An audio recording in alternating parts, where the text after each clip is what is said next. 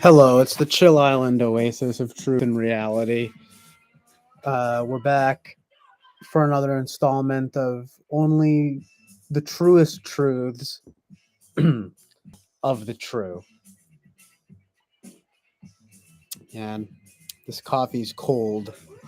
That's not good. Not good at all.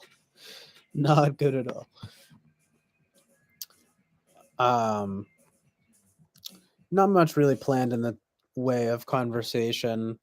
Just a lot of interesting topics coming up in the Talking with Famous People chat tonight. Prompted a lot of a lot of good stuff, but I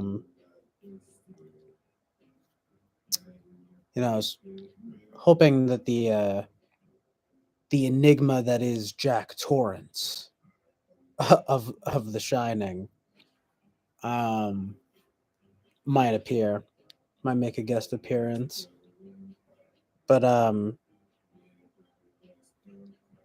of course I want to be doing my own thing here. It's just that I can't help but for now at least to be just working with the subject matter at hand. And since there's nothing really pressing uh on the mind, I can't help but to ruminate on some of the stuff that was coming up. And it was mostly Jack Torrance. The In all seriousness, the user name, that's his handle, as the main character from The Shining, and his ideas about the occult and about tarot, and you know it's like he said something that I kind of resented, which was that I was lukewarm on the situation. And the only reason that I resent it, I guess, is because I have heard that quote and I think about it a lot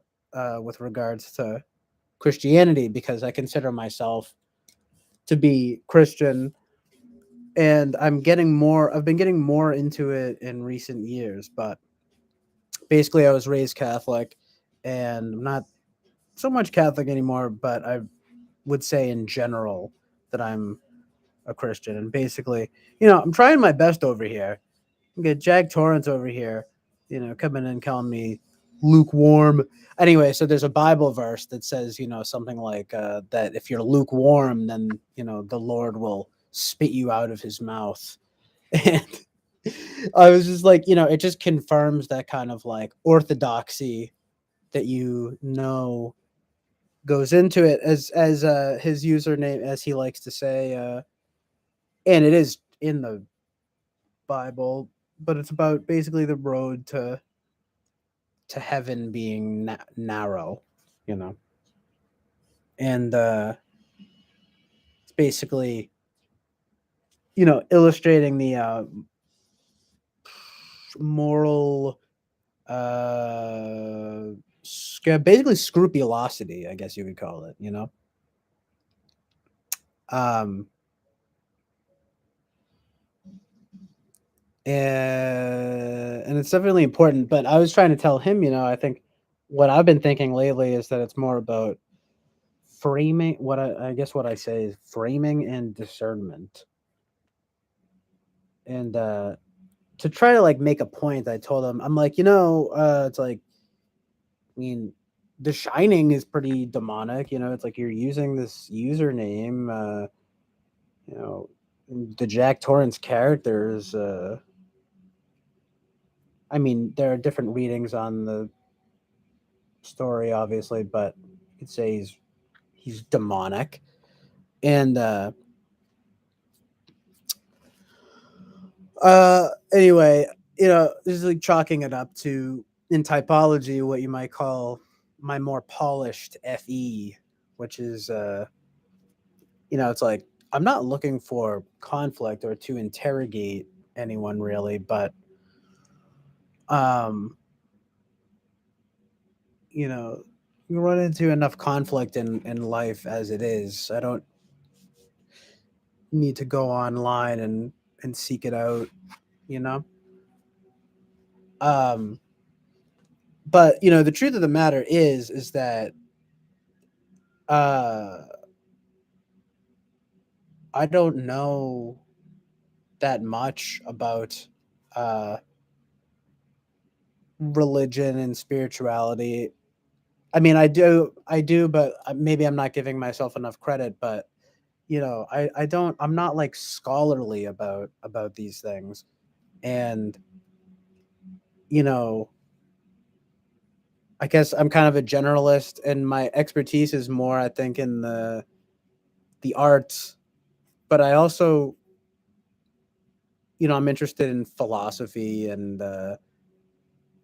I guess, for lack of a better word, psychology. But it's like then you do realize that all of these things really do come back to more spiritual territory, more religious territory, and so that's kind of where I'm at now. And for many, many reasons, I've just decided, and it's not like this thing. I'm only talking about it because I mean it is my life, but it's like I'm not on some kind of crusade or anything like that. So if I'm in that chat talking to famous people, right, and you know Eric is being irreverent about some kind of topic or whatever. I mean, it's like, you know, hopefully I can have faith in the fact that it's not like he's a freaking black magician or anything like that. And I'm not sure. I don't know. Maybe Jack Torrance, the username, whoever he is behind the name, uh, maybe he's exercising a little bit of bad faith in terms of like the people, in terms of like Eric and maybe some others, at least Eric, because I don't think that Eric is interested in the occult or anything like that. But I do think that he willfully plays magician. You know what I mean? That's the kind of thing that like gets me into. It makes me think of Owen Benjamin, some of his material and stuff about word magic and stuff like that. And it's just NE basically and typology. It's extroverted intuition, and it's very easy to pick up to pick up a set of tarot cards. Interpret the meaning, or to sort of generalize. And it's like if I really wanted to, I could probably do readings, but it wouldn't come from anything that I had read or any kind of orchestrated magic. You know what I mean? But if I wanted to, I could play magician, but I'm not going to, because like I mean I'm not interested in doing that. I would rather I would rather do a lot of many other things.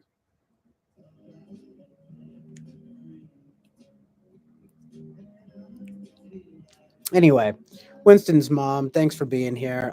She says, yes, exactly. These verses here, merchants required wealth. Yeah, I mean, that's probably what it is about being too materialistic.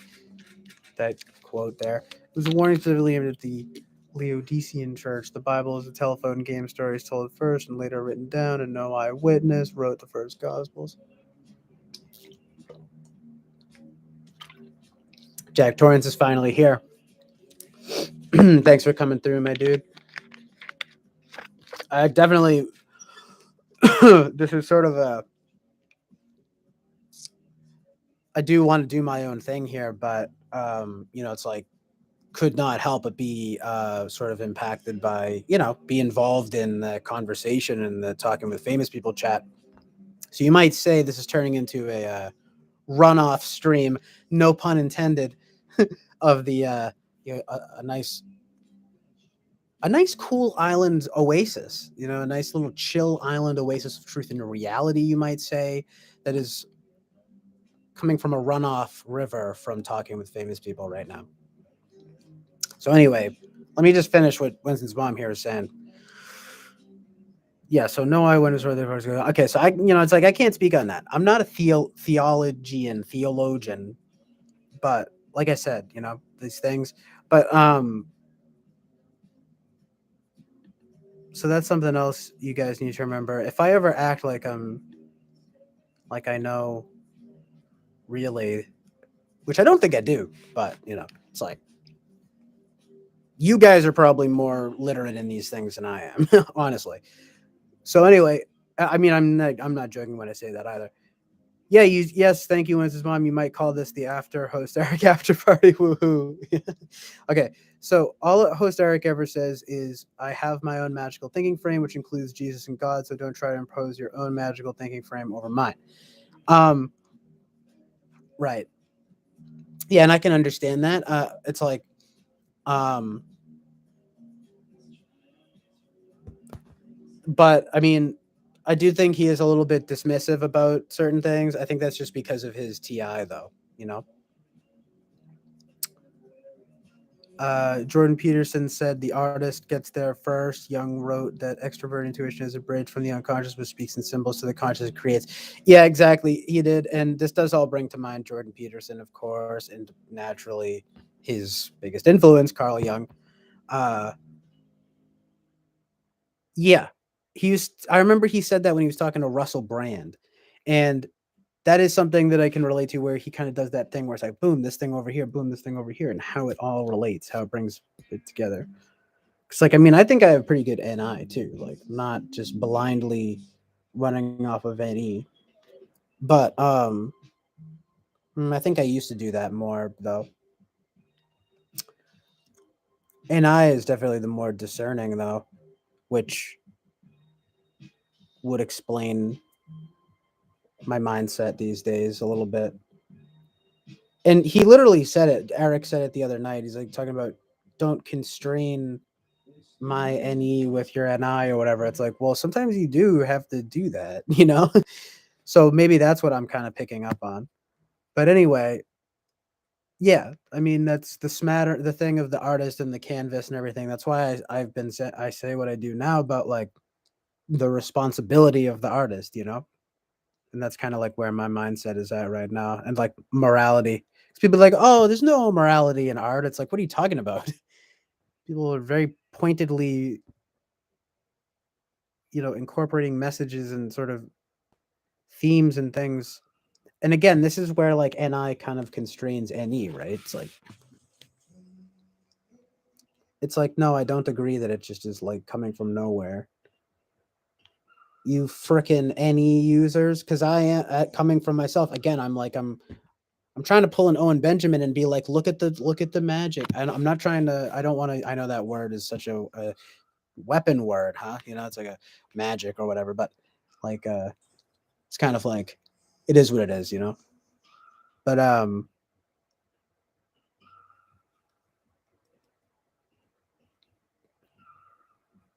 since mom check towards all if you two want to do the guy talk thing and don't need a girls in class. Oh, no worries. Thanks for saying that once his mom, but don't. Uh, the more the merrier. I definitely want. Don't get me wrong. It's quality over quantity. But you guys, I definitely want like a few people here. We get the more the merrier. So anyway, Jack Torrance says, I'm surprised by his lack thereof of his TI because anyone who thinks objectively will clearly see that the Bible's position on it is clear and trumps any personal feeling. Well, yeah, like that's why I said what I said. It's not like it's not obvious, like that God is not a fan of uh, uh tarot, astrology, stuff like that. But I think there are levels to these practices, for example. So it's like when Eric is sort of detachedly reading these tarot cards. I mean, the other night when he did that like more ritual type of thing, I was like, what the heck? What are you, come on, don't do that. But but when he just is pulling cards and working with, again, just sort of like intuition, it's like I feel like I know what that is, and I don't I'm not freaked out by it. You know what I mean? Because it's like, ooh, magic. But I think, he kind of hinted at it tonight. It's like, but like, you got to know that you are in touch with some kind of, I don't know. I mean, intuition, right? Intuition is probably pretty spiritual. So it's about the directed energy. Yeah. So I was just thinking this before streaming, and like, it's about directionality and aiming it towards good and God as opposed to the devil and evil. And I'm not sure where tarot really fits in there, but doesn't seem to me that the Christian God is really a fan of that. But it's very interesting though how, like, for example, when like the in the beginning of, well, with Jesus's birth, right? Like they used it. They say they used the stars to go to find him, and so it's like, to go to Nazareth and find Jesus, to to go see him and then deliver the gifts, the wise men and everything. And it's like, uh very interesting that there might be maps, what Jordan Peterson kind of maps of meaning in the stars, right?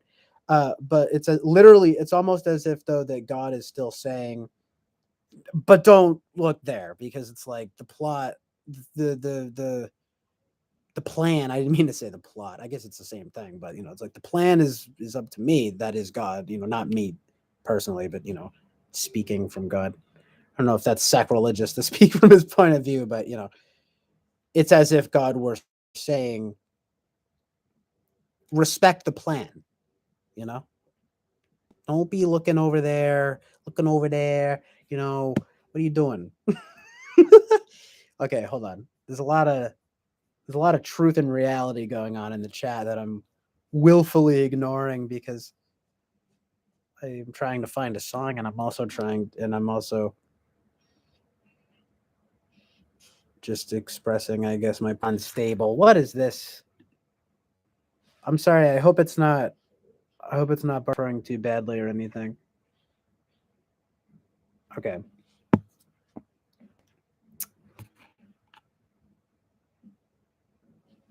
Stages of life. Host Eric is in the Senate Senex page of his inner child's creativity. Do not compare your own NE to his, not the stage of actualization. You talking about me comparing my own NE to his? Yeah, I don't know.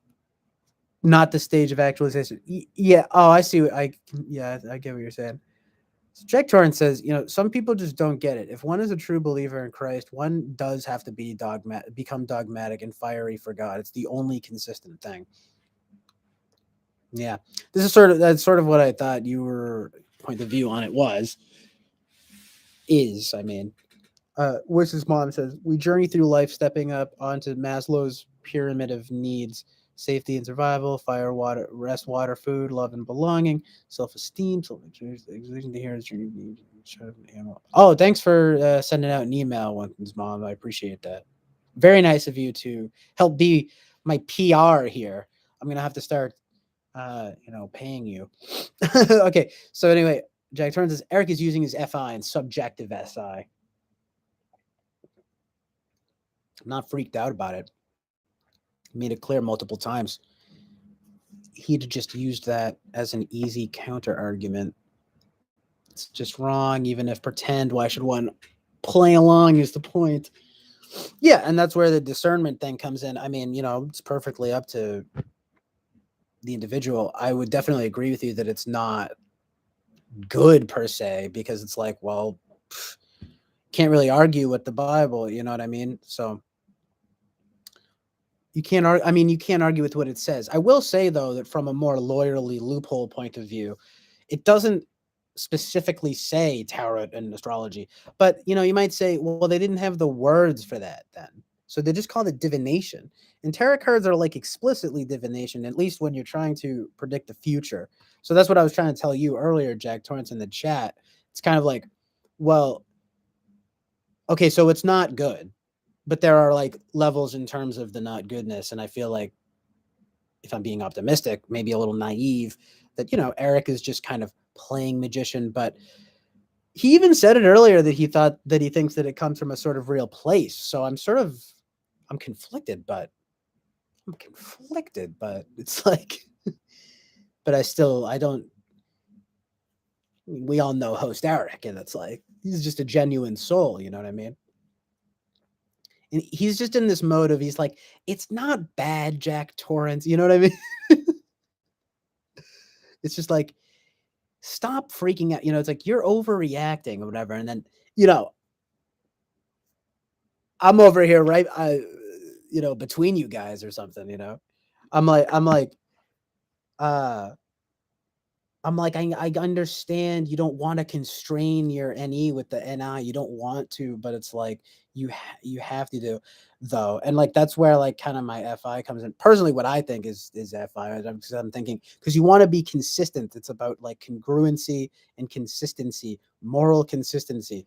And so yes, if you're gonna, it's like so it's like that's when I understand where Jack Torrance is coming from because it's like if you're gonna be consistent, you gotta freaking be consistent, And I guess it's just Eric's belief system. I mean, he doesn't put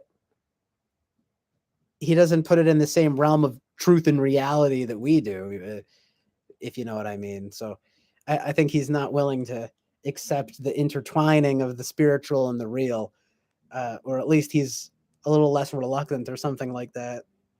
But anyway, why wouldn't you be reluctant? It's a little bit. It makes you have to care. So, like Eric doesn't want to.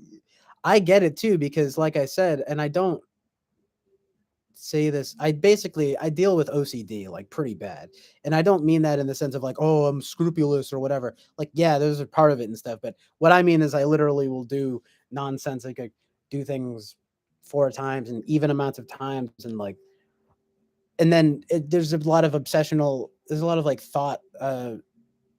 Doubt, okay, like doubting and uncertainty and so forth.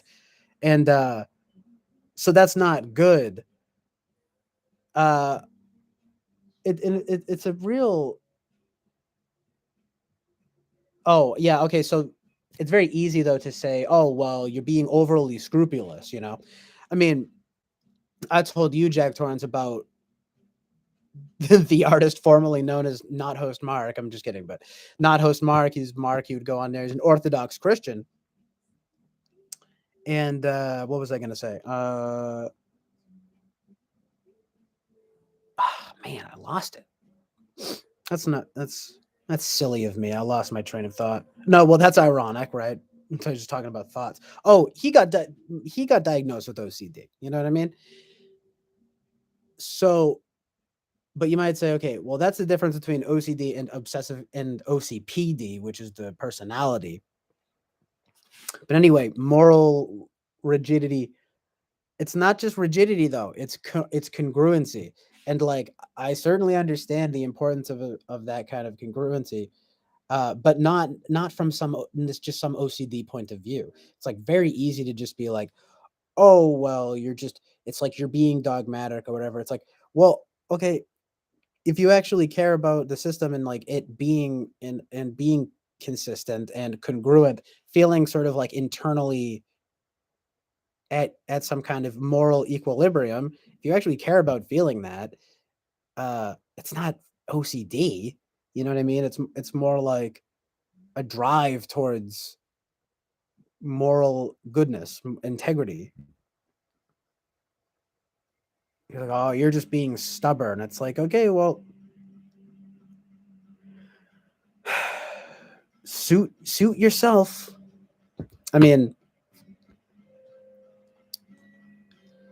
but then it gets difficult because it's like, well, yeah, I do uh have doubts and uncertainties and things. I think that's why I took your comment about the lukewarm thing so seriously because it's like I'm like I guess in almost typical Christian fashion, or at least Catholic. I mean, because I was raised Catholic, I'm like whipping myself. I'm like, that's right. So that kind of hones me in here on what I'm getting at here, which is like wanting to be congruent in that regard, but without necessarily being overly scrupulous, giving myself anxiety over it. But you have to be discerning, though. It's definitely not a joke. Like I definitely have taken it have begun to take it a lot more seriously. So I think Eric, for example, like he just does not take it that seriously, you know. So anyway, let me get back to the chat. Oh, and anyway, and I might say, and I would also say that's his right to not take it seriously. I mean, you know, he's not forcing anything on anyone. So anyway, that is the last thing I'll say about that. Uh, Winston's mom says, NI apprehends images from the a priori outside of experience. This means NI intuitively groks symbology. So millions of years using the stars are first sciences. It's good. It's good. It's inherently wrong because it's describing in a minute. Um, yeah, it's interesting. A metaphysical frame that is alternative to God's. Yeah. See, but it's not certain to me if it's alternative to God's. It's just that maybe we're not supposed to look there because it's not. Because then we would know God's plan or something like that, you know. But I don't even begin to understand. I mean, I don't even begin to pretend to understand it. I'm still learning. But yeah, it's like Winston's mom says, we navigated using the stars. The constellations were simply the stories told to help memorize what, when, why they were there. Yep, we just got to stick with God and not give these answers elsewhere. Yeah, that's what I'm wondering. I mean, I'm not sure. That's what I mean is that I'm not sure if those things are of God. It's just that it's kind of maybe this sounds really reductive, but it's kind of like part of the test, right? Is like don't look there. It's like a temptation, kind of. That's my intuition there. That I'm, but like it's interesting for sure. We played it by the stars, by the sun, and by the moon. It was the church that said this was all woohoo. Man wrote the Bible. The tarot wasn't even around when Moses' story was told. All right, I'm just gonna read this to myself. Hold on.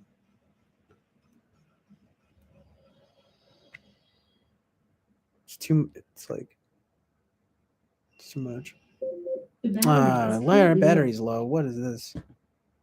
Okay. Oh, I guess I'm gonna charge this. Oh, it's Ready so to loud. pair. Go to the Bluetooth You're not settings supposed on to your mobile hear device the and choose Alexa. Amazon Tap It ruins dash 1 R the vibe, N. the magic. I said it. The magic. I'm doing magic. CJ O'Connell exposed.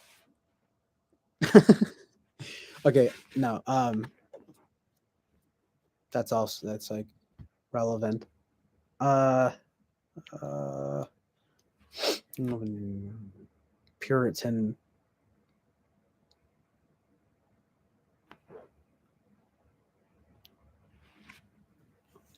The Puritan work ethic.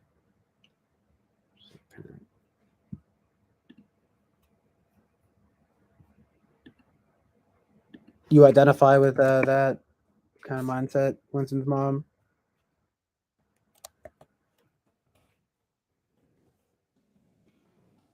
Um,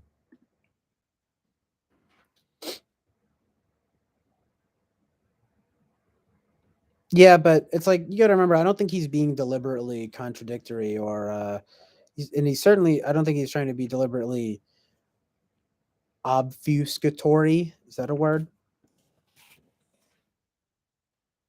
Yeah, it's a word. Nice, nice language, people. Words have meaning, as Eric and Mark would say. Um,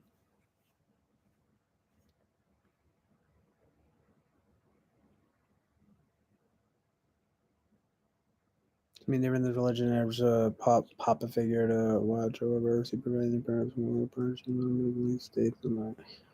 Well, uh, I think the thing about yeah, and thanks, Jack Torrance. I know. I think the constraining the anything is very relevant. I mean, you know, I'd find it interesting to know what your type is, Jack, or what you think your type is, because like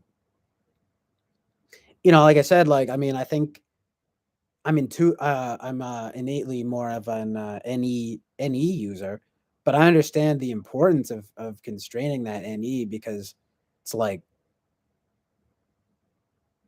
it's kind of actually dangerous not to,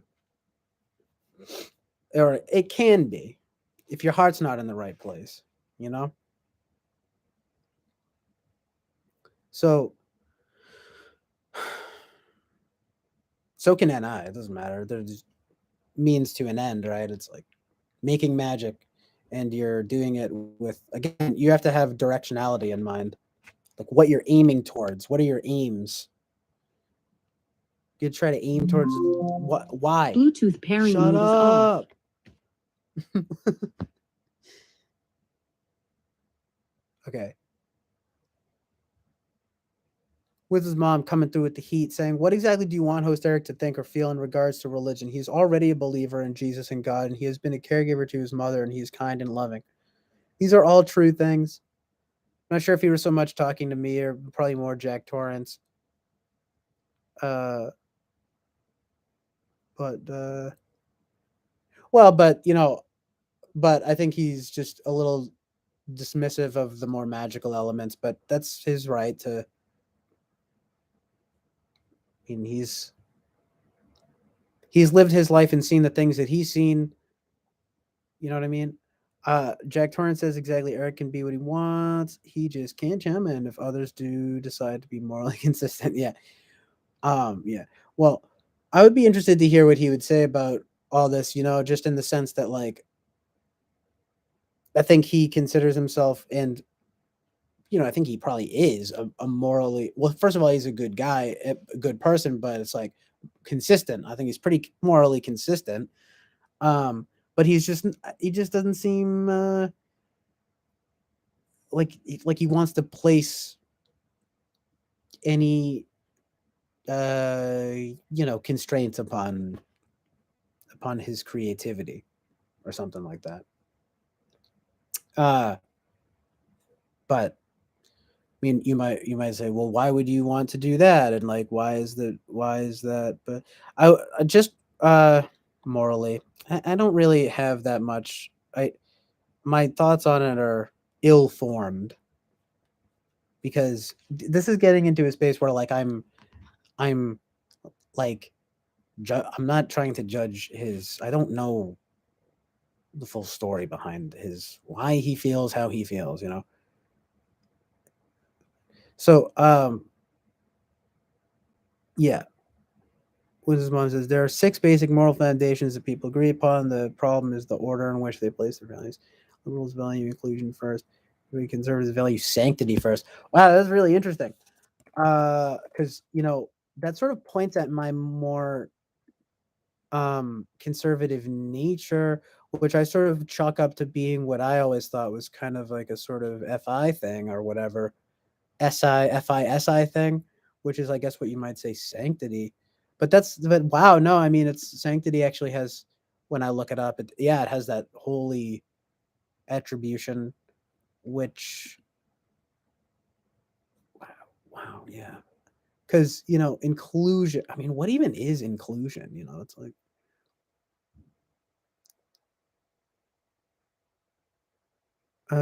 inclusion.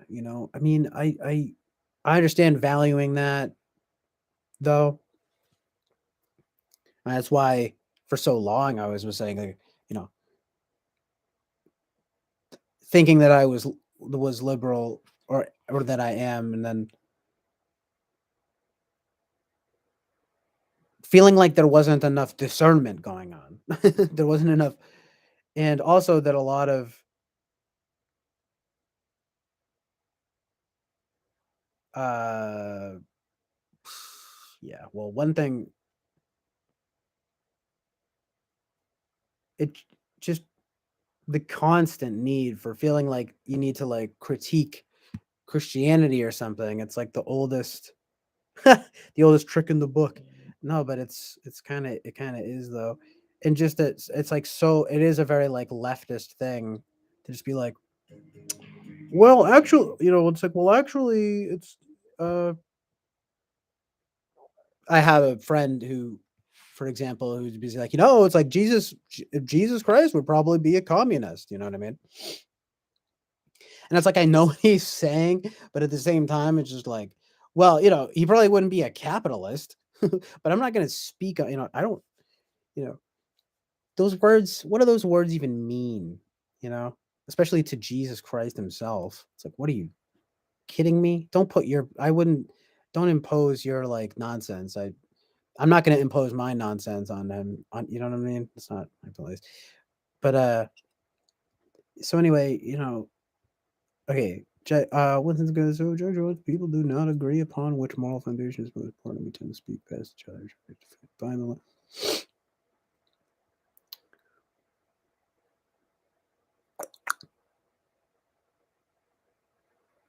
need the music back. I'm just charging the speaker here.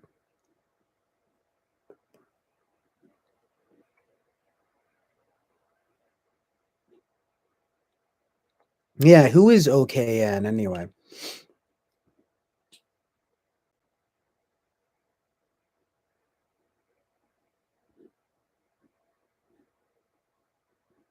Yeah, the responsibility. I mean, it's honestly as simple as even just saying it's the artist's responsibility. It's legitimately relevant to what even what just what Winston's mom was saying about the artist in any.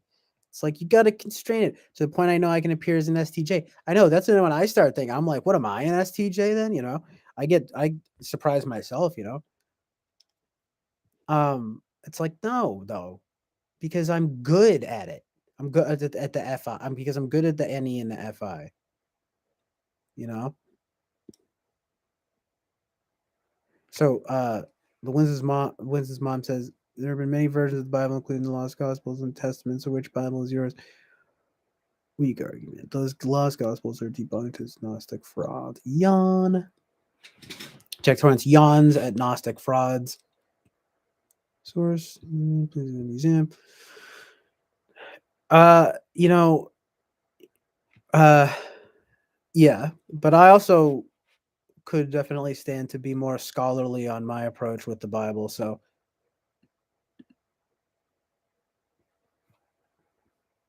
I just feel like Eric just could be, he could probably stand to be a little less dismissive, is all I'm saying.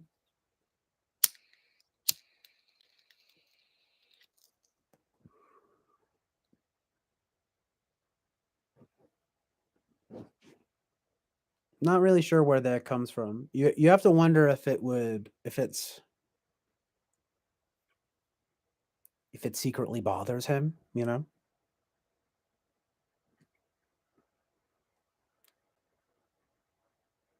But that's what I wonder about a lot of people. It's like maybe you just don't want to think about it too much because it scares you. But anyway, well,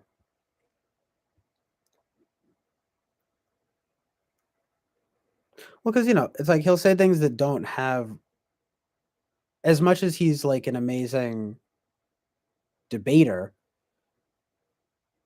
It's like, yeah, I see how he engages with you, Jack. Okay, so this is let me say this, Jack Torrance. You do have a way of being a bit aggressive in or interrogatory. I don't know if that's the word.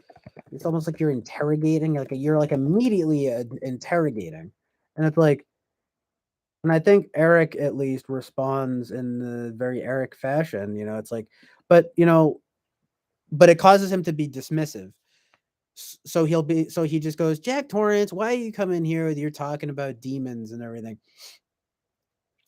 And I mean, to me, it's pretty obvious to see how that works. It's just kind of like you're coming in hot, and then he's coming in, I guess you might say cold. It's almost like he's splashing water. He's just splashing cold water on your fire.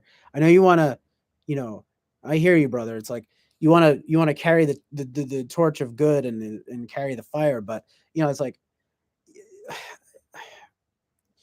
I would just say maybe I don't know. You just could polish your fe a little more, and then like he's not gonna he can't dismiss you if you're right. Like it's just that he will dismiss you if it's like it seems like maybe if you run afoul of his FE grounds or his the game. See, FE is like that. I think I noticed. It's kind of like agreeing upon the rules of which there's a game to be played. I think even Eric would agree to that. It's like because it's a very that's very TIFE. You know, it's kind of like we agree on the established rules, and then we work from that framework.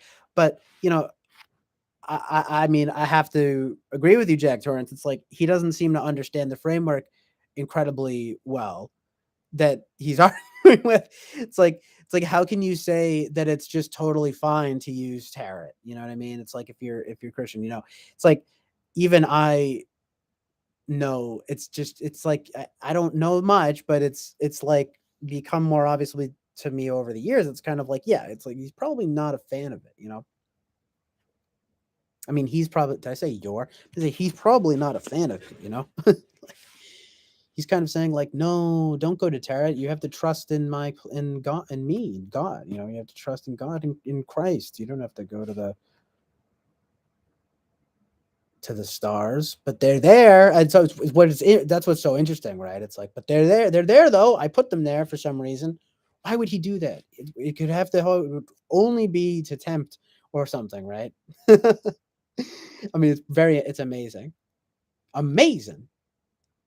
Okay, so Jake Torrance says, "When's his mom? If you're referring to gospel or Thomas or Jews, because it's just like again, you know, it's like you guys are way more scholarly than I am on these things. When's his mom? You may ask as a host, Eric, but I believe he once mentioned being touched by an angel. That is completely news to me. That's amazing and interesting. I need to know more about that. Wow." Inclusion dates back to when we were cavemen. The Guardians made right. It's like protective nature, discussed it as a defense mechanism. Our survival guardians are hardwired to play their need to protect the survivor. Two types of communism. Ah, here we go. Yeah, exactly. There are two types of communism: utopian and yes, Jesus would have been utopian communist. Do good for others and share. Scientific communism offers philosopher kings. Uh, offers philosopher kings. Not sure about that. Yeah, well, I could. I mean, I get what you're saying there. Utopian communist. I mean, do good for others and share. I don't know enough about all that to sort of say definitively what his political ideologies would have been in that regard. But Nick I truly enjoy these conversations. Later day, I'll spend around goodbye. Yeah, I'm glad. Oh, you guys, you know, you should just enjoy these conversations, you know, like, and I would hope to foster that in this little space here as well, you know. Um,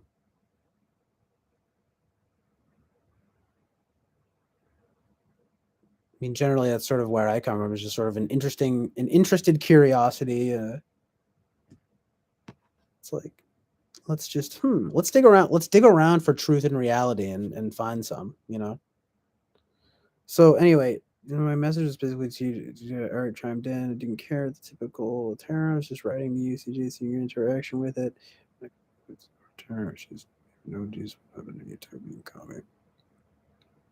Well, again, it's like communism is a weapon word too. You know, I mean, how could you? I'm not. I wouldn't assign him that label. But I also wouldn't assign Jesus any label. What would you what it's Christianity. That's what his that's what his system is, right? No, you know what I mean. It's like was Jesus a conservative? You know what I mean? Like, you know, remember there's that part in the Bible where he like he goes in the market and he like takes all the crap down and that's righteous anger.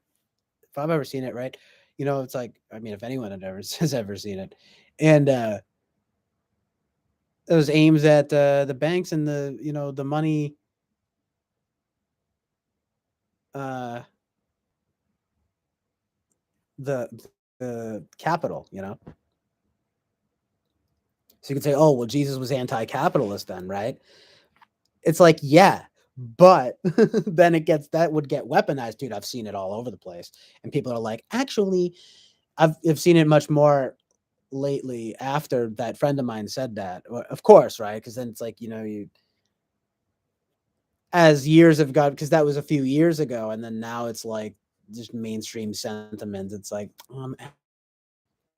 um, again, though, oh, what a coincidence! I'm talking about this, and now my connection is unstable. Oh, yeah, no, that's because I'm in the basement. I hope it's not.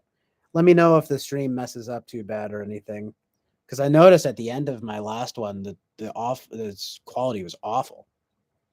So anyway, yeah, my interaction with tarot is very minimal. Like, by the way, uh, you know, I found a deck that my parents didn't even like know that we had, and I'd flip through it. I mean, what do you think about a magic 8 ball? I wanted to ask you that. What do you, I mean, what is a magic 8 ball? Because all I would do is I would like draw a random card, right? And I would actually pray, I mean, to what I would consider, I guess, right, the Christian God, where I would say sort of like, you know, forgive me for using the tarot and stuff because I was aware. It was like, but again, even if you have that inclination, it's like I already know what Jack Torrance is going to say, which is like, well, if you have that inner voice telling you that, maybe it's not such a good idea. And it's funny because I actually talked about it with my parents, and they were like, well, maybe, yeah, it's like don't dabble if it's too real for you or whatever, right? And so and there is truth in that because there is a certain reality to it. But I feel like, well, if you're not orchestrating the magic as such, like in such a way that it's like it's like a freaking magic 8 ball,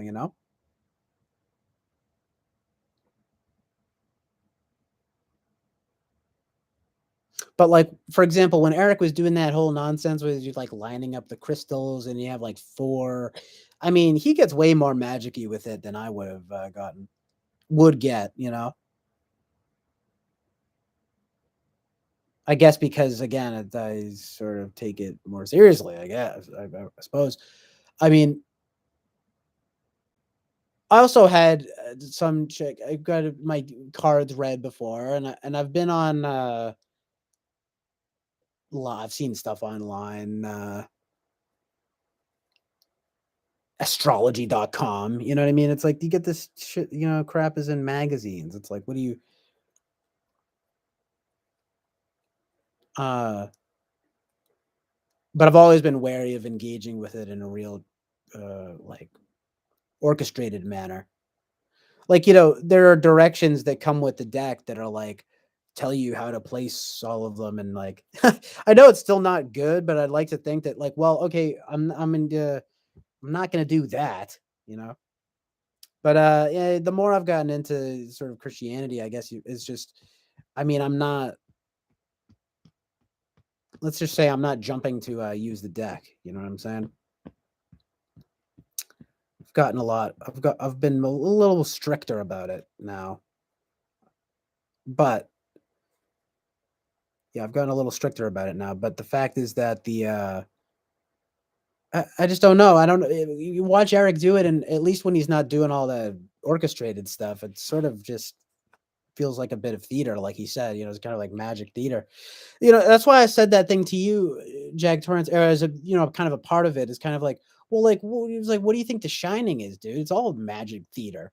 I mean, it's, but I would agree with you that it's very different. I mean, if you're literally like putting out these cards, you're trying to, especially if you're trying to predict the future and stuff like that, it's like probably you're definitely, I think, going against the Christian God. I hate to be dogmatic, but no, that is the truth, right?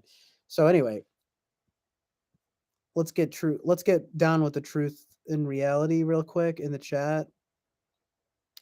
Jack Torrance says, if anything is God's kingdom, is a theocracy where God is king. Something like that, I guess.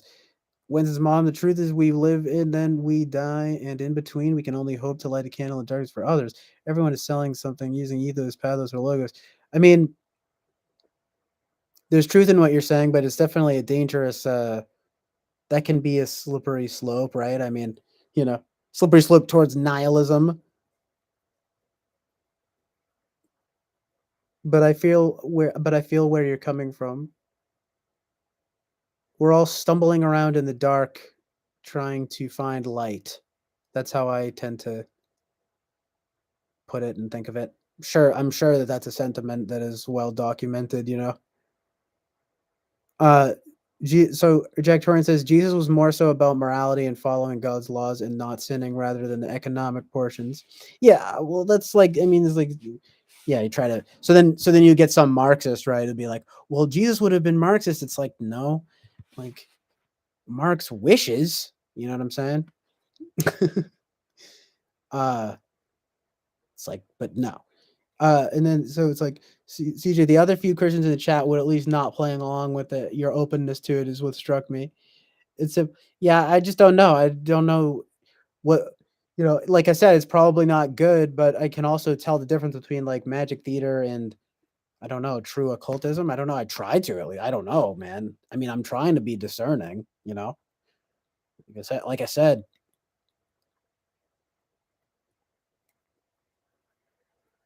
you just can't. I don't know what it is about Eric. Maybe because he's kind of like a lovable puppy or something, and I'm just like, well, it's harmless when Eric does it. You know what I mean?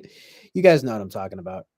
You know how Eric is, but I'm not. I wouldn't say that it's good per se. Okay, so let's not get that confused.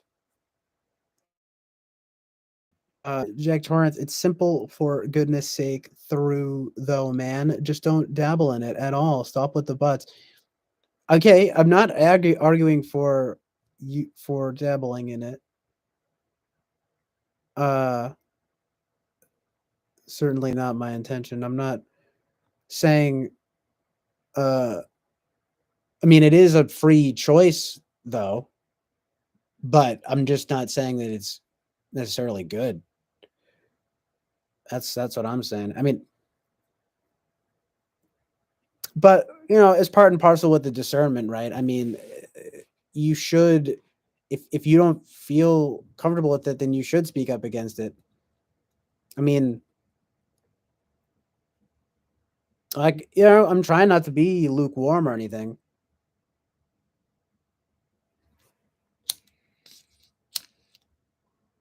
It's just the way that he presents himself is so theatrical that I can't help but feel a bit not not threatened by it or something. Do you know what I mean? Throw me a bone here. Come on, you know what I mean. So Winston's mom says the reason INTJs and IDOMs are nihilistic is because we do not. Oh yeah, you're so right. I mean, INTJ invented nihilism, right? Okay, so uh, because we know. I mean, that itself is very interesting. The relationship Nietzsche, of course. Because the sea is a bit of a beast of bird, a higher man. Eric clearly doesn't take any of this. Jack Torrance, your comments are so fun to read. he goes, and I'm not mocking you, but it's just fun to because I relate to what you're saying, man. But he goes, and Eric clearly doesn't take any of this seriously. His girlfriend legitimately does tarot seriously. Let's be honest. Eric puts up with it for her sake. It's obvious. I don't know. What his mom says, do you believe in tattoos? I don't know if you're asking me or not, but yeah, there's like everything else, I guess I'm being lukewarm, but you know, it's like tattoos, right? Yeah, it's a desecration of the flesh. But go ahead and do it. You know what I mean? It's kind of like no. I'm a you know what I think is freaky though is when people have tattoos all over their body. I'm like, all right, what are you fucking crazy? Jack Torres thinks that Eric is a bad influence on me. Or maybe in general. I don't know if you meant just me or in general. Uh Hold on. Yeah, they're gonna do with tattoos though. I know it's a tricky thing, right? Though it's like, I mean, I say, okay, you get a little small tattoo. It's all about moderation, my guys. I can't help that I am the most sensible sense. I am the most sensible more than Donald Trump. That's funny, right? Trump jokes. Is that good? Do people hopefully I can get a nice liberal audience. to come and we can clap. They can clap like seals if I make fun of Trump. Okay, no. Uh, if anything, since you're growing in your faith, it's best to be aware that Eric is a bad influence in that regard. Fair enough, Jack Torrance. Winston's mom says if one reads Nietzsche, they will read that he was warning that what happens when religion dies. Right. This was not taken as being subversive, but studied as a means to avoid losing religion. Why did the color? Why did this just die? Technology is being screwy tonight, man. Oh, it's probably I don't. It might be because of the weather. There's a little snowstorm going on, or it's God. It's God being like, "Stop entertaining Tarot. Listen to Jack Torrance." Hold on. From The Shining, demonic. Hello. I'm just kidding.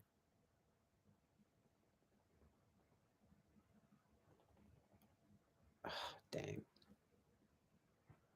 All right. Winston's mom says you were keying into Peter Pan, the archetype of the eternal child, the pure slash Puella. He and Wendy believed in magic and clap if you believe or are a lost boy. Nick Torrance, wasn't the writer of Peter Pan a pedo? Ah, yeah. Winston's mom says, who, me keying into Peter Pan? I don't know. I hope, I don't, mixed feelings on that, right? And then, okay, I don't even know who wrote Peter Pan. I know it's like you don't want to be making me think of Jordan Peterson though, right? It's kind of like in Who Wants to Be, you don't want to be King of the Lost Boys. I'm like, oh no, man. Well, right, because that's what you get. You wind up being King of the Lost Boys.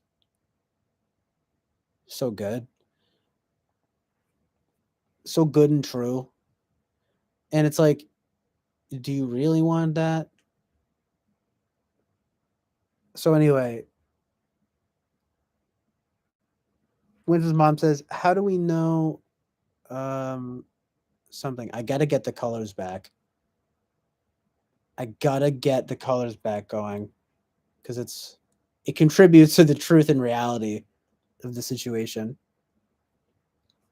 Uh-oh, it's Mercury in retrograde. You're right.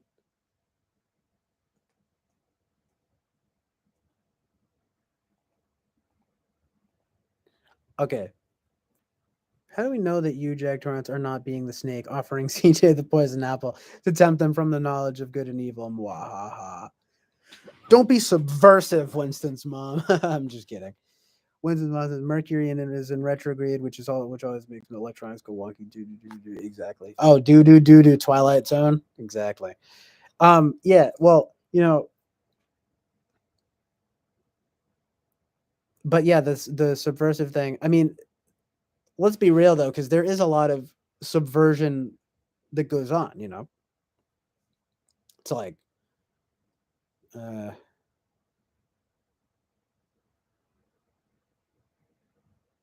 what else is there to say about it? It's like if you don't see it, you don't see it. That was like a big part. That's like been a big part of it. Two is I really have to be careful because I don't know. I don't think that it's a good position to have, but like it's almost like the contrarian in me because I see how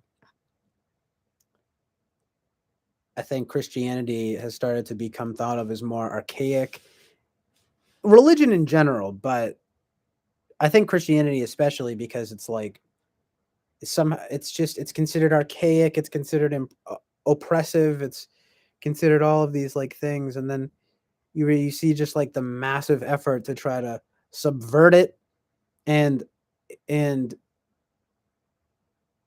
and I'm just looking at it going like, okay, well, like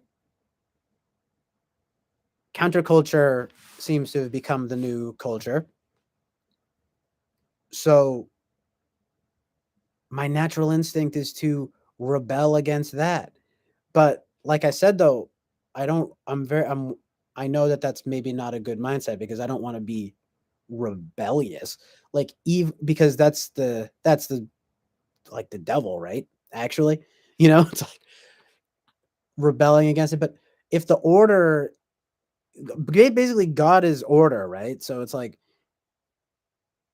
and if the norm is like trying to vouch for subverting it in basically chaos, then it's like you can sign me up for the Christian God, you know what I mean? Maybe it's a childish reason or something, but that's just been a big part of it too for me is like, because then you try to like look around in the arts and like look for stuff that like has like Christian values and stuff, and it's just like few and far between. You got to turn on the Hallmark channel. I'm telling you, no joke. It's like you got to turn on Hallmark, and you got to turn on like, I found this channel recently, like Up TV. I mean, like, they'll censor it when people say hell and stuff. And then I'm like, I like that though. It gives me like comfort to see that it exists because it feels like we're in a barren wasteland, and it's all about questioning it. And you know, I understand if like you're, yeah, I don't know. I don't want to be inflammatory or anything. But it's like, you know, I understand from like the points of views of like, it's like if you're gay, right? And it's like, oh, well, of course I'm not Christian because they persecute gays. Then it says in the Bible that it's an abomination to lie with another man. So I'm not Christian. It's like, I get it, but it seems like a shallow reason to avoid everything else that's in it. You know what I mean?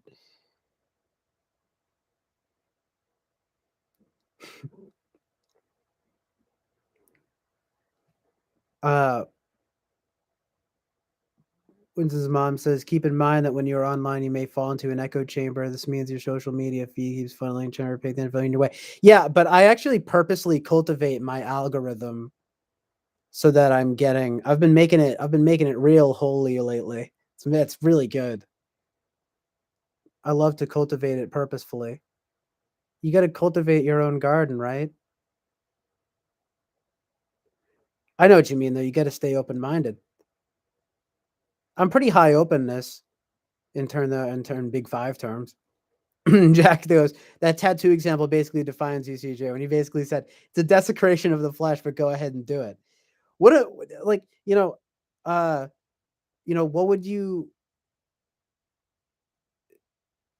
think it, I mean, are you not libertarian in any way? Like, no? Because I'm just like pretty libertarian. Winston's mom says the algos are fueled by outrage. The outrage machine economy is huge now and it's subliminally changing how we perceive and judge the news. I mean, that's true. Uh, you know, perhaps even on both sides. We are a border collie law rough. There may come Jack Torrance coming through with the truth and reality. There may come a time where there may come a time when you'll have to give your 2 cents to another Christian and say, "Hey, man, it is sin. It's clear." No,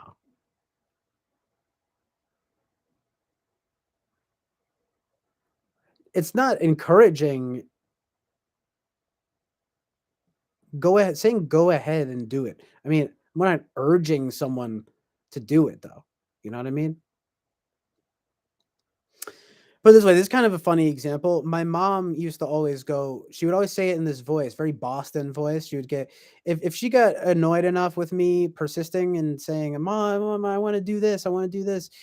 It was obviously this could be nefarious if it was something really bad, but if it was really bad, she wouldn't say this. But if it was something uh, you know, minor, like I wanted to get dessert or something, which is like extra, to order dessert or something. She might say, "Go ahead," and her joke would always say, "It's not go, it's more of a dare or something." I mean, but I would say even that's a little more extreme because she's an ESFJ, right? So, but what it means basically is I'm I don't agree with you doing it basically still, or it's like I'm not uh I get what you're saying because it can be resigned. You don't want to be resigned, and you want to like stick your truth. You want to hold up your flame of truth. Your torch in the darkness, obviously. But um, but saying go ahead and do it is not an encouragement, or I don't know. I mean, I wouldn't say that if it was like about something like murder or something. Obviously, I mean, of course, I'm legally I have to say that, but morally, I would like obviously feel that way. You know what I mean? It's like because I mean, I guess you're gonna have to just trust me. You know what I mean. But I wouldn't say. But a tattoo, I would say don't cover your whole body in tattoos. I'm saying, yeah, you got to go ahead and what do you what are you gonna do? What I'm gonna tell you, I'm gonna say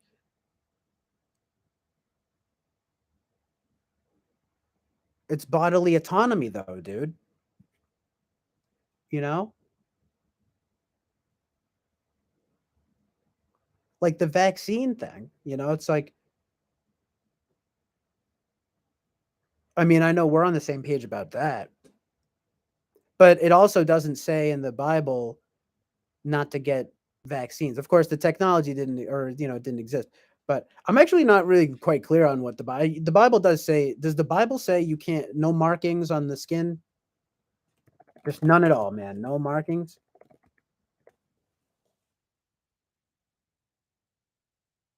Yeah, you shall not make gashes in your flesh or for the dead or incise any marks on yourself.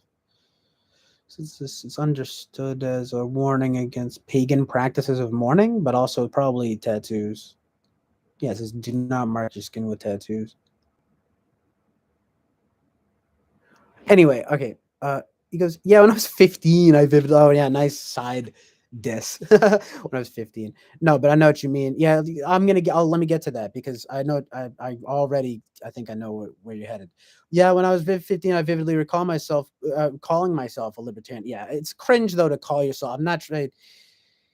I know I just said what I did, but I'm not. I don't call myself a libertarian. But like we said, the whole politics stuff is secondary to following God. Yeah, I mean, I agree. If you're talking to another Christian, then you responsibly shouldn't be living a life. If you really care about his standing with God, uh, good point. I guess you could say that's true empathy, right?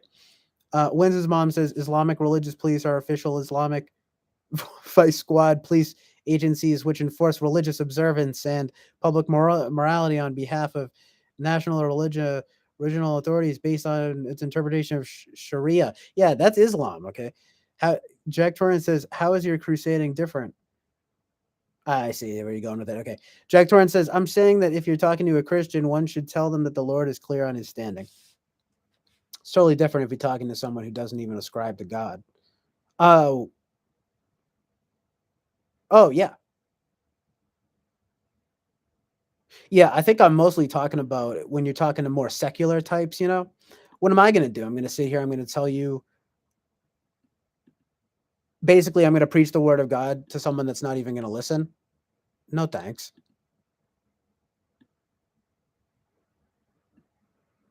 Plus, I don't even claim to understand. I know that might even sound hubristic. I don't understand. I don't know God's word per se. I haven't read the Bible like fully. I just know I just know the the gist of it. And I don't know.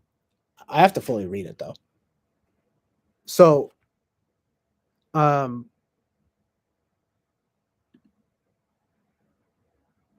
but yeah, I try not to offer that.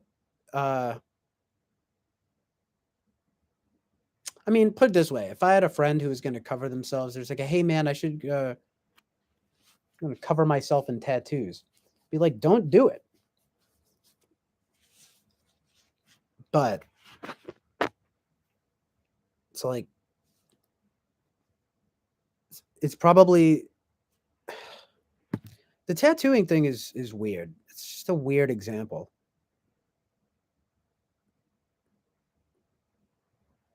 The practice is generally justified with reference to the doctrine of his boat is based on the correct.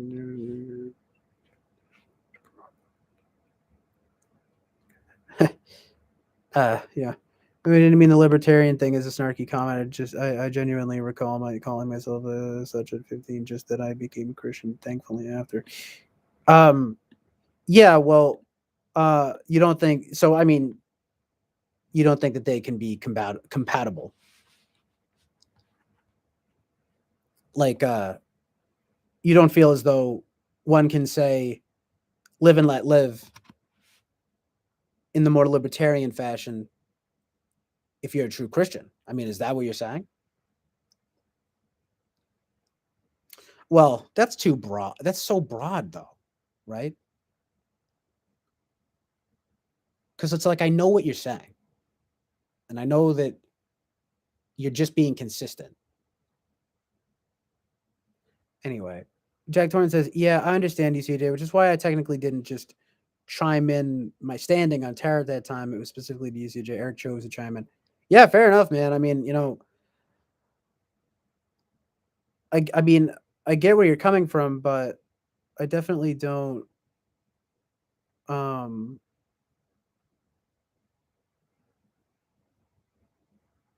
I just don't know. You might be overstating my like or my like engagement with it a little bit. I mean, I've already explained it.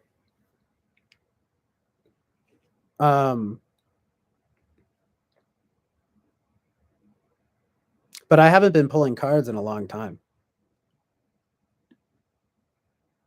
And it mostly is because I feel iffy about it. I feel more and more iffy. And I'm choosing to, respond to those feelings accordingly and just not do it.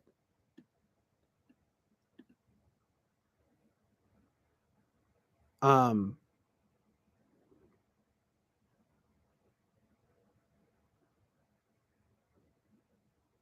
but yeah, I think I hear what you're saying. You're saying sort of like it's like from Christian to Christian, or yeah, from Christian to Christian, it's like you want to urge your fellow Christian to stay on the right path.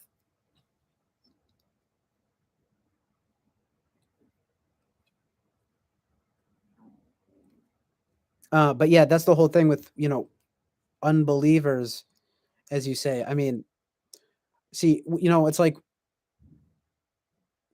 but what about Eric? I mean, he says that he's Christian, you know,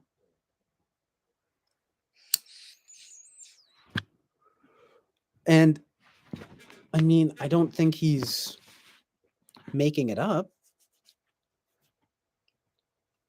He might be a little bit loose definitionally, though, in terms of how he's applying it. I mean,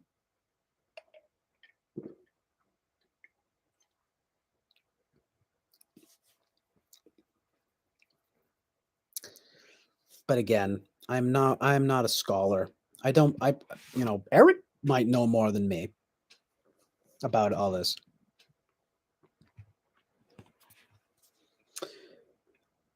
Jack Torrance says, "Yep, iron sharpeth iron, as Bible says. Fellow Christians must sharpen each other." That's cool. Iron sharpeth iron.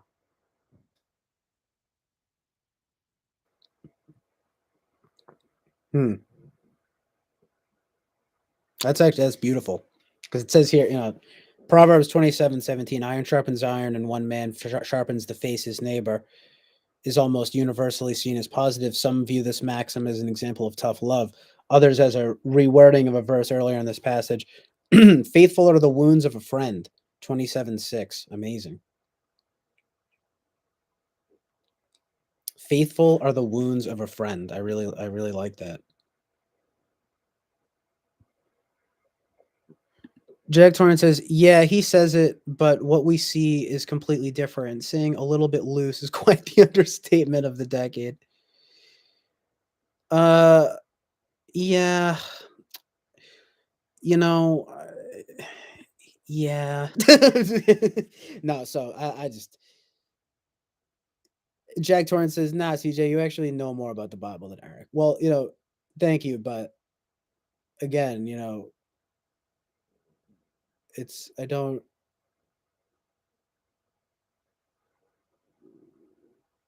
I'm definitely not an authority on it, not at all. Um, he doesn't see. Yeah, I'm not gonna lie. And I don't mean this in any kind of like derogatory or like any kind of divisive way or whatever. Or I'm not trying to talk down to him or whatever, but it's like he doesn't seem to know that much about this stuff, though. He really doesn't.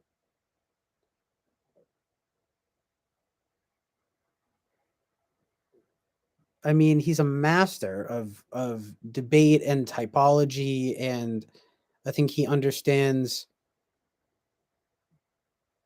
the generals of many aspects of philosophy and psychology,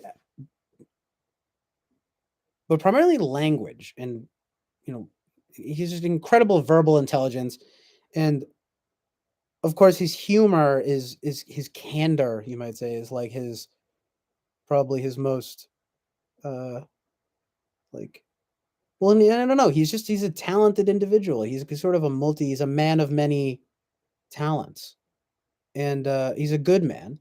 But he does not. That's so. I just said like every positive thing ever, just so that I could say one negative thing, which is basically that I don't think he's very spiritually literate. I don't think he takes religion and spirituality very seriously, and to some extent, I don't know that he takes, for example, like maybe morality in art or something like that very seriously. I mean, I think I could probably imagine that he would say, "No, it doesn't matter because it's a TV show, or whatever." Like, it's honestly, dude, I think honestly that it might be kind of a generational thing, like, because my parents had me when they were pretty young, right?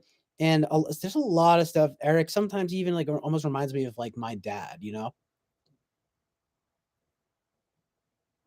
It's just kinda like, well, it's just, what's on TV. It couldn't be more nefarious than that. You know what I mean? It's like just kind of like, it's like they think that they're practicing discernment, and that maybe they are, but it comes off to probably to I don't wanna speak for you, but to people like us, it comes off as a little more like, yeah, but also you're nearly it seems like you're putting blinders on a little bit though, but I'm not gonna, you know what I mean? It's like, and then it becomes hard to argue with, kind of, because it's like, okay, if you want to be willfully ignorant, but that's my libertarian speaking.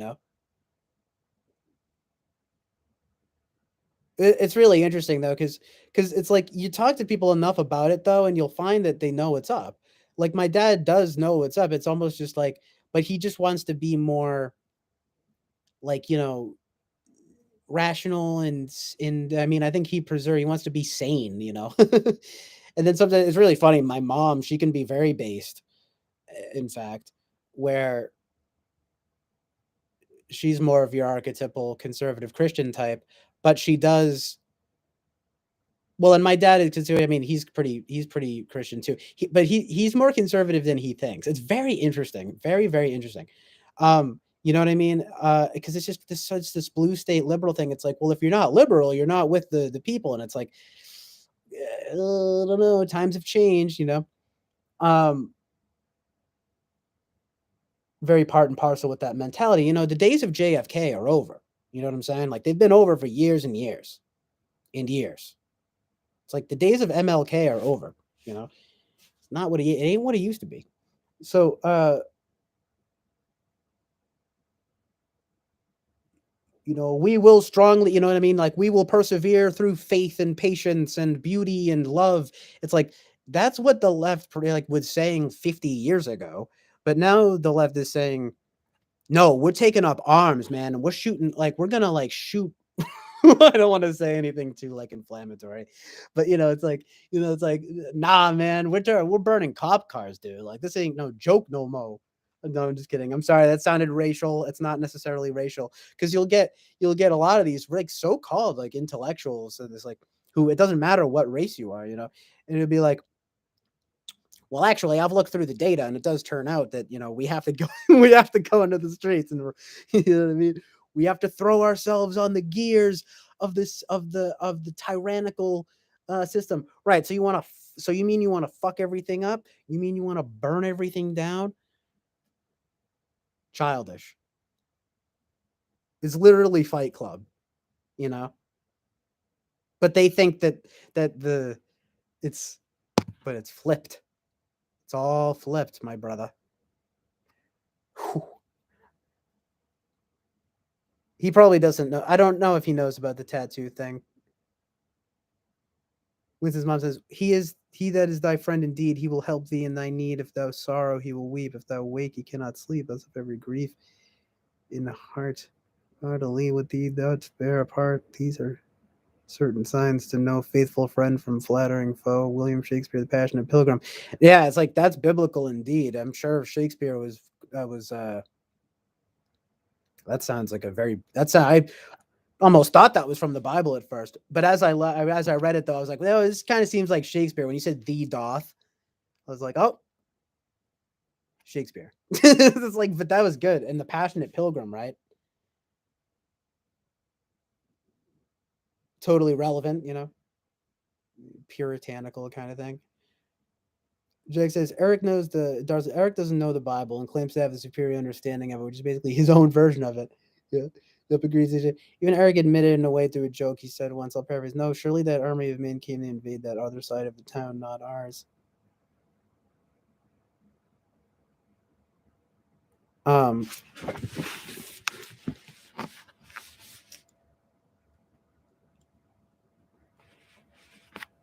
I'm sort of not sure what that means.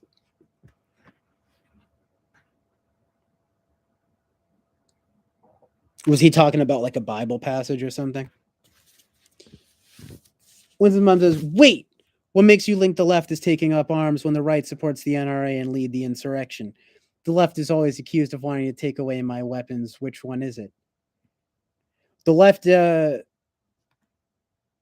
talking about the far left, like like like I had like a friend of mine who's the same friend I mentioned earlier, who's like he calls himself an anarcho communist, and that's who a lot of those Thomas Aquinas, nice. I was like actually just reading about him last night. I probably should check him out. I mean, I do need to check him out. Um,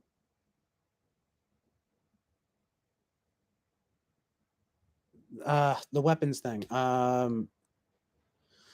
Uh, yeah, but the far left factions, they want to take up arms. Like I remember literally like him being like my anarcho communist friend, being like, "Oh, it's no joke, it's like I'm getting a gun and everything." I'm like, "Oh shit, you sound like a fucking terrorist," you know? Cuz the system's unfair, man, you know? It's like trans people and black people are being murdered every day, so I have to get a gun. It's kind of a hot take when you think about it, right? But that's what the far left is though. It's like fully taking that pill, but then like it's the full extent of what that is, you know. Cuz you might call anything else a milk toast liberal. That was I remember me and him we were talking about that cuz there's all these milk toast liberals.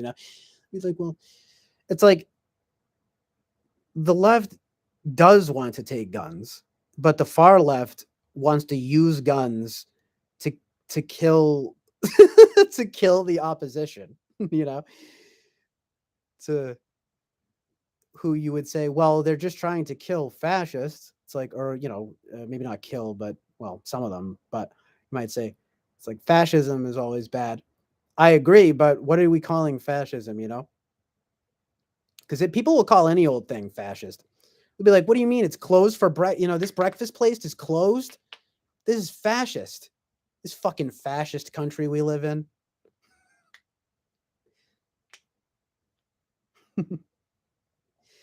Because his 5 essays are the foundation of Oh, the cosmological a good start to help you debate is. Yeah, exactly. I'm trying to get into Aquinas, into the in Kierkegaard. You like I don't know, probably butchering his name. Soren Kierkegaard though. He's good. He seems pretty good. Interesting at least. I'm not really sure. So you need to like read more about him, I guess. But I like a lot of what he says actually. If you show me the money, as yeah, so Jack Torrance, Antifa. Yeah, we're talking about like the bandana wearing, Molotov cocktail throwing, cop car burning left. Not the I voted for Joe Biden and got vaccinated and you know what I mean, and went for the and work at a normal 9 to 5. It's like not that kind of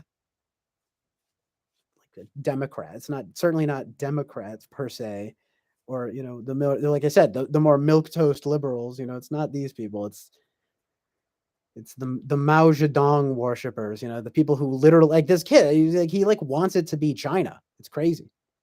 It's true. It's really bonkers. Like China gets a bad rep. It's like China is leading the way, and like that's what we got to do. We got to be more like North Korea. It's like, what the fuck? Are you serious? I'm like, are we being serious? He didn't say we need to be more like North Korea, but I remember once he actually alluded to the idea that like he was like, "Did you know that North Korea has like the lowest crime rates?" He was like saying something crazy about like it's like, yeah, because that's fascism. What do you think that this is? Yeah, so show me the money Antifa raises with the gun lobby versus what the right raises from the gun lobby, and then we discussed. I mean, it's true that the conservatives generally are with the exception of people like Hunter S. Thompson or something. You usually get this kind of like it's a more rightist sentiment to be preserving of guns and weaponry. I mean, I don't know why that is, but you know what? Actually, I do know why that is because it's the leftists pacifism and the cry for no violence. It's like there are two approaches. Okay, there's the MLK approach and there's the Malcolm X approach. Okay, and it's like people don't care. People think that they care about what MLK said, but they don't. And it's we live in a Malcolm X. There's a lot more people these days than I think you're giving credit to that are in the Malcolm X school of thought. Much more like Black Panther-y, like we are really not taking any shit kind of like thing, which is like you might say, well, that starts off with like, I mean, like I said, it's a hot take because it's like, yeah, if you fully feel like you're risking your life by going out on the subway or whatever, I totally understand you getting a gun. And I support their right to do that. I just think that it's, you know, coming from this like potentially misguided place, but you know, what are you going to do? I mean, if you feel persecuted or whatever, if you feel that way, just don't harm anyone, you know, don't harm yourself or anyone else. I mean, I do firmly believe in the old conservative maxim, which is like guns don't kill people kill people. I mean, guns, but then there's also this idea. It's like, well, but guns certainly do enable people to kill people. Okay. And with ease, with amazing ease, especially assault weapons, you just completely obliterate people. You know what I mean? So it's like there needs to be like sense, you need to have sense about it. But these are all things I think that can be derived from what you would call common sense, right? It doesn't need to like we don't need the government to come in and like take away guns. It's you just need to be discerning. It can all be solved with this with discernment. Just everything somehow, it always comes down to that kind of at least in some ways. Family men, Antifa is mostly angry, spirited, religious. Yeah, it's like they're looking for something to like rebel against. You can check it's like they see themselves as like the it's not so much that they're anti-fascist, it's just that they're anti-status quo. So it's like they don't even like Joe Biden, but you know why they don't like Joe Biden? You know why they don't like Joe Biden? I'll ask you again. Do you know why, like, Jovan? Because they don't think he's far left enough, and you would be surprised. You would be surprised how many people think that. It's a faction of a faction for sure, but it's there and it's real. It exists. You can check the website for Homeland Security, and you will find the majority of domestic terrorists are right wing, extreme right wing, not anti-Antifa. Politics have invaded sectors of the government. Well, of course they have. It's the government, you know. uh, these are Wayne LaPierre, a morally good person. I'm gonna have to look him up. Oh, is he the NRA guy? Some kind of NRA guy. National Rifle Association. Fuck yeah! I'm just kidding. So, yes, Jack Jones, much example, my mother's husband's family, conservative, good people, and yet I'm aware of the NRA sister in the rebranding, which sold guns as heritage and tradition. Interesting point. These politics secondary, as I said.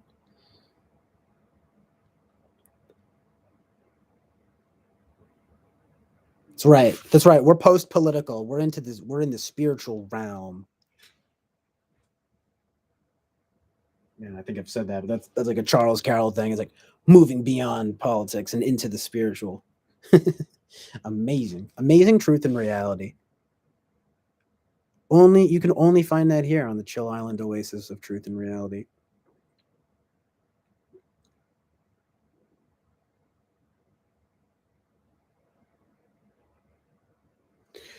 Yes, Winston's mom. We live in a post-facts world, as the left likes to say about the right, um, which is ironic, but it's like I wouldn't agree that you shouldn't take the statistics serious. Like basically, it's good to take the statistics into account and to like seriously examine it logically. Like you said, it's like, look, yeah, you know, you got a lot of these domestic terrorists who are extreme right wing, and they're not Antifa.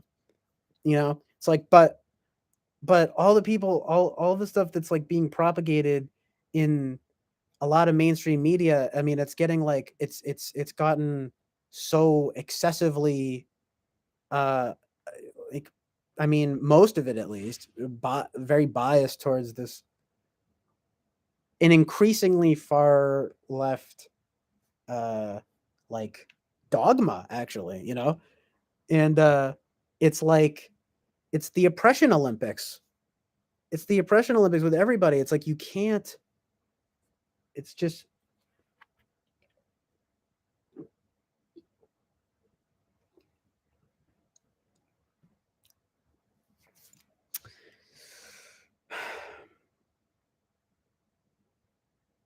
to understand Massey do okay given our age, gender, and experience differences.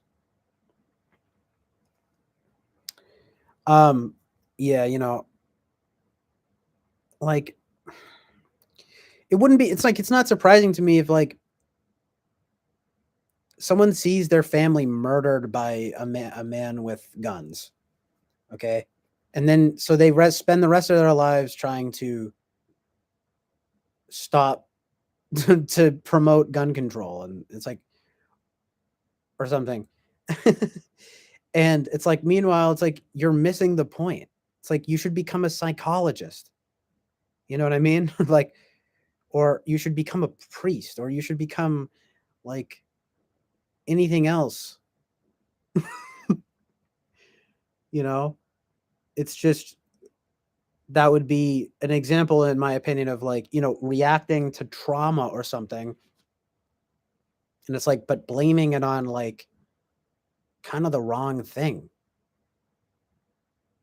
It's like that guy killed your family with a gun because he's evil, not because he had a gun. I mean, if he had a knife, it would have probably have been worse. But this is just a ridiculous hypothetical kind of thing. I probably sound stupid.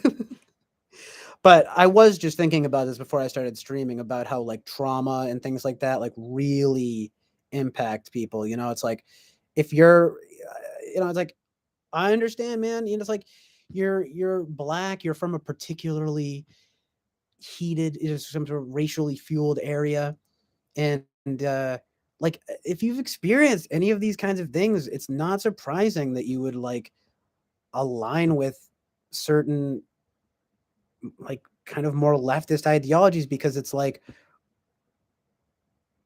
again it's part and parcel with the ideology, or at least how it used to be. But I feel like it's gotten, literally no pun intended, a lot more weaponized. You know, it's like people are weaponizing their identities, and like art is suffering for it. Like nothing is good anymore. It's like people are afraid of saying the wrong thing and like misgendering people and stuff. It's like what the, and they're like, and they start teaching it at such a young age. It's like progressive kindergarten teachers. I mean, have you ever seen that thing with like the drag queens like reading to the kids and stuff like that? That's like with the like progressivism. It's not what it's just not. No, you know what I mean. You've ever seen those like disturbing pictures where it's like, I know that it's probably the more extreme of the stuff. It's just like, but there's like pictures of like gay guys at leather pride parades and stuff who are like, I'm sorry, leather pride. Sorry, no, guys that got a gay pride parades, and they're in their like leather dog outfits and stuff, and you get like kids coming up and like petting them. I'm like, absolutely not. Get the hell away from that. Like, and it's like it doesn't matter who you are, okay?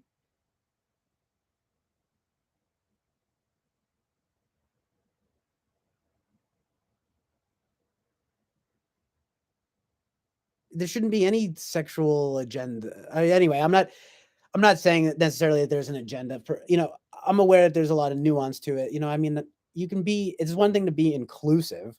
It's another thing, but it's also another thing to be like aggressively promoting. Do you know what I mean? Do you know what I'm saying, Winston's mom? Like I had a teacher once who had a uh poster on her wall that said normal is just a setting on a washing machine, right? Now that's what I'd call like cute, like good spirited equality sort of uh, I feel where you're coming from type of liberalism, you know? But it doesn't seem to me that it's very mom centric, very, it's sort of maternal. It's sort of like everyone gets their say, and that's the beautiful part of liberalism that initially attracted me from a young age and everything. But I started realizing though that like for a lot of the ways that I think that I would be disagreed with a lot. Uh, and it was always for these arbitrary reasons like, well, you've never gone through trauma, you know, based in these things. They're just like really subjective. It's like I'm sorry that you went through trauma, but it doesn't invalidate it for everyone. Like my uncle, he's technically a step uncle. I mentioned this before, but he was in Vietnam, okay? And he saw horrible, horrible things, probably had to do horrible things. And he was drafted. So he was drafted into an awful, many people say pointless war, uh, in which the awful tragedies were inflicted upon him, and he basically had to participate in. Well, he has horrible PTSD for one, and can you guess what else? He's very atheist. Okay, now Can you tell me in all sincerity that that's not shaped by trauma? By the way, post-traumatic stress disorder, it's like it's always the same. It's always the same thing. It's like, oh yeah, well I saw some really bad stuff, and it turns out that I can't believe in a god. It's always the same.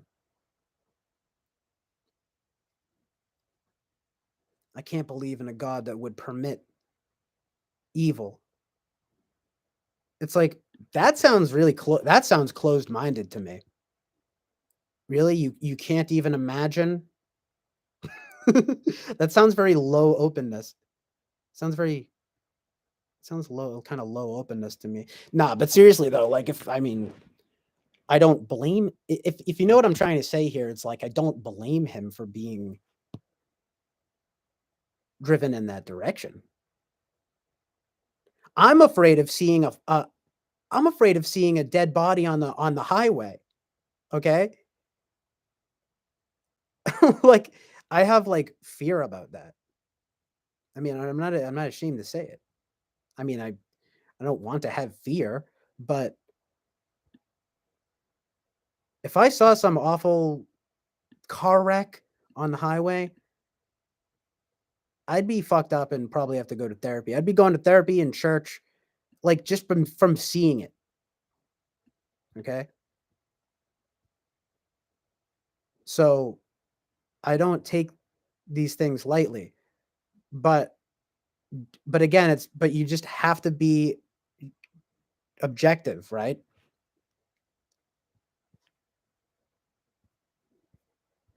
Anyway.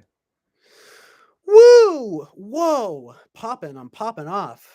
Thank you guys for being here and basically enabling me to pop off. You'd be surprised though when I'm not. You just okay. So Winston's mom says, "What is truly odd for me is that I began learning about politics from my grandfather, an INTJ who taught me about state rights and the Constitution. He talked conservative values, sounded like you. Were you talking about Jack Torrance or me? I'm not sure. I'd be honored to sound like uh, a smart, patriotic INTJ. Because Winston's mom goes, now I am once again listening to your conservative ideology, but this time I am old and you are youngish, and this time I know differently. The real wage gap is widened. People needed two incomes to work, and more profits were made. More profits went into the employer's pocket, and the wage gap went. Also, I'm interested. What do you mean about the youngish? Knowing differently. I mean, you can look it up. They're like, it just goes a little bit beyond inclusivity. It's more like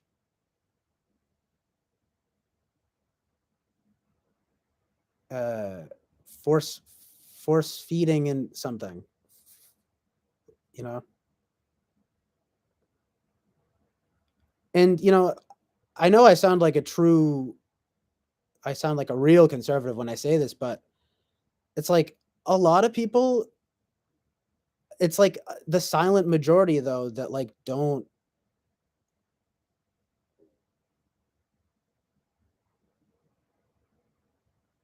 they they don't they don't speak up because you'll sound like you're hateful or something, you know? Like if you say like I don't want, it's like I don't like if you say I don't want uh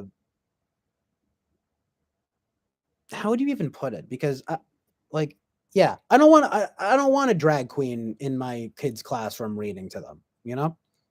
Um but I don't care if you're a drag queen, uh, you know, it's like it's just like leave stuff like that out of the classroom, you know? No, yeah, but then I'll say that and I'll be like, "What? You have a problem? You have a problem with that?" It's weird too because it's like they almost like they almost like get tough about it. It's like really weird, you know? South Park did it perfectly when they had PC principal. It's like, what do you mean you misgendered? You know what I mean? Like they like people like, were real tough about it and real unforgiving, really honestly unchristian.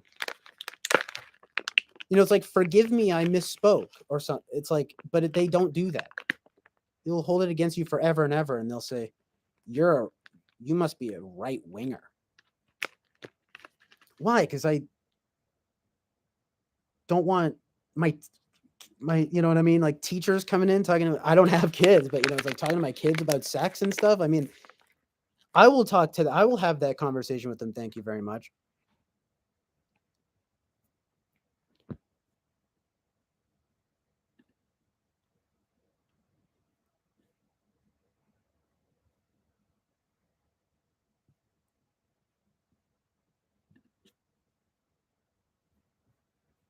Especially not from a drag queen. Like, I'm sorry. But it's just like, what? But that's like I mean, I think that's kind of a fringe thing. I mean, that's one of those things I think conservative media like ran with because there was like one picture, there's like one picture of like a drag queen reading to some kids, and it's like, they're oh my god, they're pushing this agenda. Uh, I mean, but there's stuff coming up about critical race theory now. It's a real hot button topic. Some people say, well, it's the objective way of teaching about it, but then there's this other way of thinking where it's like, well, it's teaching sort of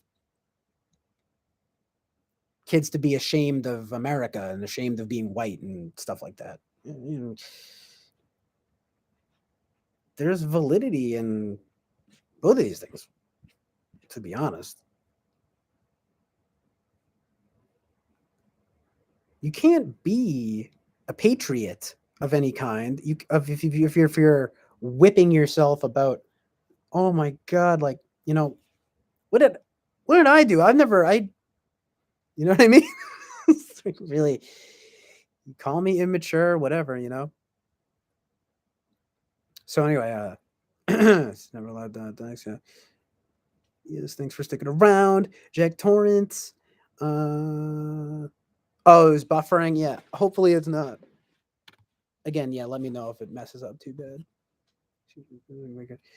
Others seeing the awful, reminding them that there must be God. Seeing the devil himself, energy of pure base evil, leads one to the truth of God. Yeah, you would think that actually. That's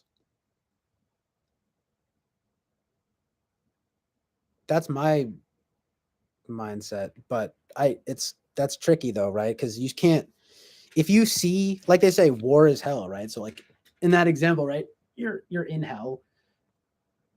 I mean, you would think you'd be turned towards heaven, but some people don't, and they just are like, nope. I don't know what it is. Greatest trick the devil ever pulled is convincing the world he didn't exist. Amen, brother. The biggest blinder is post-enlightenment modernist Western world. It's a bubble, and people like Eric have the blinders on and don't understand the truth of the matter. Yeah, it's a very like Gen X kind of thing too. It's like very kind of ironic, detached perspective. Sincerity is the new irony, in my opinion. And sincerely, I mean that. Winston's mom says, I was talking about UC Joe Connell. I grew up on my grandparents' side. Lol. I mean, I take that as a compliment. Yeah, unstable connection. It's this basement quality.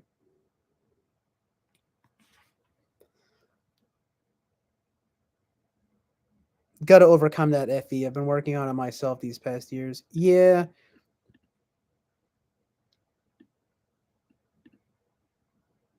But it comes in handy though, dude. It's like, you know, I'm not trying to tell you what to do, but if you were, for example, a little less maybe aggressive with Eric, for example, like, you know, he probably wouldn't immediately take the defense like he does.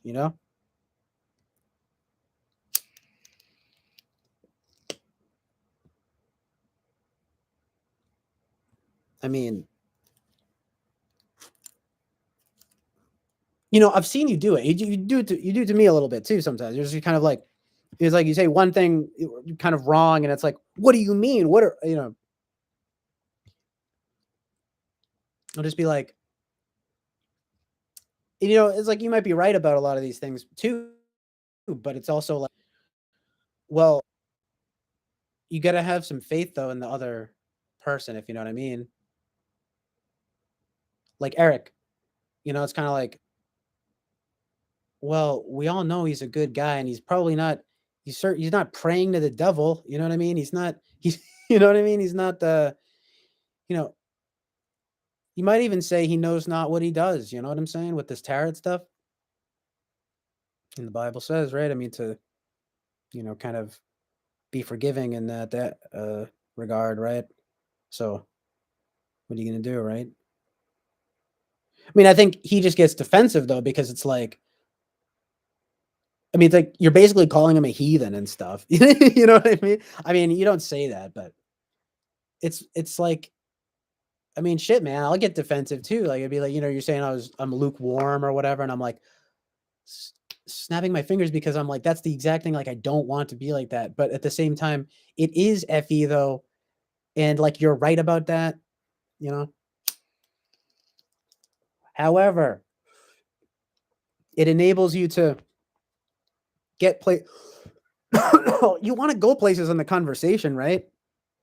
I don't know, man. You do you. I mean, I'm a fan of the unabashed, unbridled FA, FI and stuff like that. Don't polish anything, but you just be, you know what I mean? You just be you. You just be your authentic self. Don't listen to what I'm saying. Fight for what is right and good.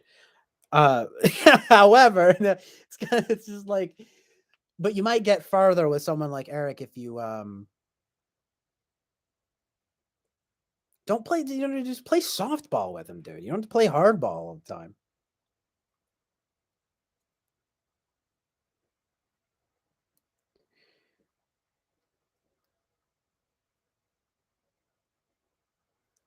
It's a two-way street, though. Eric gets riled up. Let's be real. I'll see that and I'll be like, "Whoa, we talked about that." It's kind of like that. It's like FI. Hold on. Yeah, Usual Suspects is good. It's just too bad about Brian Singer, but let's not talk about that.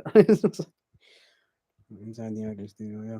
Oh, and Kevin Spacey too. He's out. Like, oh, good lord, it's too bad because that is a pretty great movie. And that's a great quote too, which is just an excellent quote. You're not being kind or so say no. Flippy for real. It's that quiet kid. Nice. Jack Torrance coming to with blah. Jack Torrance coming through with some truth. I was that quiet kid in class, engulfing myself in movies to the point I genuinely desensitized myself.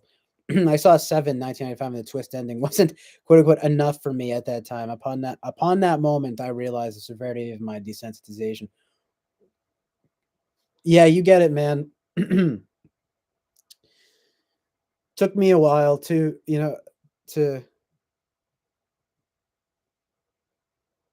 think in that way too. But I mean, but it also didn't because it's always been within me.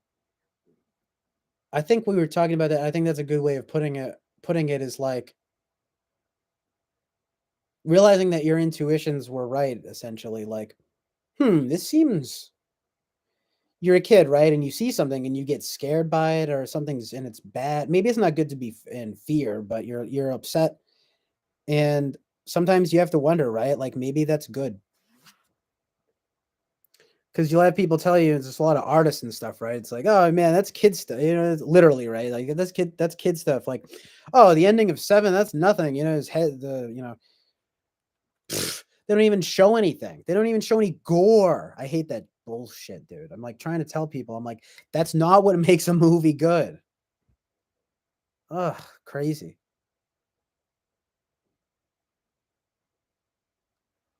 Insane, honestly. Kind of depraved.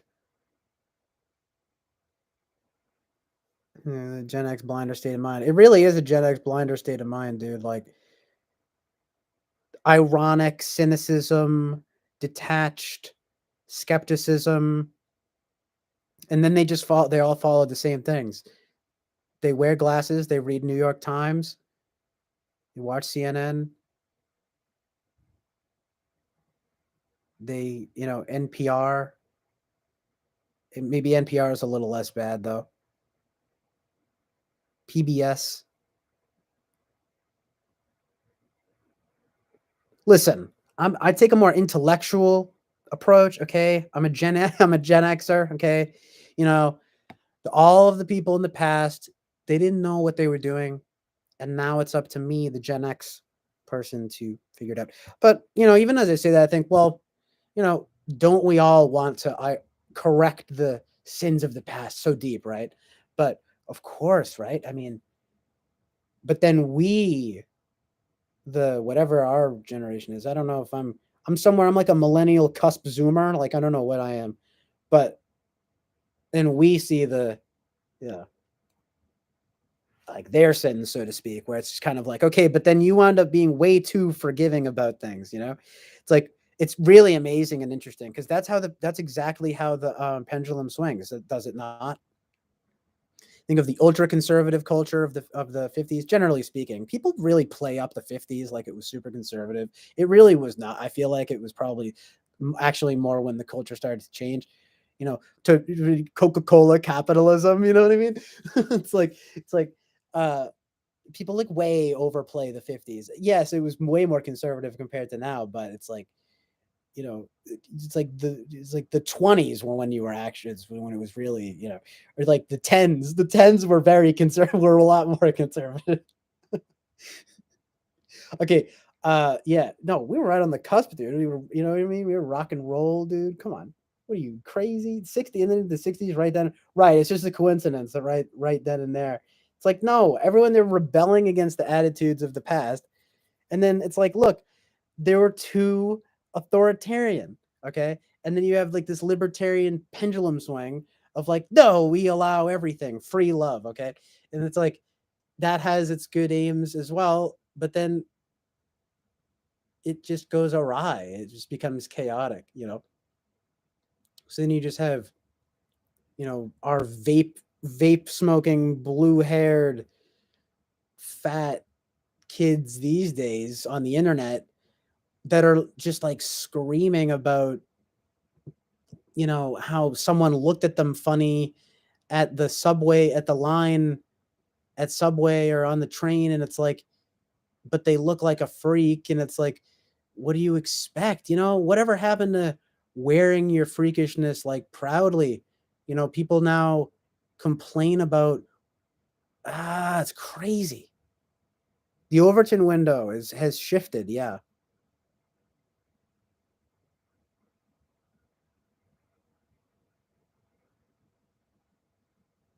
That's why, again, it's like in a lot of ways, I just feel it's like, oh man, I really am old school because it's like, for example, like, I mean, some of my favorite artists are with, quote unquote LGBT or whatever. I mean, Lou Reed is like one of my favorites of all time, and he's like bisexual or something. And but he also has a song in which he earnestly praises Jesus, and Jesus by the Velvet Underground, probably one of my favorite songs ever. The Velvet Underground, everything they did is amazing. Look, was Lou Reed? He wound up being sort of transgressive. It's like, of course. But anyway, he's part of a more, but even that, it's old school. It's an old school mentality because it was a more humble mentality. Okay.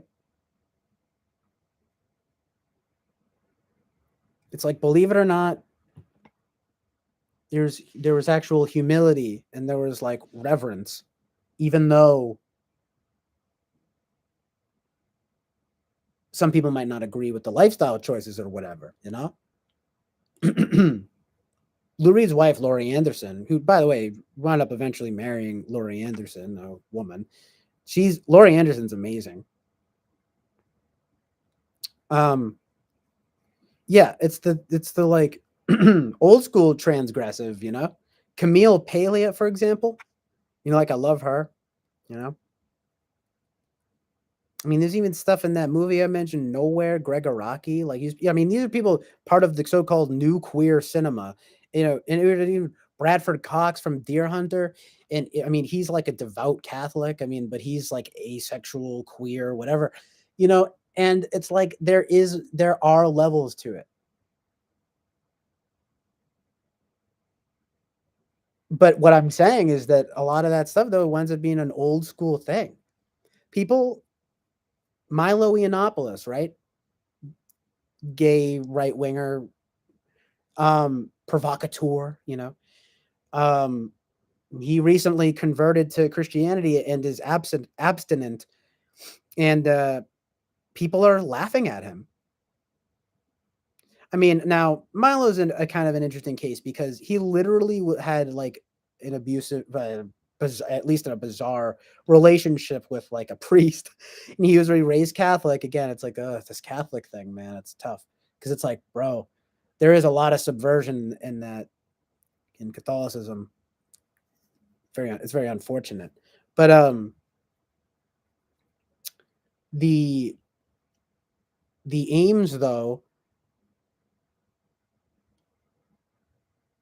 are good. I hope though that he's not, uh as long as he's not suffering, you know what I mean?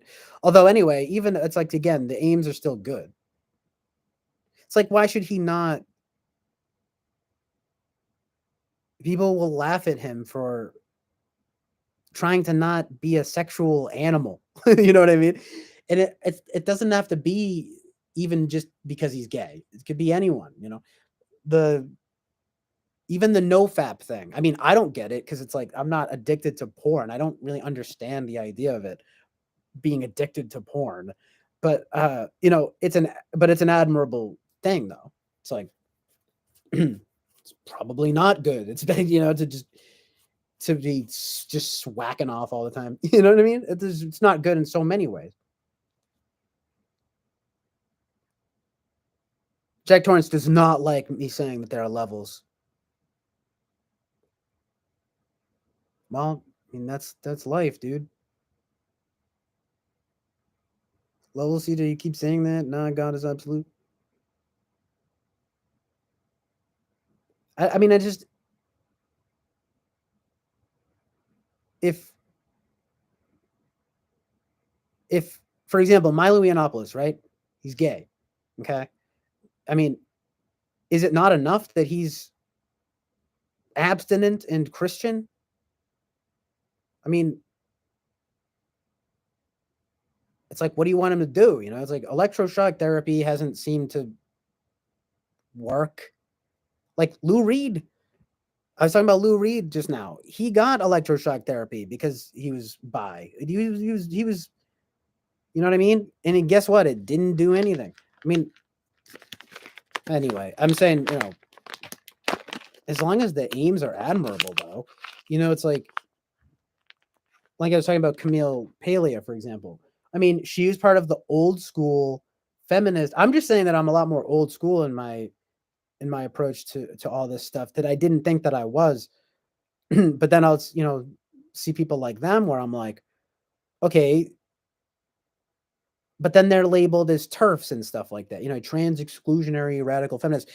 Just because Camille Paglia is like against the, or not again, you could say basically she kind of is against it. She's basically against the transgender quote unquote craze.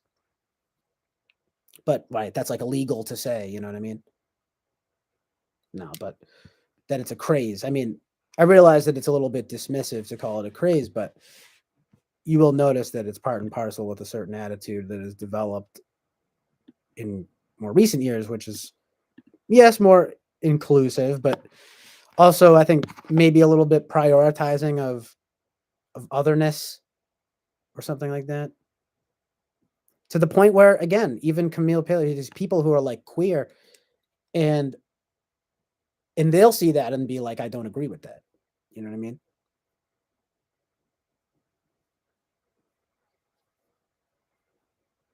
I was going to do Anti-Fragile. I feel like I just read saw that. Nassim Singles talent just describes as some systems such as biological ones gain from disorder. Very interesting. Okay. Well, that might explain the pathologies of some people then, huh?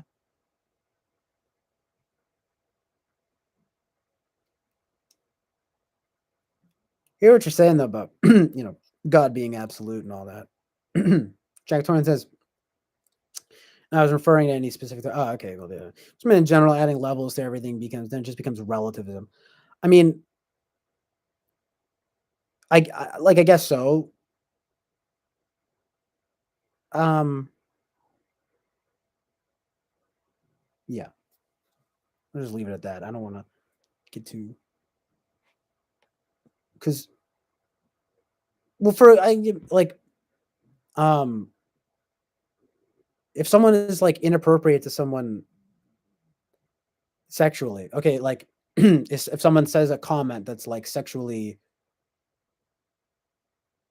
you know, if a construction worker whistles at a woman as she walks by, okay, like we're talking cartoonish images right here, okay, bear with me, it's a very silly extreme cartoon images, but it's just like versus rape, like yeah, there's levels to it, dude. It's like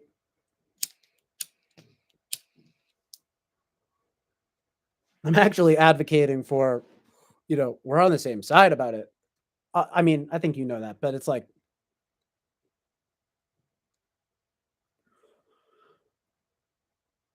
that it I don't know. I guess I don't know. I mean, that maybe you do run into a certain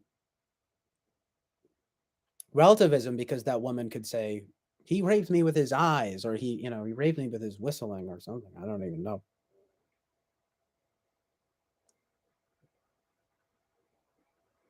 And then you have to just be like, well, that was crude. That was crude of him to whistle at you. It's like, but it was not the same thing as rape. And it's like, you're a rape apologist. I mean, I'm being goofy, but you get the basic gist of what I'm saying. It's like, so you really wind up, it's a real problem, subjective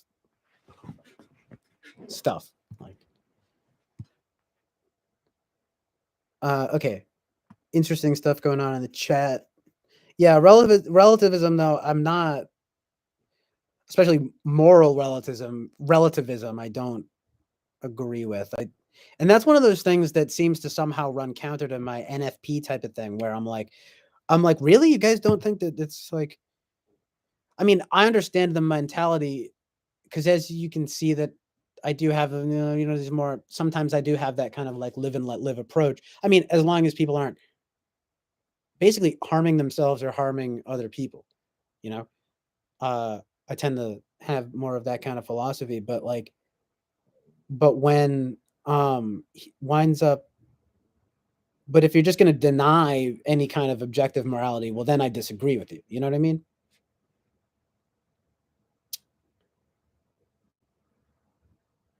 Because it seems very clear to me that it's absolute. Right, but it's just like this NFP thing of like everything is valid and like everything is like, and it's like I get it, but it winds up leading down really kind of like it can lead down just like dangerous paths, you know? So what do you usually when you're talking about levels? Maybe to define levels differently. I understand, Susan. I'm just gonna say me in a sense, just that it's an effort thing. We gotta be forthright and firm like a sword standing on our faith, absolutely. Yeah, I feel you did. Because yep, you confirmed my last line, you're espousing relativism. You remind me a lot of my dad's, interestingly enough. Huh, that's funny. Hopefully not in a bad way or anything, because I know you said. I mean, I think you said he's like agnostic. As always, never did I once subscribe to the atheist point of view, but I definitely called myself an agnostic for a long time. Wasn't even in recent years until well, what I realized was that I was actually more disinterested. I never experienced. Look, my upbringing as a Catholic was totally fine. Like I mean, but it's like, but I was still. I realized that I had more of a problem with the label of Catholic than I did Christian. you know, and yeah, so it's like in recent years I've just embraced Christianity. Uh, no, objectives. I'm not espousing any philosophy, theory, ideology, morality of any kind. The prime directive. What do you? I need to find the prime directive. Star Trek, lol.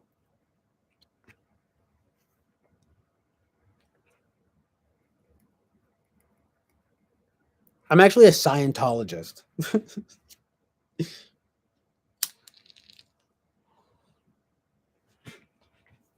Maybe we can all at least agree that Scientology is fake.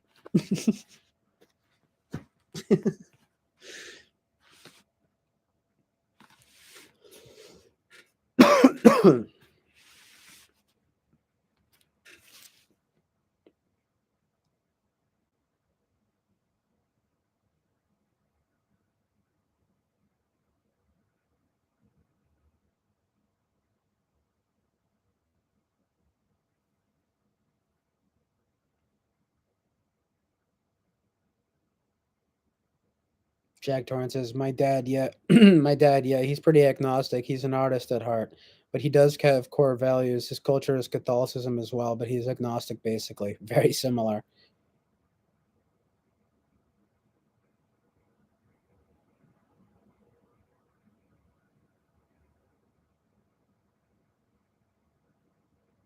Similar to me, because it's funny because you say that because that's like my dad. So weird, man. I mean, it probably is the same thing because I guess I am like my dad. But man, yeah, I think you said it before. There's a lot of similarities in our backgrounds, man. Very, very interesting. It's like it's this cafeteria Catholics, dude. They just pick and choose what they want to believe, and they openly admit it. It's not like this covert thing of like, you know, walking around acting all pious or whatever. It's just a more general, you know, safe the safe for TV version of it. You know what I mean? Like, you know what I mean? Safe for TV. That's such a good way to put it. Basically, the we don't want to offend anyone version. It's just the culture, man. You know?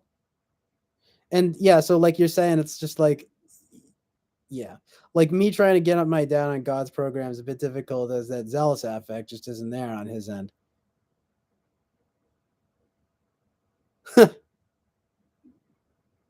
Yeah, I know.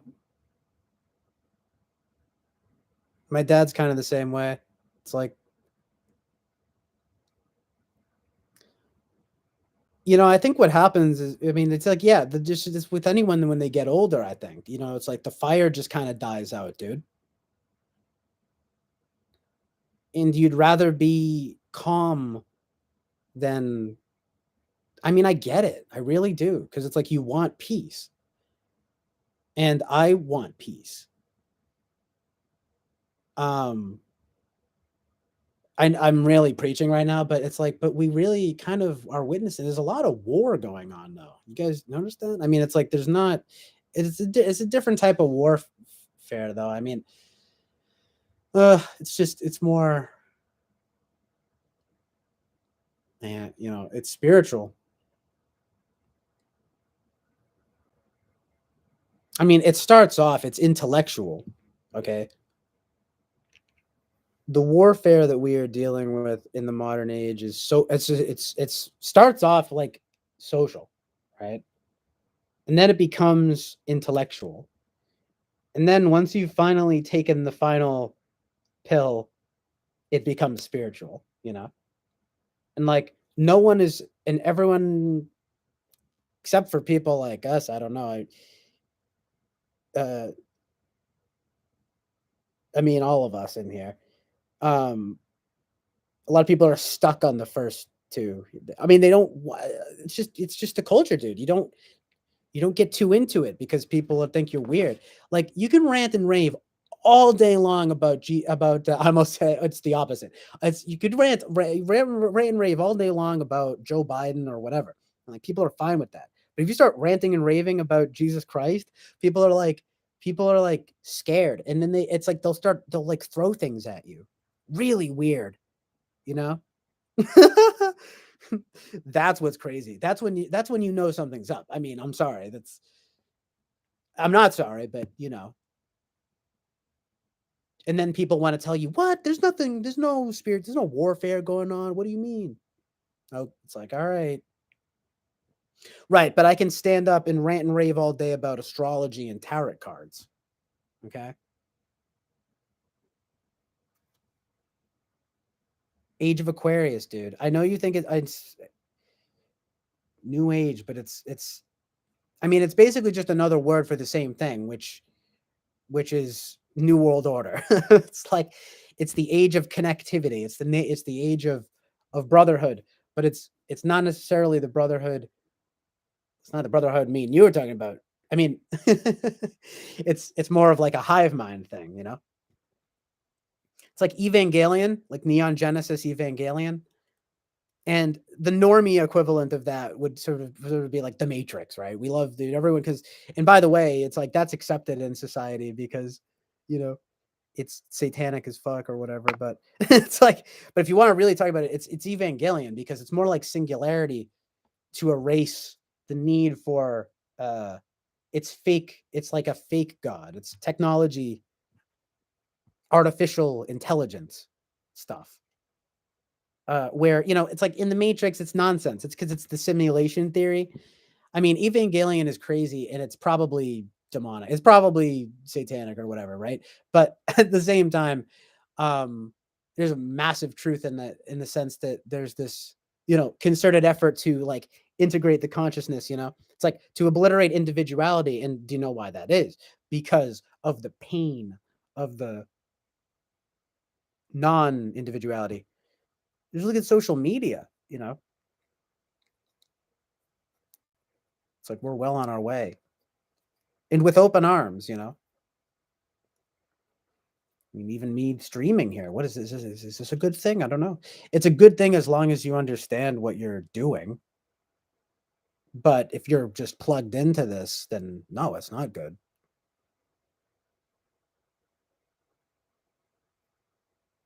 I mean, it couldn't be. I mean, you could say, well, it all comes from God, right? It's all nature. But I think the farther you get away from, I mean, this is just my hunch, but it's like I think the more. Oh yeah, I was thinking about this earlier. You guys can tell me what you think about this. It's like it definitely has to do with layers of complexity and like adding on top. So, for example, with the hive mind thing, right? And all that. Well, it's like, yeah, you could say, okay, well, we were given the God given gift to create technology and to communicate and to interconnect and whatever. Yes, but it's like the more that you force upon it some kind of artificiality, though, that's when you get far away from God, I think. It's the less natural. So the less natural and the more artificial. And again, it's amazing how it all lines up in my life. Like how I've always felt this way, but I never could. But it's like taken me so long to kind of start to understand it in this way better. Like, because I would hear like a pop music and stuff, and if you see pop cinema and stuff, and I wouldn't react the way that everyone else did. People would be like, "Well, you're snobby or something. You're pretentious." It's like, no, I just see it for what it is. It's glossy nonsense. It's shit uh with to make it look nice when it's just shit. Hold on a sec. Let me catch up with the chat. But that's like a lot of what art is, and that's what's sad. It's also becoming more and more brazen. They're removing the polish. They're not even trying anymore. Like artists these days are not even trying to conceal it. Like it used to be like in the 70s, right? You'd have this like edgy cinema that was like that, but it was actually like based. It's like, but then you fast forward and now it's just like it's just it's like outright like devil worship and stuff like that. I mean, if anything is idol worship, there's like the weird flip that I've noticed of like praising ugliness as like beautiful. I don't know if you guys notice this, but I noticed this thing. It's been part of my. It's my own personal conspiracy, but I noticed that movies, even good, even like family movies now, they have this shit look. Okay, it's like it looks like green shit. It's like digital. green, dark green, brown. Can someone please explain that to me? Because it honestly pisses me off. And you know what I noticed is that if you put on the Hallmark channel, not there. See, we have a choice, but people want to laugh. They'd rather laugh at sincerity. Well, basically, laugh at what is good, laugh at what is beautiful, and then try to take it down. Tear down as many statues as possible, like statues of virtue, like these things that like make art good.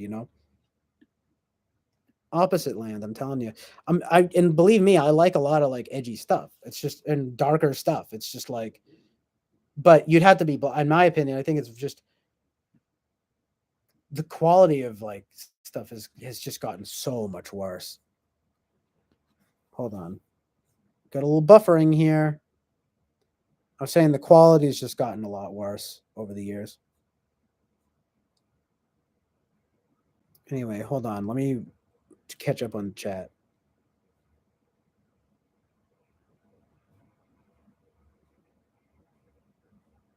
God, home is not unlike the things. Yeah, the Thetan levels. Yeah, I remember that. Interesting. Like he can see the truthful stuff in God's word, but to get to zealot it is difficult as cruel scrimps when seeing dudes, kids, and those anti-HIV dudes kiss in those anti-HIV. That's pretty funny. Yeah, man. I know, but now it's just everywhere. When a person sharing the God's element, you want to keep an eye on this little gaming device's research. If they perfect it, then you find religion becomes obsolete. The push. Well, that's the put. That's they're trying. Notice that all the gaming companies. I noticed so many these days. They're literal companies called Lilith Gaming Developers or whatever, and Omen. I mean, I remember even back when I worked at the public access station, they had a camera thing that was called Black Magic. Like, why do they all? Isn't it interesting? Isn't that just interesting? But right, it's all just a joke. It's all just to be funny. Ha ha.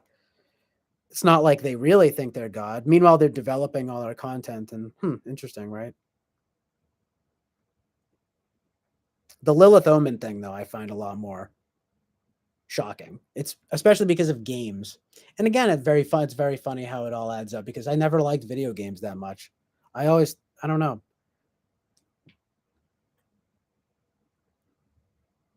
Always intrinsically saw music and film as way more important.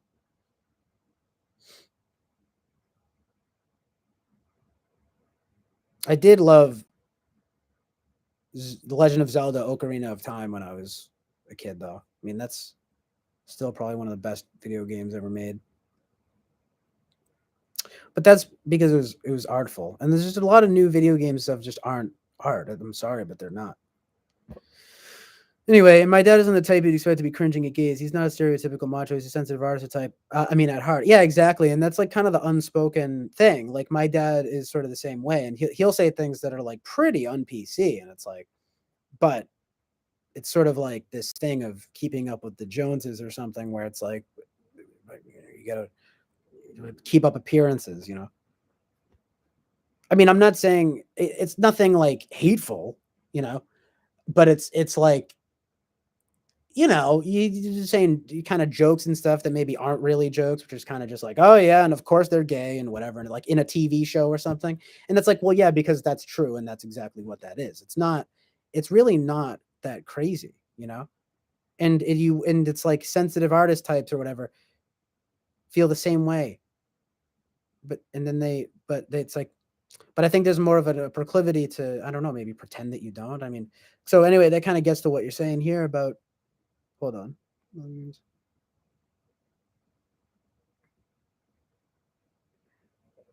These are the many things you say here you don't say in TBF chat, frankly, because you've seen the reception I've received way back. That's not because of you, buddy. Trust me. It's well, it's not just because of you. It's because of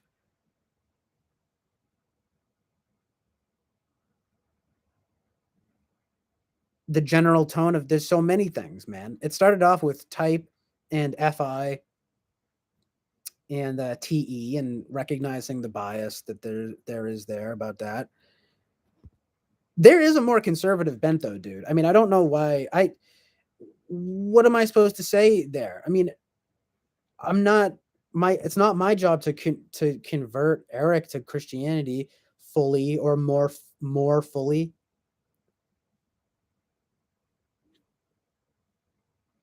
Or your job. Or is it our job? I don't know. I mean, you said the thing, sharpen one another's sword. I mean, that's, you know, I mean, I get it for sure. So, but I'm not looking for conflict though.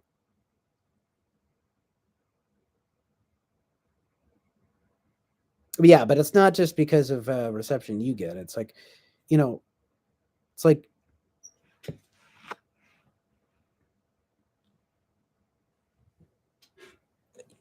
yeah. Hold on. Catch up. Magic is Plato's cave. Yeah, it is. It's all from Plato's cave.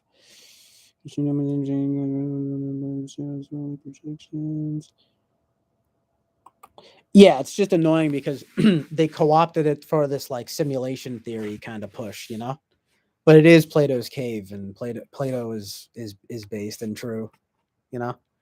Uh,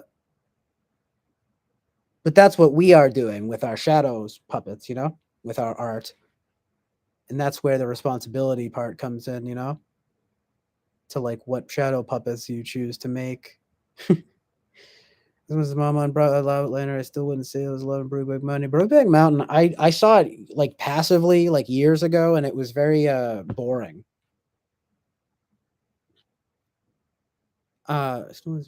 Isn't that just confusion, especially on Heat's part? He was sexually assaulted in that tent. Was he sexually assaulted in that tent? That's amazing. I mean, it's disturbing, but that's funny. Was he like? I mean, it was the relationship in Brokeback Mountain non-consensual? I mean, you know, you say about Heath and Julius Niles. He's very INTJ. Lol. For women themselves. Here's the juicy stuff. Jack Jones, I've heard from women themselves it's sad. The poor wives were the true victims and their children. Winston's mom, I honestly believe Heath was a victim lost. Oh, yeah, I know. People never want to talk about that, how they were cheating on their wives. Yeah, can we please talk about that? Like, what the?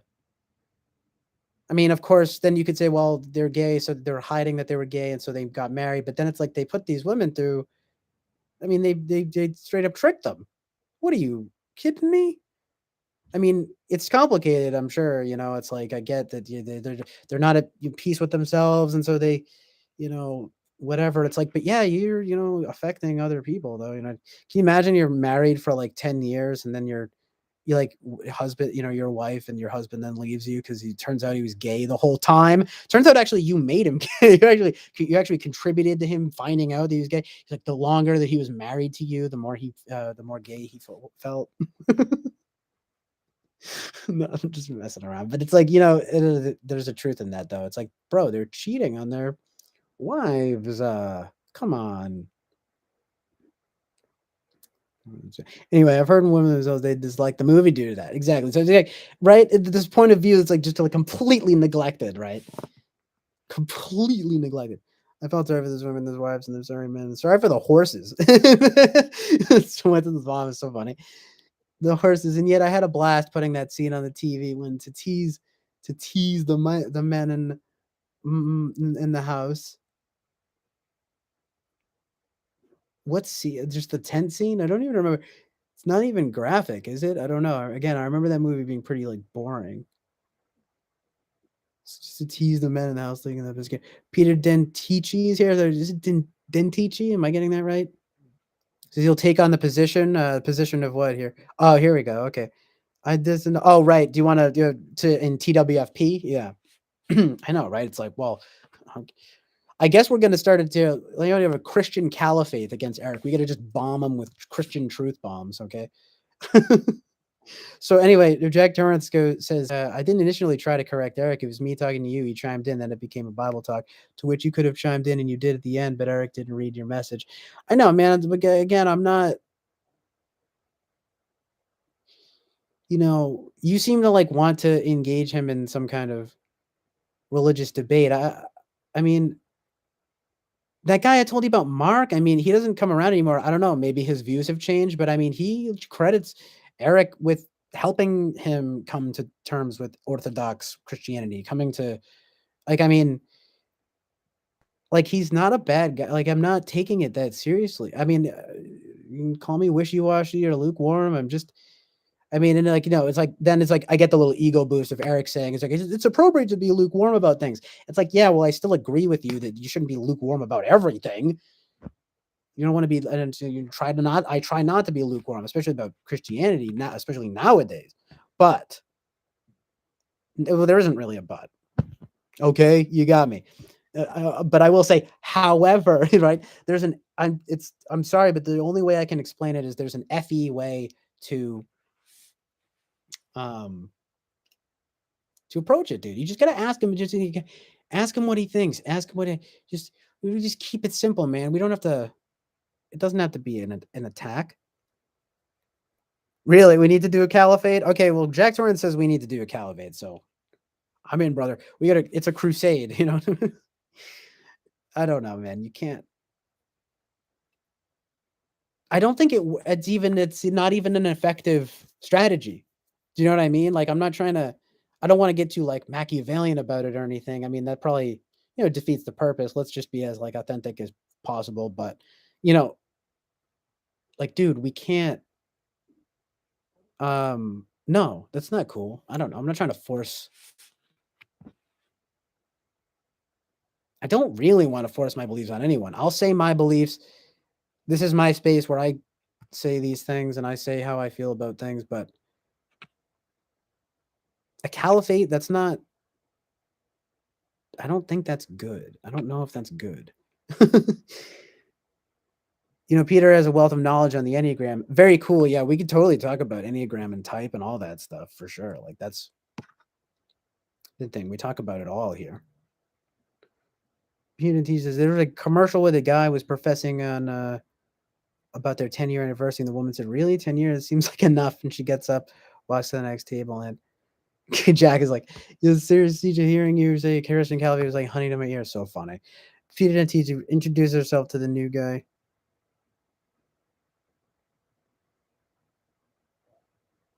Awful. In astrology, our Lilith is our unexplored sexuality. This story comes from the Bible. Adam's first wife was Lilith. She wanted to be on top sometimes. I'm sure she did. Yeah. No, that's where like that actually that's where that comes from, right? Lilith invented the on top position. Oh my goodness.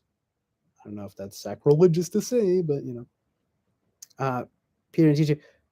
So what is what was the paradox? One of the things yeah, everyone has thought. It's like people have thoughts like that, but they don't. Not everyone acts on that. That's the difference. That's the key difference. Jake Thorne says, "CJ, you keep repeating that I wanted to talk to Eric, but nay, it was he that chimed in. But then it became a Bible topic on its own, to which a Christian would chime in. Yeah, I'm gonna have to look back on the stream, bro, because it's like I don't even remember what exactly how the events unfolded per se. It all started with tarot, right? It was the tarot thing, and like you're very fervent on the thing, but I was more lukewarm. You could say, I guess. I mean, no, I'm not trying to be lukewarm because I still agree that it's not good. But I don't think. But I just feel like when Eric does it, I'm not saying that I'm not trying to give him an excuse per se, but I don't know. Unless he's doing like the real orchestrated setup stuff, like I said, probably doesn't make God happy, but seems like there are levels to it, but it's not. you obviously don't agree with that, so. And I understand because you're on the pursuit of consistency, and I'm kind of, I mean, I'm on the same journey. So, I mean, I don't want to be lukewarm about it, but I think the less orchestrated the magic is, the less evil perhaps it is. It's like that acronym, keep it simple, stupid. Like if you're just drawing a tarot card, for example, is that as bad? You never answered what I said earlier. I mean, what do you think about the magic 8 ball? Were you against the magic 8 ball when you were a kid, or, are you now? Or like, it's like fortune cookies. How do you feel about fortune cookies? I mean, is it all just fucking evil? I mean, it's like, I know the road to heaven is narrow, but are the horoscopes and magazines evil?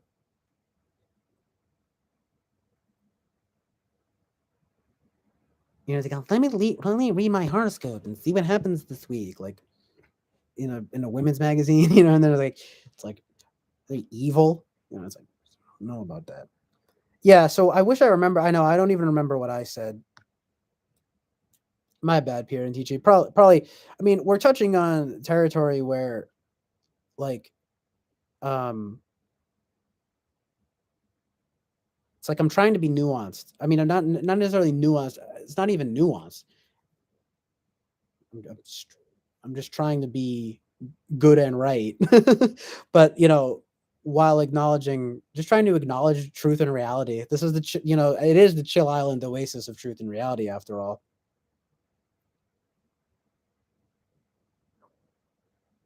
But yeah, you're gonna probably stumble across, if I say stuff that's contradictory, just call me out and I'll fucking, I'll acknowledge it.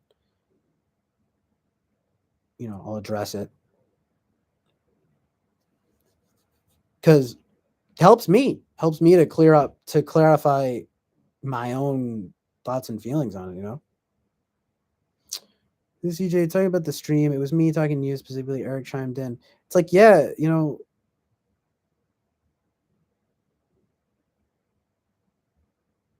know what you mean. I didn't direct anything in him. I already know where his views fall. Okay, man, fair enough.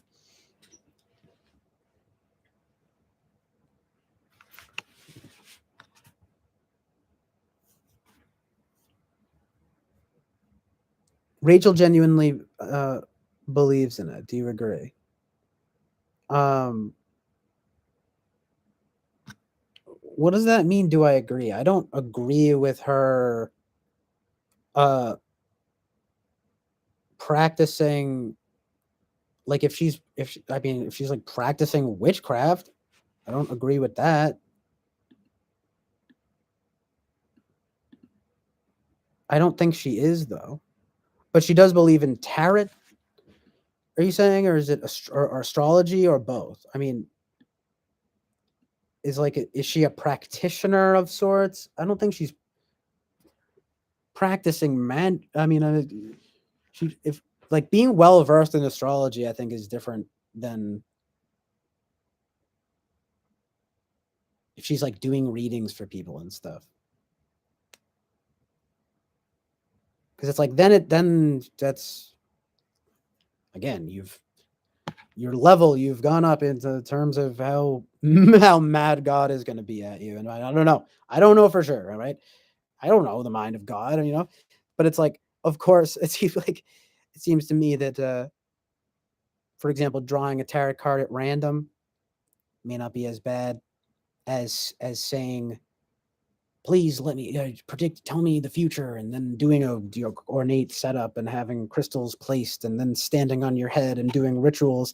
You know what I mean? Like that.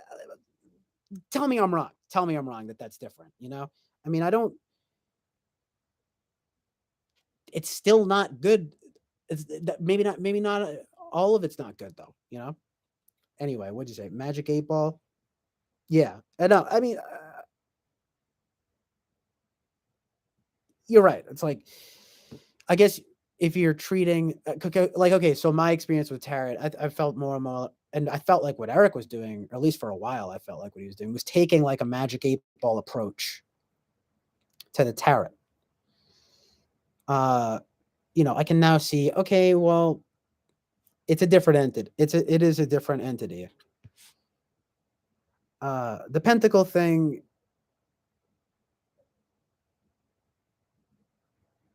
you know, I agree that it's weird. I mean, it comes from penta five, right? It's like a five-pointed star. Pentagram. You have that association. What's also interesting is that they're coins, right? So like pentacles are coins, which is like a worldly wealth thing. Very interesting. Money money is the root of all evil. I don't know. You could draw parallels, definitely. Now that I'm kind of thinking about it. But anyway, when something I know what you mean. If something's drenched in occult symbolism, let's face it. It's a system. It's something that you engage in, like a practice. So that's why I don't think that she's necessarily practicing witchcraft or something. You know what I mean? But does it make it good? No, not necessarily. But man, what are you gonna do? It's not like they're running a tarot business or something.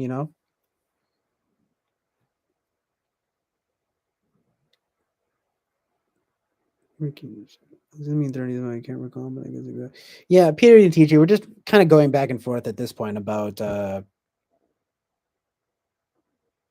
mean, I'm not trying to comment too much on his belief, but we're talking about Eric, talking to the famous people, the stream, just stuff that was coming up in the stream. We're talking about tarot basically. Basically, Jack Torrance has a real problem with tarot, and it's coming from my own similar problems with tarot, which come from, I mean, it's in the Bible. It's kind of like it doesn't say explicitly, do not practice astrology or tarot, but it does explicitly warn against divination and so forth. And basically on a principled level, right? All of these things you have to figure you're uh not trusting God's plan or something like that. So it makes sense that it would be not that God would not be favorable towards it generally speaking, or at least the Christian God or whatever. I don't know. It seems, because it's like you're going against the plan or whatever. You're kind of taking a peek behind the curtain, so to speak. And he doesn't want, and wouldn't appear that that's what you want. But again, I'm not as versed. I'm not even as versed in the Bible as Jack Torrance, and it's so I'm not an authority on these things. But I'm still learning. So it's kind of catching you up. And it's like, so it's like, is it good or evil? Well, it would seem that it's not good, and it would seem that God's not a fan. It's like, but you know,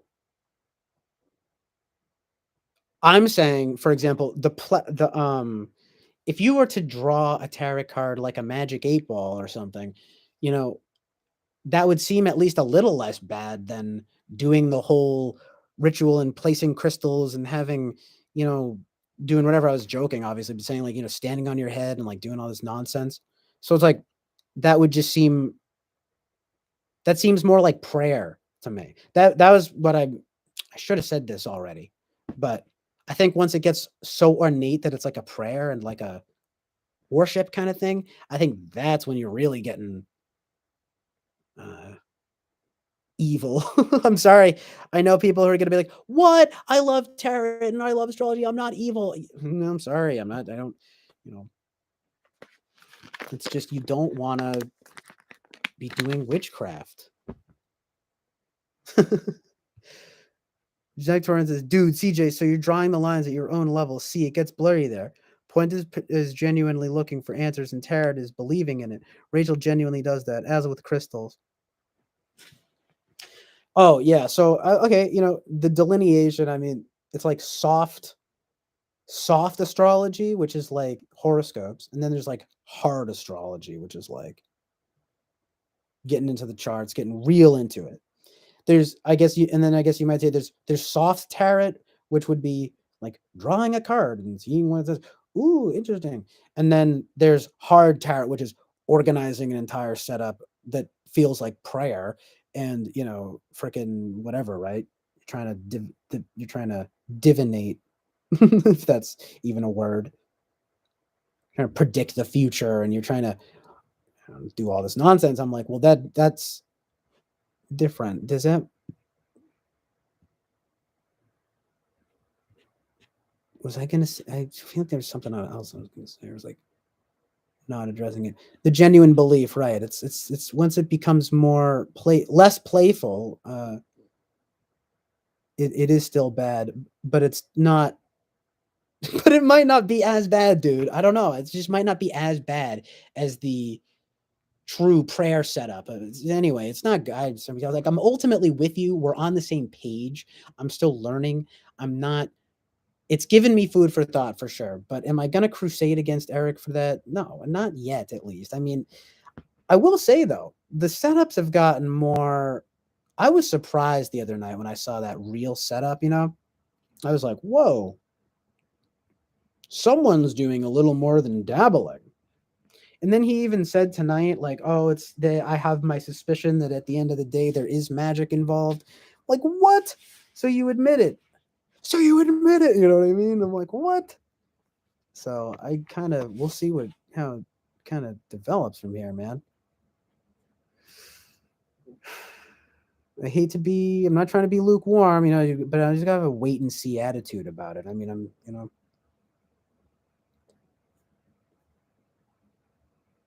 you guys tell me what you guys think.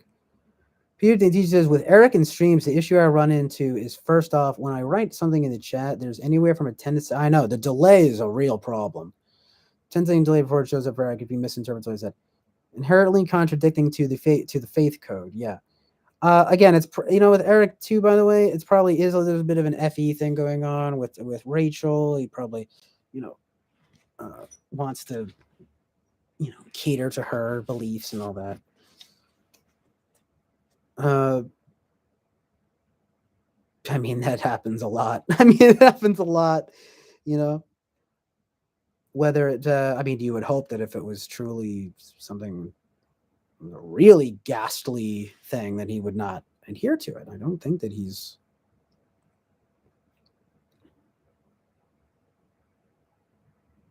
I don't know. Yeah, when his mom says neither Rachel or host Eric take any money for reading the. Yeah, exactly. It's like they're not taking money for it. They don't practice witchcraft. Listen. Look, Jack Torrance. I'm not trying to come at you right now, but look, it's like Winston's mom, though. It's like literally. Well, I mean, that at the end here now, what you're saying, hey, try to do better here. I'm not sure. I am torn. I am sort of like, because it seems to be getting a little more. Seems to be ratcheting up the intensity. I don't. But it's true what she's saying, that, like, they don't take money for readings, and they don't practice witchcraft or cast spells for divination purposes. And then she says the cards just say, hey, try to do better here. I mean, right, if you want the magic, if you kind of are interested in the magic or whatever, I mean.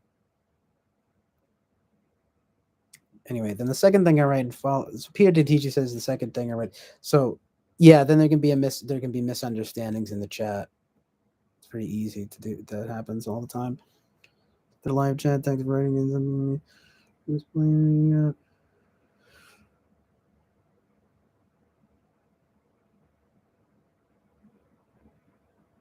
Unironically, well, I did. Maybe she should stop being sincere. She should stop unironically doing it then. Lukewarm is a terrible temperature for hot springs, hot tub. Exactly. Which one says, dude, Caesar, it's what I typed before. Remember how it's basically his FE, basically due to Rachel genuinely being into it? Yeah, I know. I agree with you. Peter Dentigi, most of the time it's about logic things. Probably, yeah. Jack Torrance says, why are you throwing words I never said? I never brought up witchcraft or making money. I just said that she unironically. Jack Torrance. Brother. No. We have been talking about this since it all came up in the freaking chat in TWFP. it's about much more than just you obviously know as well as I do that it's about much more than like Rachel does tarot and Eric entertains it. It's about Eric practicing tarot, and it's about like the genuine nature of the thing. And it's like you clearly have a problem with it, and I agree that it's not Christian really, to practice. And it's like, and I don't think that they should, um if they assuming that they wish to Eric at least, because Eric is a self-professed Christian, right? I mean, he says that he's Christian, and I think him trying to defend it. I mean, honestly, I think it's just a little bit short-sighted. I think he would rather have fun. I think it's very simple, man. I think he just doesn't want to constrain his NE, and it's a common problem with people that use NE, man. Like,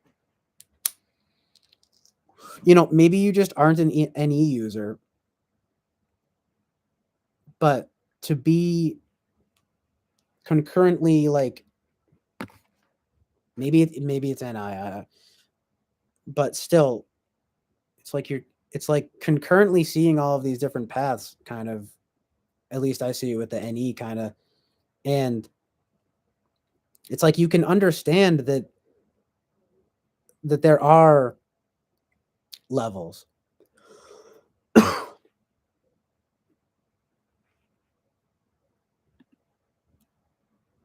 It's like they're not like the reason I just said what I did is because I feel like you're kind of neglecting the. I mean, on one hand, you are seeing the forest for the trees because you're saying, look, it says in the Bible here, it's like no divination, right? Very clear. Okay. And I respect your like consistency here. Okay. But it's like, but what's really important here is like if they're doing black magic, witchcraft, and or like especially making money from it. And they're not doing any of those things.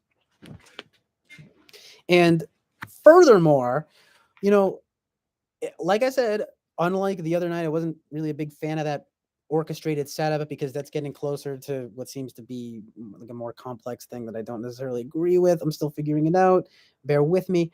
But what was the thing?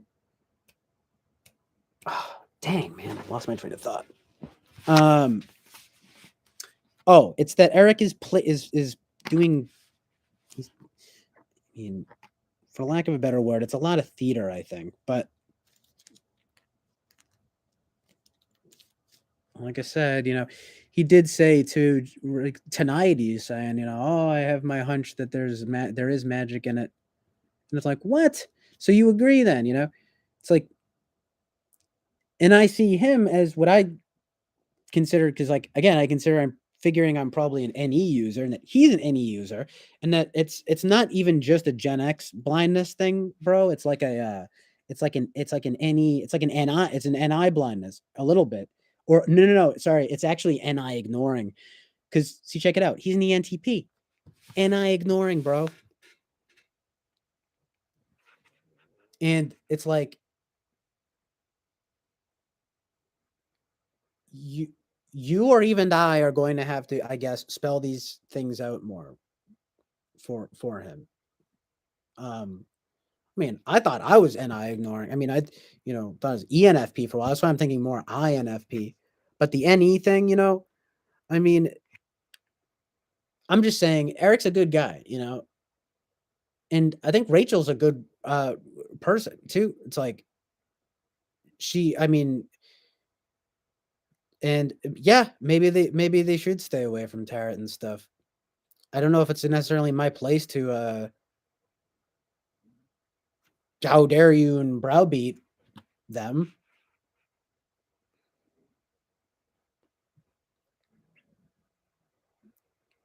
But I'm not sure if Eric sees it or not. I just really don't know.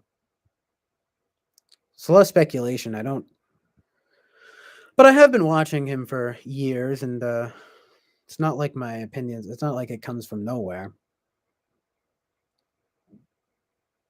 I'm not some newbie. I'm not making some unwarranted claims. Peter didn't teach you. I correct him about his data facts, but I don't make statements of he's wrong. Just reiteration of numbers. Same time as you can do all of this.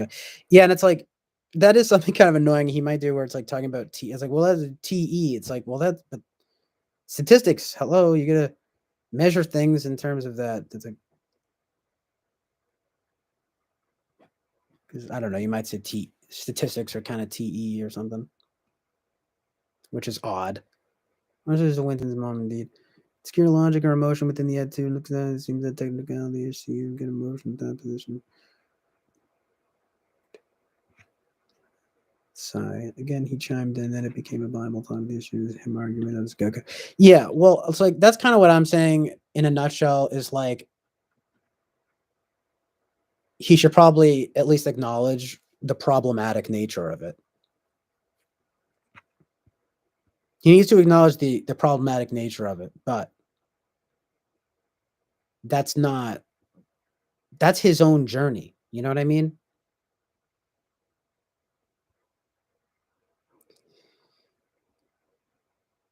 He doesn't really have an argument against it other than it's not that big of a deal or like, you know, God would understand or something like that. And those aren't real arguments. And he has an argument like he has a debate expert should know that and something tells me that he does. And so I think it's, just personal journey stuff, man.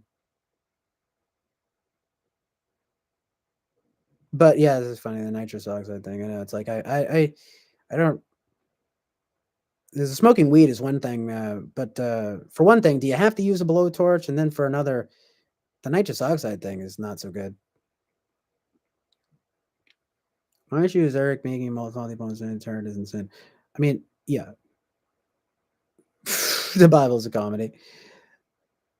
That's a hot take from Jordan B. Peterson. Oh, what's up, Boba Fett? Sorry it took me so long to come through with the reading there. Appreciate y'all being here. Jordan B. Peterson said, wait, I already read that. Uh-oh. Third slot, fake it till you make it, Eric's FE. Basically. Jack Torrance, CJ. Jack Torrance coming down on me. CJ, you keep using these bigger terms to minimize Tarrant. They're not doing witchcraft slash badge, not making money, so this level's bruh.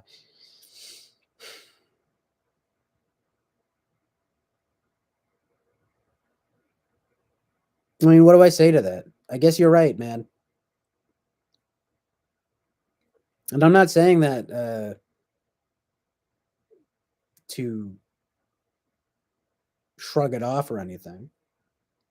Because I think if you really NI it enough, if you really come back to the very top of the pyramid, so to speak, it's like you're gonna run into that. There's not really levels about it, and that it is black and white, that it is good and evil. But I'm agreeing with you though. It's just I do have this sort of inclination to NE and to see his NE and to understand that again, it's just like it's a personal journey, man. What am I gonna do? What because he's seeing probably it's like he sees all the paths at once. You know, he's a smart man. If he wants to willfully ignore the implications of the how it seems to be in Christianity about the with regards to tarot and so forth, then what am I? You think you don't think he knows to some degree? He probably knows to some degree, is what I'm saying. And until he if he wants to push aside that inner knowing for a more convenient truth, right? If like they're having fun or whatever, um, I'm not saying it's good, but it's just his own thing to deal with, man. You know? Ugh, I'm tired of talking about it though, dude. Come on. Peter didn't teach us as well. Sorry, it's just after it's been 3 hours, we've mostly been talking about this. Like, I think I just made my. I think I really just summed it up though. So if you have to replay what I just said or whatever, just like do that because that I think was like the best I can sum it up. It's like it's still not good.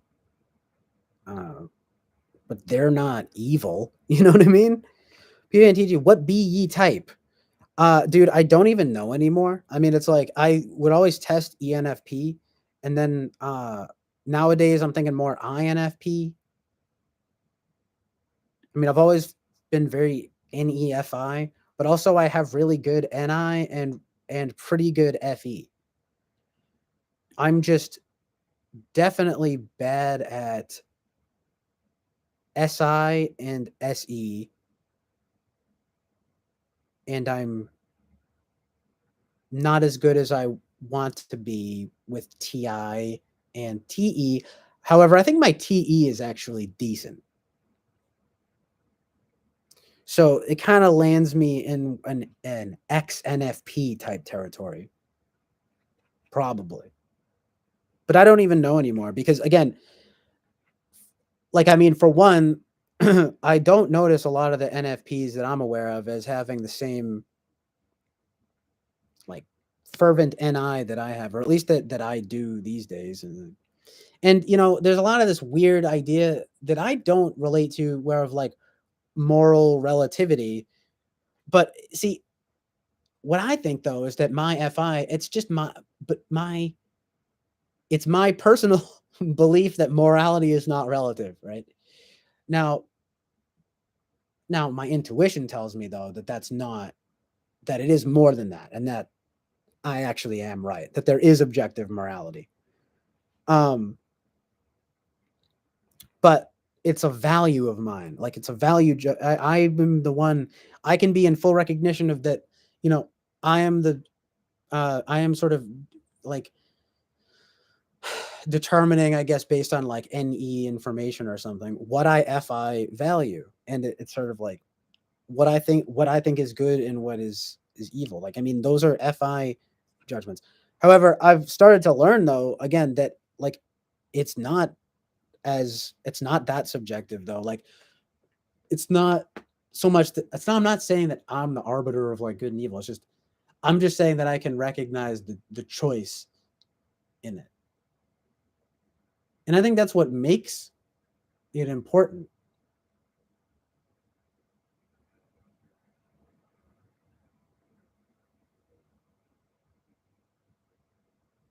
All right. Keep in mind the zealot of any kind is growing fast. Sports zealot is builder is very good. This guy. Yeah, people don't. It's like people don't want to be preached at unless they're in church, or unless they're watching, like a stream or whatever. It's like if I start preaching or whatever, it's like you have free reign to turn it off. But if people want to hear it, then you just stay tuned. You know what I mean? Voluntary association, and that's like relevant to what we're talking about here. So Peter teaches he'll catch up soon, Jack. Amen. Yeah, exactly. It's like he'll catch up soon, dude. I mean, but see, then so to counter that, Jack Torrance. Uh, oh wait, hold on. True, he should. That's FI talk right there. True, back in a minute. Or maybe you're talking about me. That's FI talk. Maybe, probably. I don't know. Jack Torrance. No, CJ. I don't interpret it as his own journey because he doesn't even say, "Well, it's just my interpretation." That's true. He could be a lot better with that. In the FE way, you make it sound like Eric literally points a finger at me and claims that I'm in the wrong. Yeah, I might be applying a bit of an FE brush to the gloss it over, because he can be a little bit he can be a little bit like,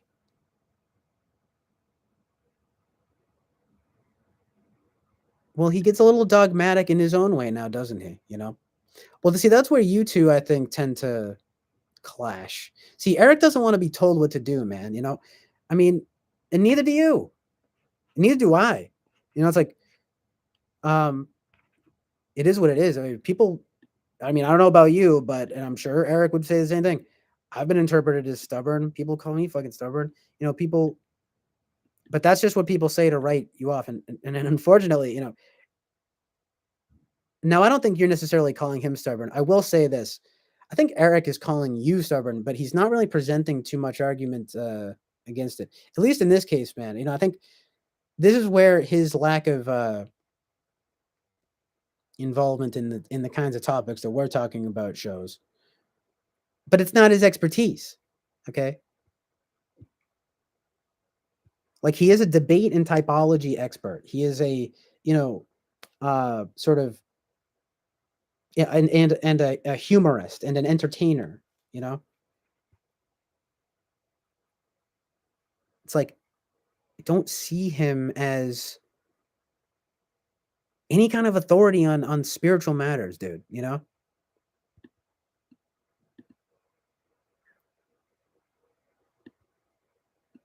So it's like if he well, I'm not going into it anymore. I'm tired of talking about it. But he does assume a little too much of the he doesn't needs to be a little more open about this stuff. And if he's going to shut it down, maybe present some better arguments. That's all I'll say. So that I'm in the wrong. Jack Torrance says the issue, aside from him being wrong, being so arrogant that he's right and I'm in the wrong. Yeah, well, he does that. I mean, it's like because he's an expert at debate and all of that stuff. So it's like he takes pride in his logic. Okay, that's why you got to play the. I'm sorry, man. It's like I don't like it. Look, I have to hear this myself sometimes, but you got to play the FE game a little bit. I mean, anyway, I wouldn't say it's a game though.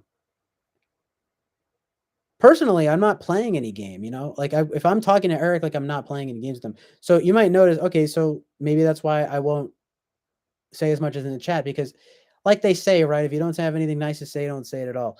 But I will, I would intervene if it was something really, horrible, but if he's just like drawing a tarot card here and there, you get the point. It's like he's a freaking entertainer. I mean, he's not a priest. He's not a monk or anything. It's not even in his archetype, He's a trickster. He himself has said he identifies with the magician tarot card,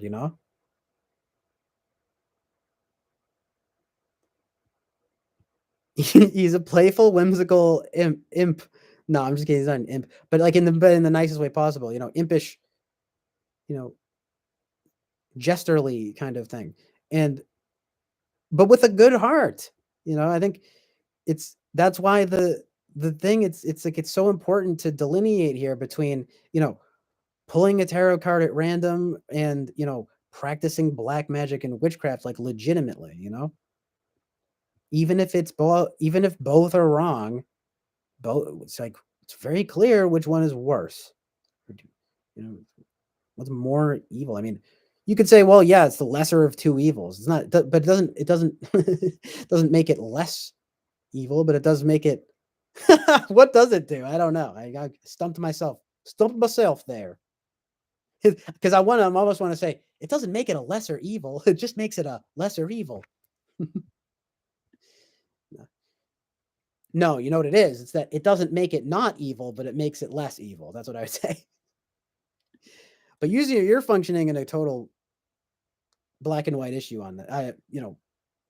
Fervent standpoint on this, which, it's like I understand. I mean,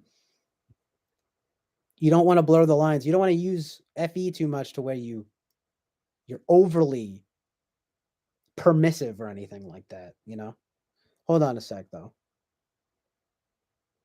Totally not totally went on a tangent there. And I would like hopefully maybe that could be the last thing we talk about tarot and especially about Eric. I don't really feel like I've already, put way too much in talking about his points of view. But I'll tell you this, Jack Torrance, I'd like to hear his points of view on it in a more authentic way.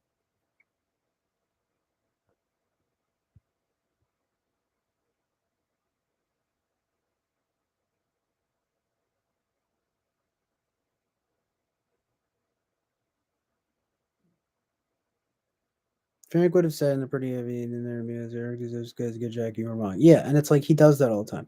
I mean, and yeah, there is a difference there. And it's like, he probably just needs, if you want to know the truth, he probably just needs to be a bit more humble and reverent. I mean, it's very simple. Like that's kind of what everyone generally needs to do these days, you know.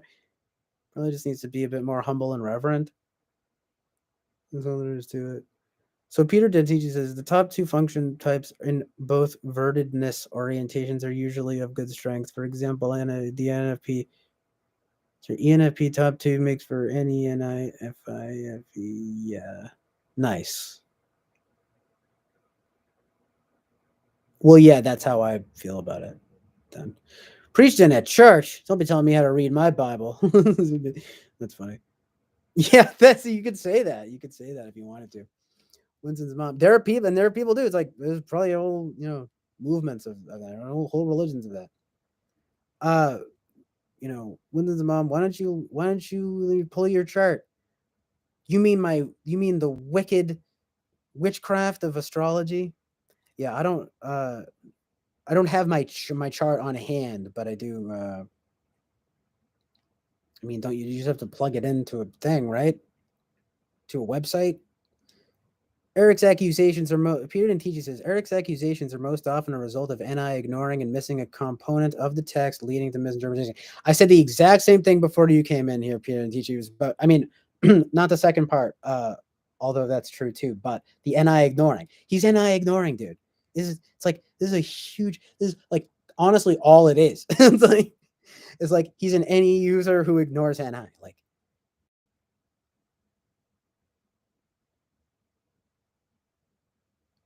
my Bible comment was in its entirety facetious.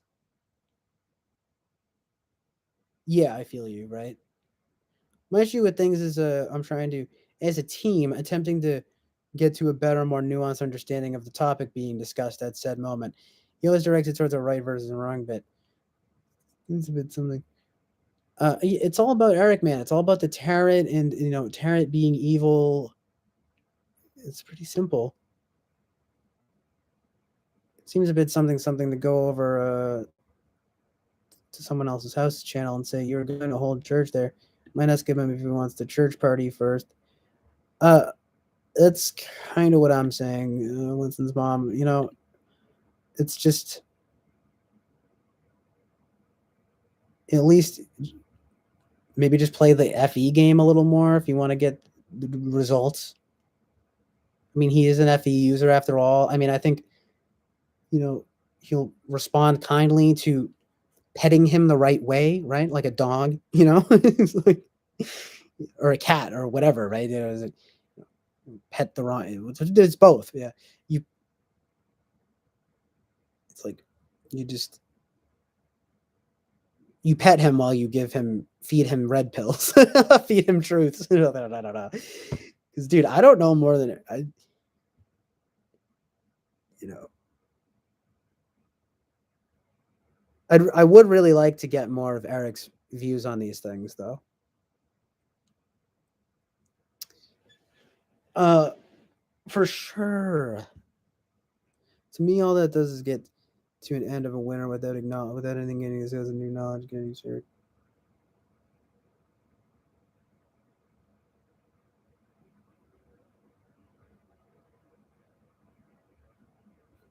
Well, now I'm confused. I thought you were talking about right now, Peter than TG.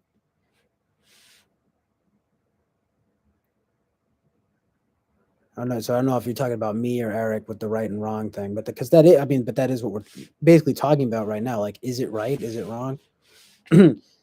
So yeah, to me, so it goes seems a bit to me because then you just like going as to me, all that does is get to the end and end with a winner. So now I'm figuring you're talking about Eric because he can be very competitive like that, To me, all that does is get to well, that's why because like I'm not a debater. I don't consider myself very particularly good to debate. I don't really even consider myself to be very good with conflict, Um debate. I mean, let alone like, organized debate. I mean, I probably could be good at it if it was like a formalized thing though. Well, I guess actually honestly I'm downplaying myself. I think I can have decent debate skills in general. But I don't look. I'm not really a conflict seeker though. Not generally speaking. Was good. That was good. So it's kind of just like, yeah, the competitive thing. Like, there's no winner. Like, to me, that's it is all that's important is getting, like you said, no, gathering gaining and sharing new knowledge. So yeah, when's his mom ditto? Yeah, I mean, I think it's like I think we're all kind of on that same wavelength. Birds of a feather flock together, as they say, right? I mean, it's no coincidence. You find it. We find ourselves on Eric's channel. It's like we're a special group. These people, everyone here. So anyway, that is. He even said it himself. That was nice when he said that. He said that a few nights ago, and I was like, oh, thank you, Eric. It's like because it's a niche thing. It's like a very unique thing that Eric does. And I think I speak for all of us when I say we appreciate his hosting of that format. It's like a very, honestly, kind of a revolutionary format. I will always credit him very highly with, kind of, in all honesty, almost broadening my horizons or something in terms of, because he would always say, I remember what he would say was like a truly interactive media. And I always thought that was like a noble it's a noble aspiration, It's just like to curate that kind of thing, to not to because that's what I'm trying to do is curation and creation, uh you know so yeah, anyway, this because Eric is saying one day was another man the whole time you're wrong this law. Yeah, well, who knows if he's already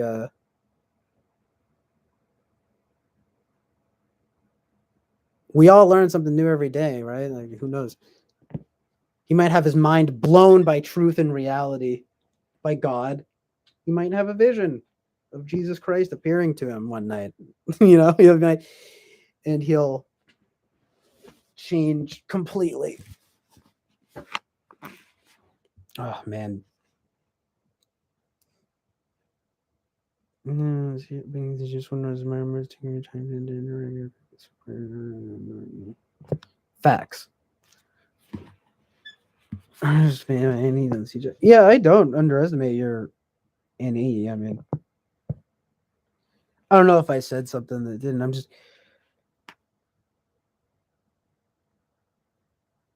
I guess I sympathize with the plight because you can see all sides of matters. It tends to be a lot more.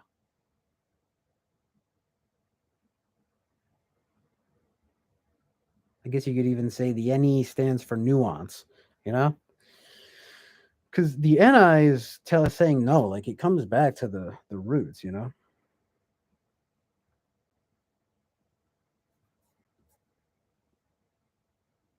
as opposed to the branches. I always think of it as like a tree, and the NI are the roots, and the branches are the NE or the branches. You know what I mean? Yes, Eric does. Peter and TG says, Eric doesn't like it when things make him feel emotions that he doesn't care to feel. If they're desirable, then he's all for it. I mean, like I said, if you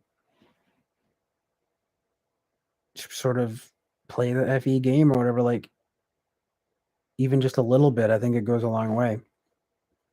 At least with him or people like him. I don't know.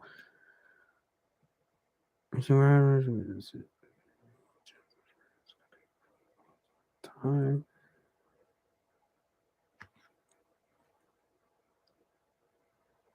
No. Oh wait, I missed what Jack. This is really reason was just dipping out of the stream when Turret I recalled 200k. Yeah, Jack, I noticed that someone else left when they did Turret too. This is my bridge. Can't teach all any tricks. Well, it's like I'd support that. I mean, I was definitely when it got really orchestrated, I was kind of tempted. I was tempted to head out, especially when I saw it was a sentiment in the chat being shared. I think it's no coincidence though, because it was like, as I said, more complex than usual. So You got the right idea, dude. Just it's like just leave the stream. I mean, if it comes down to it, I might have to just dip out while he does that nonsense. You know what I mean? So anyway, really, just leaving them out. I'm just teasing that. 'Cause I'm like, orange, you glad you aren't a second banana? It's a try tip. Ah, speaking of which, I'm so hungry. I need to eat something soon. Sure, the ENFPs type either 4 or 7. Do you agree? I'm just stopping by here for a dose of some any duality streaming over revision.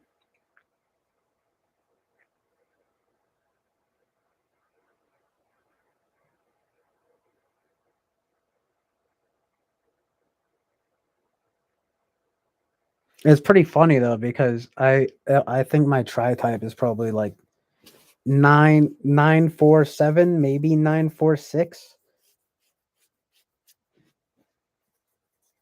But if it was a 6, it would be a 6 wing 7 probably.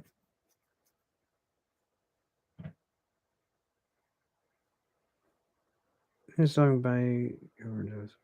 Yeah, like yeah, I don't know what that means, bro. But Period and TG says, to me, a function as an archetype since there is no overlap between MBTI and Enneagram. 4 is NI, 7 is SE, and 8 is NE. Wow, okay. It's kind of a hot take. Well, actually, seven being SE, I guess makes sense. But well, actually, I mean they all make sense, but 8 being NE is a little bit of a hot take.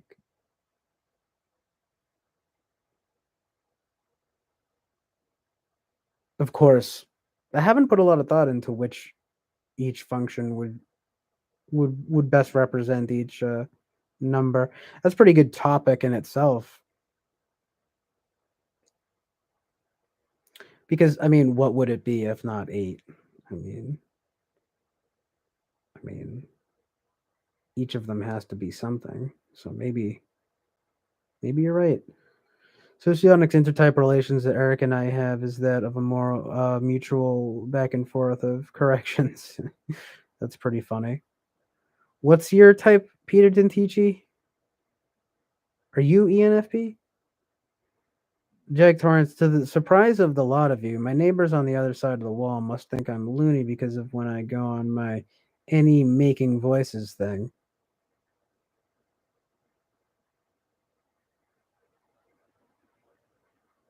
That's pretty funny. I can just imagine you doing impressions of like Donald Duck and Christopher Walken, just doing all sorts of people's voices. Nice. Let's check this out. Let's check out this vibe. Peter Dantigi coming through with the truth.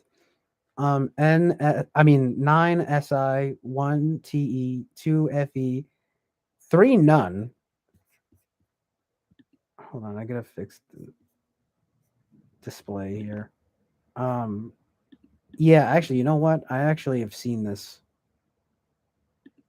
as described by in the Riso and Hudson. That's right. I know my stuff a little bit.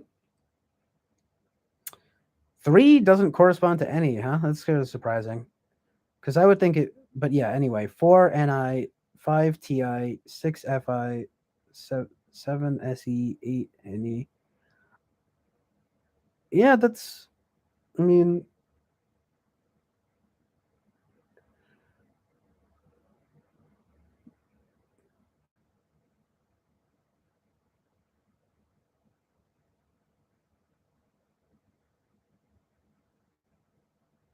very interesting. 4 is NI, huh? Yeah. That's a little different from the conception because people might be like, oh, 4 is FI, you know? You might be right though. NI, 5 is TI. Yeah, I mean, I agree with actually a lot of these. Six being FI is sort of that makes sense though. It's like all of these make sense. So that's for sure. Because if you were going to ascribe 1 to each, right? 9 is definitely SI. One is definitely one. Three could almost be TE, but I'll, for the sake of it makes sense. One is TE. Two is definitely, so one is definitely TE. Two is definitely FE. I can understand why three is none, I guess. Four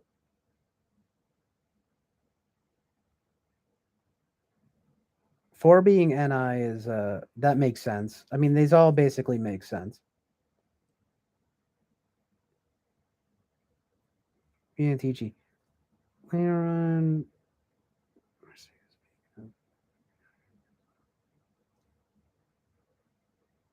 Piantici. You do what you gotta do, and I'll catch you when you're fresh. Wait, you talking to me? I have been going for a really long time, but I don't know if you mean.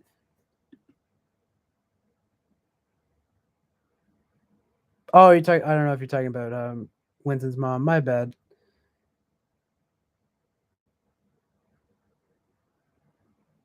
No more confidence dating. Jack Torrance was barking and shushing himself.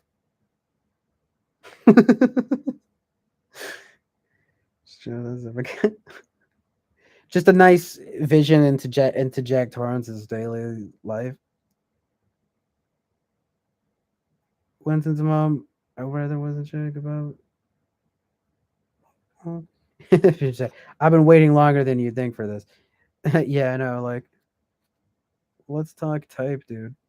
Jack Torrance, bet none of you would expect Jack to behave in such a way. Assumptions.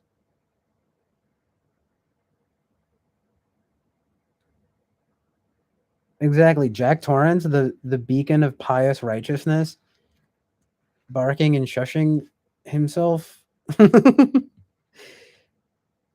Although those two things can exist at the same time, contrary to popular belief. Jack Torrance is a walking, talking example.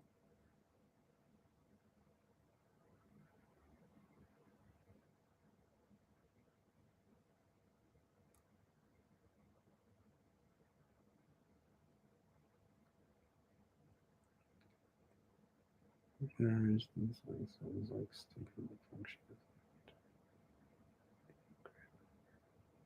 was. Generally, I have no assumptions.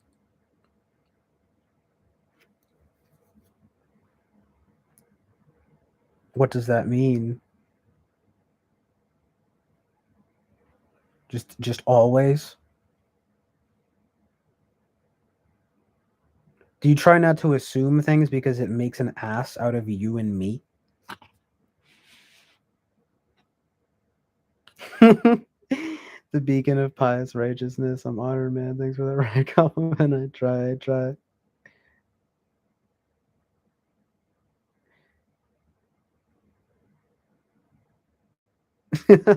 You do stand as like, I mean, your voice is important, dude, for sure.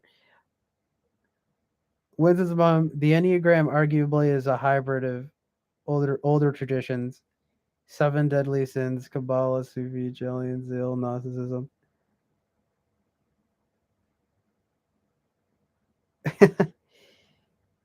Yeah, maybe you could just call you the beacon of pious righteousness from now on. Peer and DT, yep. Clouds the data intake and taints it with bias.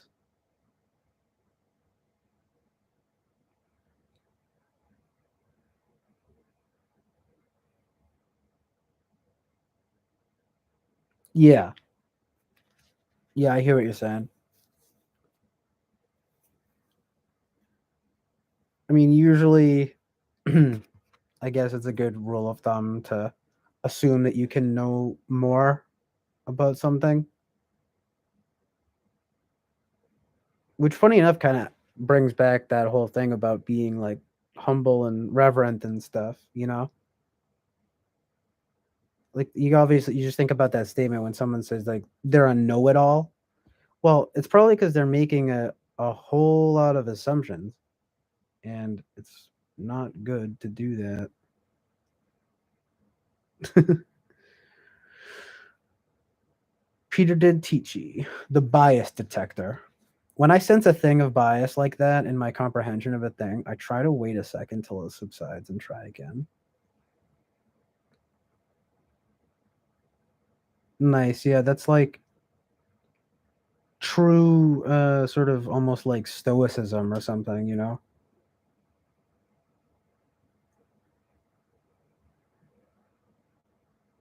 Winston's mom says that essentially nurture is Enneagram and nature is Myers-Briggs and MBTI.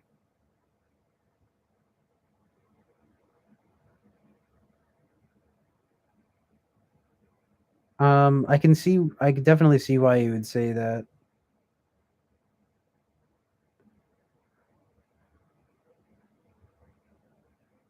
Peter Dentici says it's been a learned thing from life experience of what I connect to being a result of Aspergerness in my nature.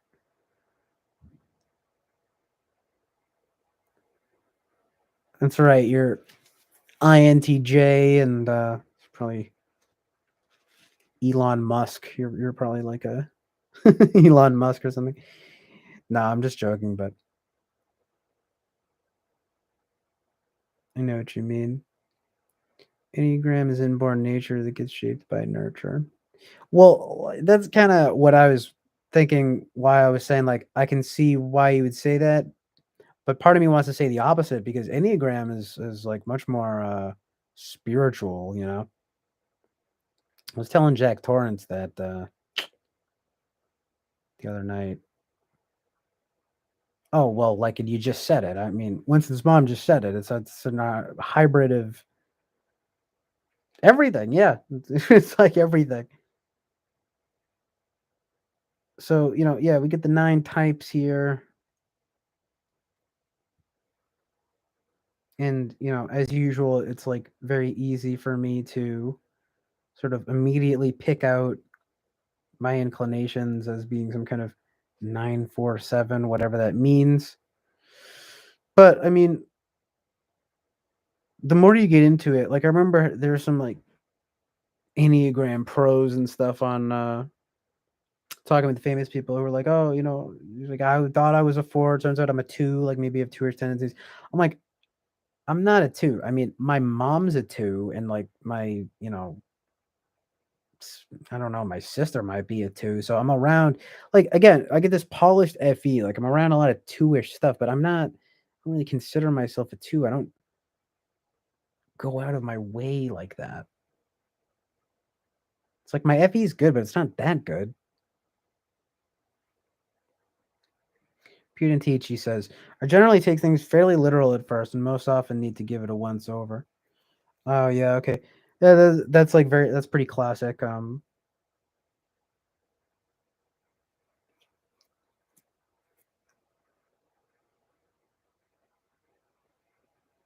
Yeah, sometimes I have tendencies to do that, but it's I mean, well, but mostly over text and things like that because you can't convey tone. Like there's so much in tone and you know, sort of delivery and stuff like so, you know, because like you can you know someone's like, you know, I don't know, be like, you know, yeah, I'm totally going to the bank this afternoon. But then you can just but then it's like, "Oh, you're being sarcastic." But you literally just said, "I'm totally going to the bank this afternoon." Hmm, those words still have the same meaning. It's all the same. Enneagram is showing signs of being a bit genetic in its origins. I'd love to see some of that. Do you get validation when people acknowledge all the help you've done for them and express appreciation, where it makes you feel seen? Uh, well, you like, yeah, but not. I'd rather someone. I mean, it's like, yeah, because I'm a human being, but it doesn't. What would be more validating to me would be like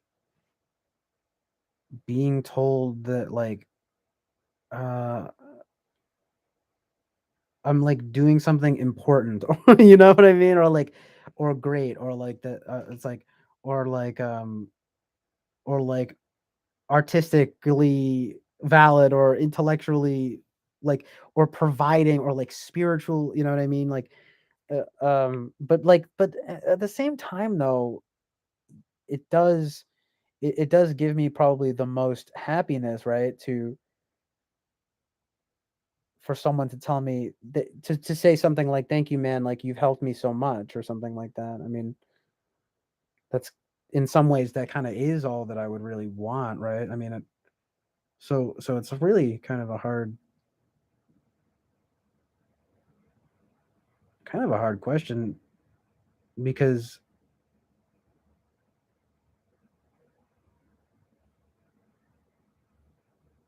is it the thing that's driving me, you know? Could it be?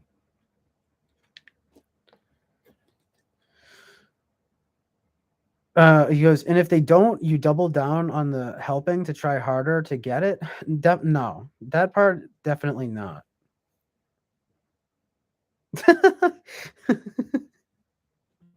That part definitely not.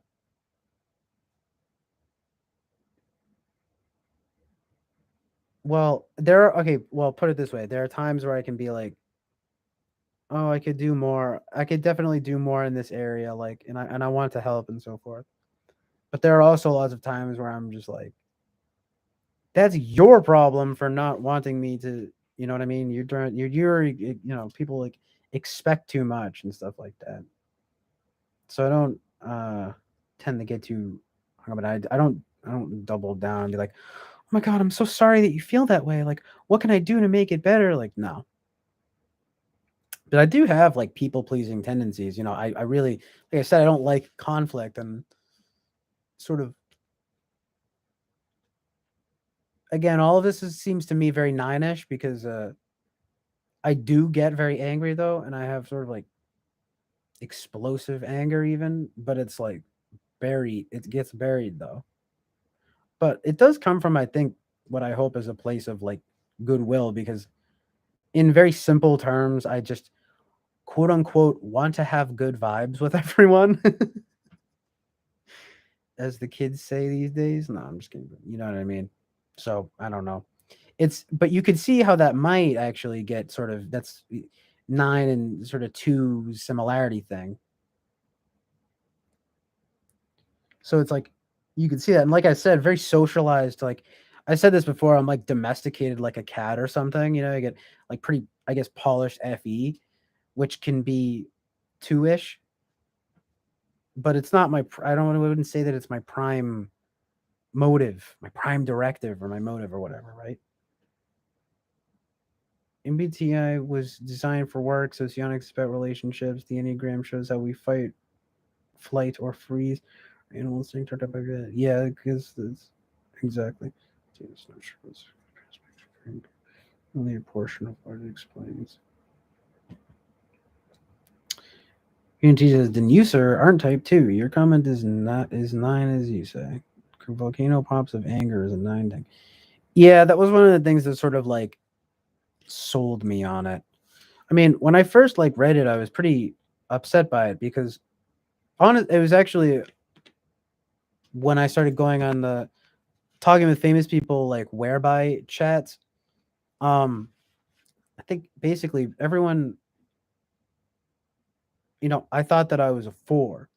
And then everyone was like, "Nah, you're a 9," And then I went and read about the 9, and I mean, I'll be honest with you, the first time I read about it, I was really, like, upset. And I was like, "Oh my god, like, people think I'm like a." I mean, what they were trying to say was that I'm not, like, Fordish enough in this kind of, like, abrasive way, and that I'm much more accommodating in a 9 like way, and that I am seeking peace, and that I do, and I'm slow to anger, but then when it happens, it's, like, really bad and stuff like that. So, like, that, those were all the things that were true to me. But the thing that upset me, of course, was this idea. I'm like, oh my god, I'm like a hollow shell of a person. I'm like a people pleaser. I'm like a dead inside or something. You know, like a zombie. It literally conjured images of that kind of thing. You know. Whereas, you know, I'm thinking to myself, I'm like, oh, I'm a four. You know, I'm like an expressive artist, and I care a lot about the deep things in life. You know what I mean? And I'm like, then I'm reading about the nine, and it's like they're just like chill and easygoing and whatever. And I'm like, and I'm like, uh, sort of liking that on face value, but then you start reading more about it, and then it's how they become, catatonic when they're frozen and their identity and this weird stuff with it merging, where they merge identities with people. And I'm like, oh my God, like they're like a sponge of, just like a sponge person. But there's honest truth in it. And I think maybe I think it just shook me a little bit to read it.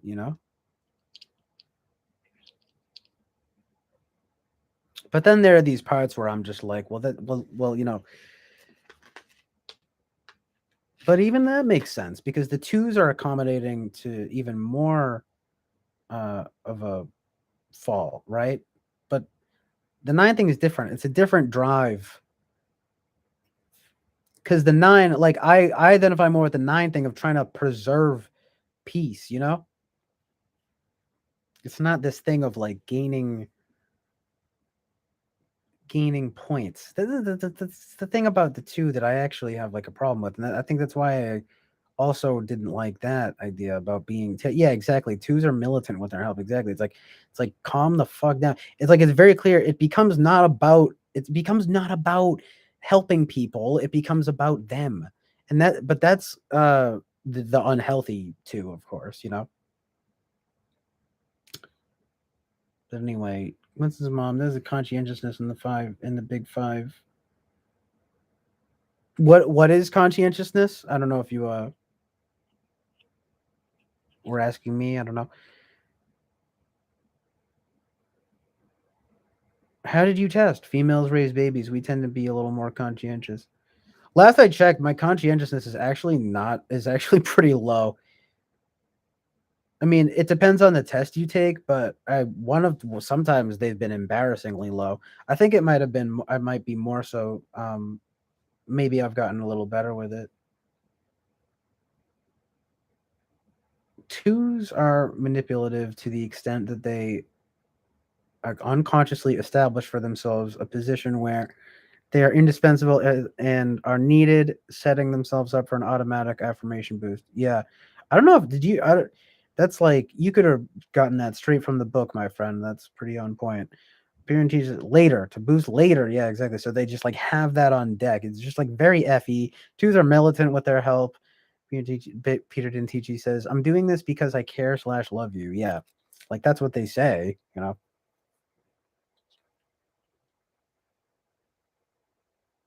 Um I mean, twos can be. I think that's the thing, dude. I think at their best, they can be a saint, but then at their worst, they become a martyr, but in the bad way, though. You know, not even the necessarily, but the victim. Because like martyr, that's a different thing, right? It's like you're fighting for a cause, but a victim is more like that's just you're just you see that a lot too with like twos. It's like, oh my god, I guess nobody wants me. Oh, and it's literally this like unhealthy. It's like this four. I think uh don't they disintegrate to four and then they integrate to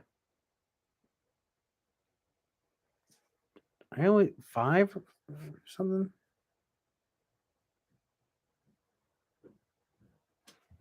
I wonder where that comes from. Like the integration aspect because I thought that it was that they integrated to eight, but they don't. I think they integrate to five or something.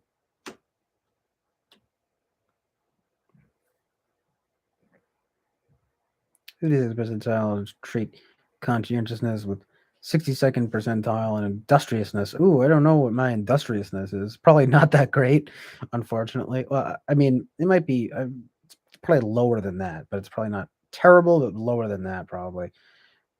51st percentile in orderliness. Again, that's like a different metric. Probably be lower than that. Actually, no, I might actually be because I'm definitely fairly orderly. Integration and disintegration was a thing, but it's now corrected to say that it goes both ways, good and bad. Oh, okay, interesting. That kind of changes up my interpretation of it. I think I have seen that sentiment though, right? It's like you can go either way. So why would it not be? Yeah, the stress thing. You don't go one way under stress and another one doing well. I see. So you can be the negatives or the positives of either. Is that fair to say? Oh, man, stretch.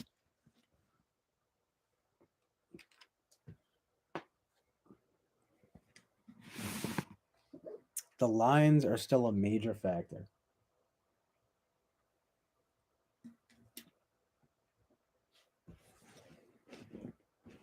So it's more like they're connected.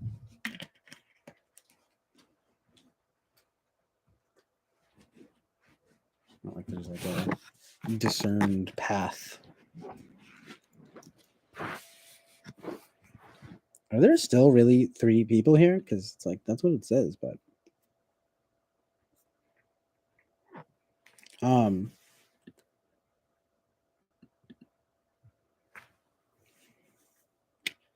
yeah, that I need to learn a little more about. Like the real deal stuff behind it. Like the paths of the type 5 could easily go in the direction of an average / unhealthy aspect of an 8 or a 7.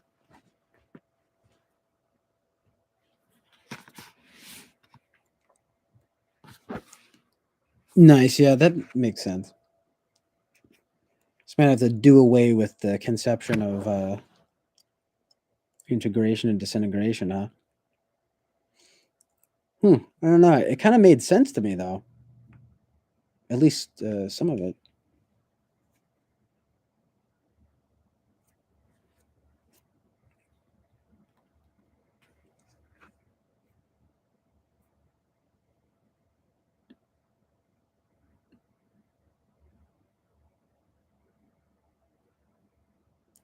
Yeah. Oh, I can finally get the music on. Ready to pair. Go The to the loud ass Bluetooth speaker settings on your here. mobile device. I have been going Choose Amazon streaming for a Tap pretty long time, though. dash 1 R N. Spam. I'm gonna remove this.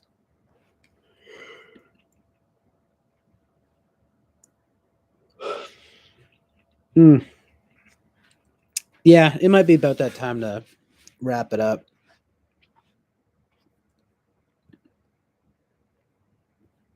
I'm trying to think of just kind of like anything else interesting to touch on.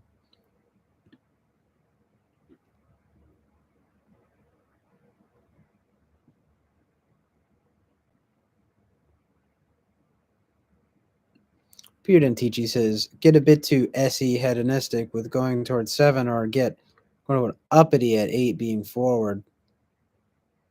88 keys and counting.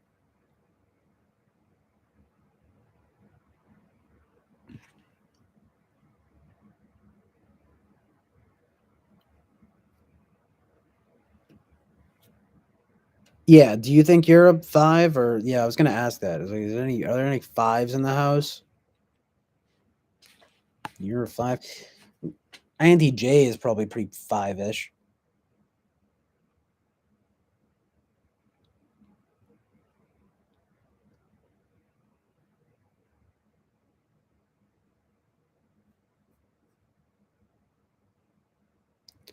513 SPSX.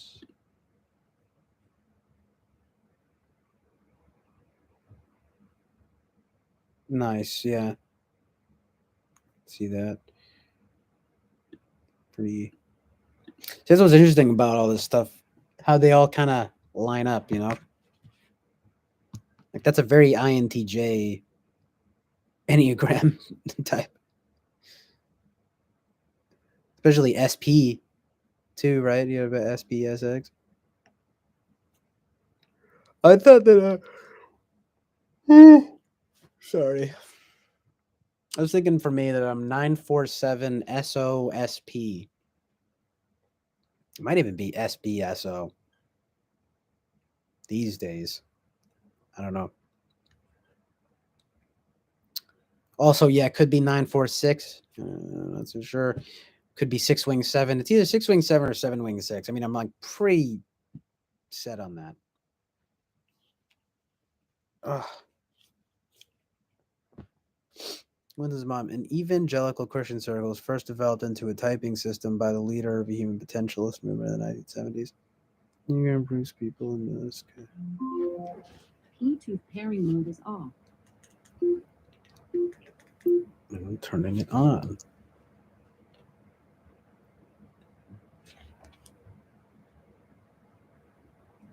Yeah, the virtue and vice thing is very interesting.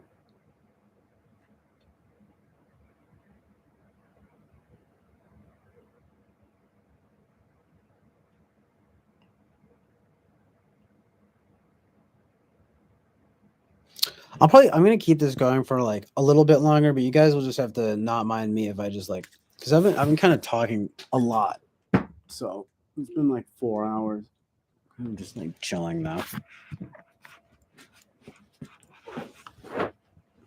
Mostly that stuff about the tarot and everything. It's like, my goodness.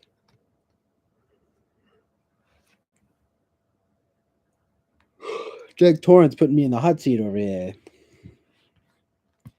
But it's cool. I don't mind it. I mean, it's all I'm trying to learn my own sort of like it helps me to learn, you know.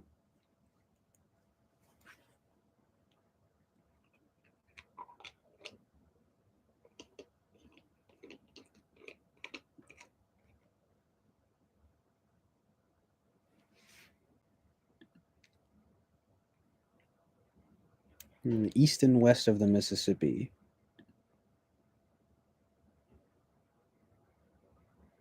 Yeah, I know there's like a Naranjo. There's like different iterations of it. Very interesting. Like Socionics is pretty amazing. Cheers, Colin. This was fun and thanks everyone. Beard DJ. I'll shoot you an email when I get up a little later. Thank you very much, Winston's mom. Yeah, I'm probably gonna head out soon too, so it's good timing. Thank you very much for being here. I really appreciate it. Make it we can have a real lively stream, you know. Otherwise, I'm just here talking to myself. And that's really not anywhere near as fun. um, yeah, I think I'm definitely trying to make this more of a regular thing, but I'm trying to change it up too. I mean, like I said, we started talking about you know like all these big lofty things, and it's like I'm trying to talk about all sorts of things, you know.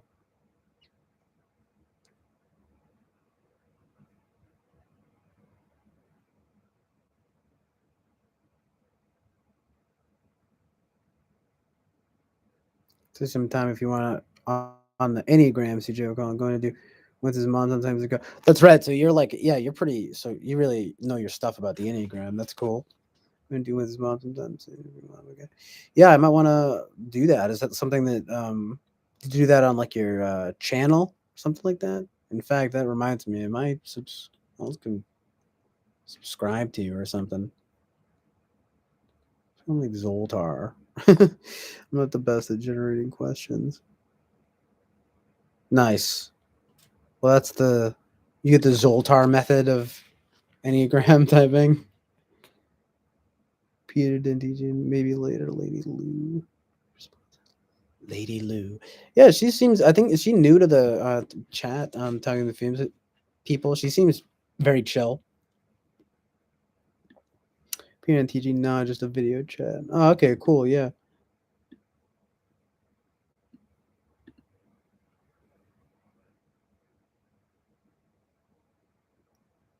Do you charge money? That is.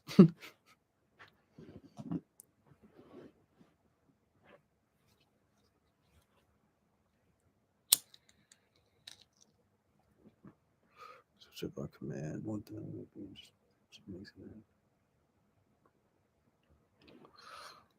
Oh, nice.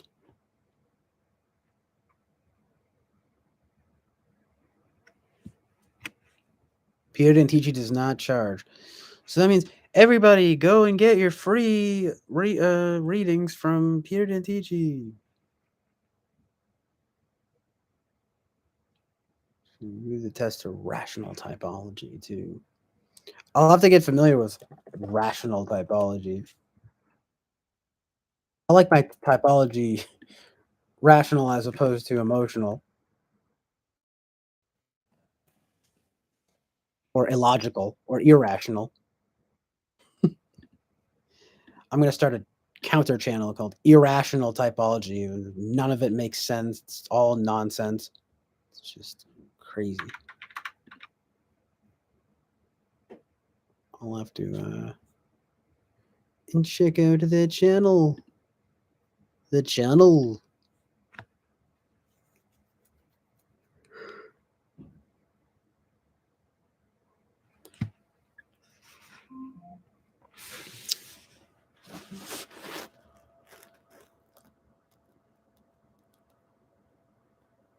We be going all night, rocking out on the stream. It's the live stream. Is freaking is Jack Torrance still here? You still here, dog?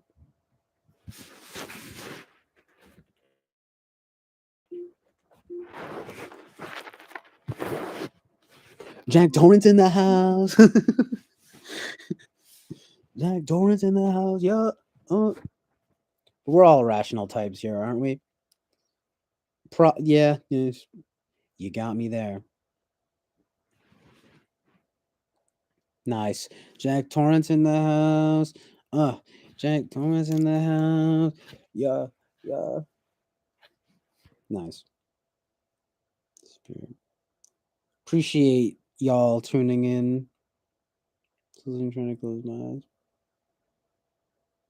Nice. Close away, man. I'll do ASMR guided guided meditation. You're in the woods and it's cozy. Your favorite spot is there. There's a tree house. It's a little tree house. With all your childhood favorite books and trinkets.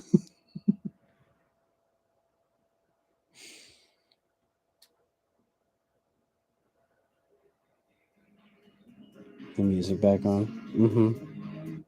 It's got to be a vibe. The vibe is very important. Make 10 more wherebys and do a 4-way.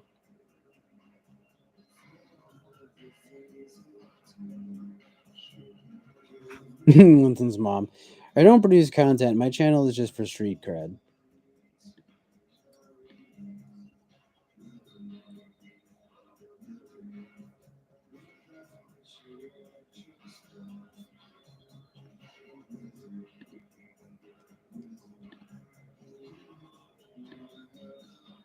You should. No, I don't know. You have some videos up, don't you? I'm looking.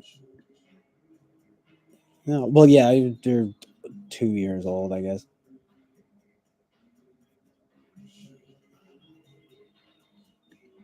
Have you ever been interested in producing content or the idea of it? Have you ever wanted to do that?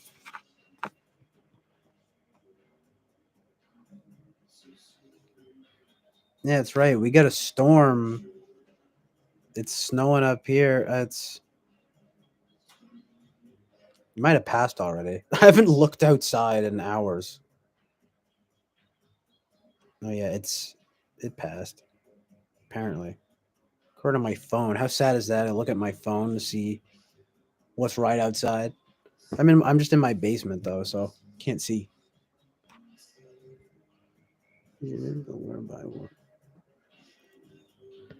Yeah, we'll have to get on whereby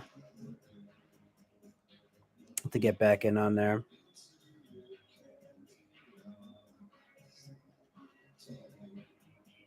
I mean, obviously for one, it's a lot more conducive to the to a dialogue. That's what's fun about this though, is like I can just monologue on here and then host and then just like have the chat going and it's fantastic.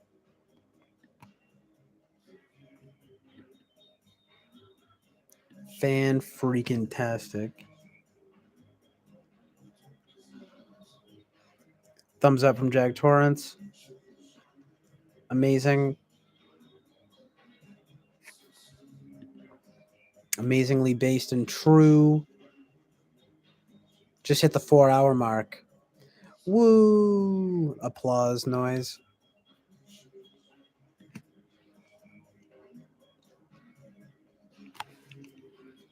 Um, let's see. Is there anything else on the mind?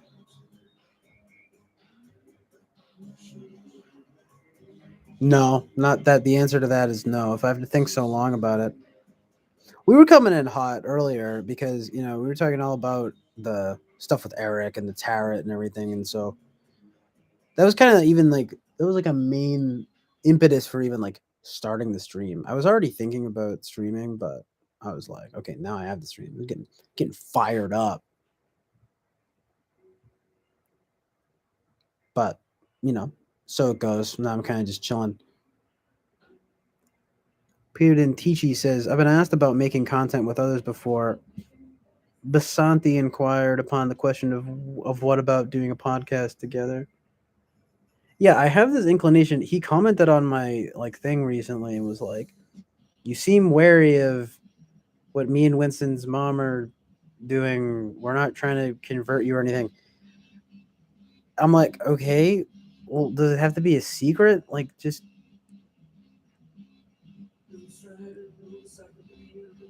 you know, get a Jack Torrance is like, don't let them lure you into the, become a, it's like it's a leftist astrology club."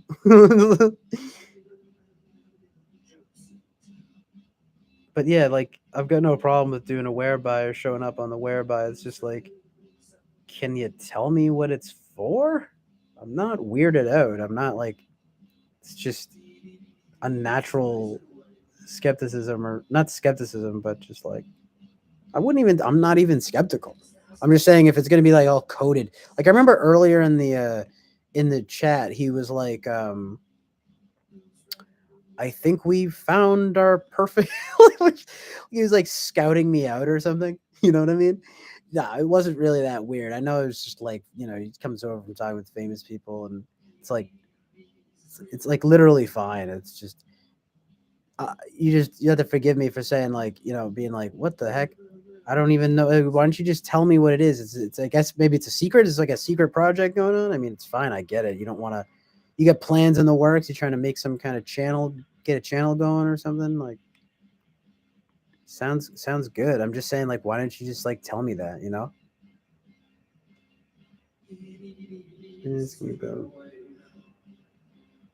about making things. Some rejection sensitivity would hear to that text. What a rejection sensitivity? There.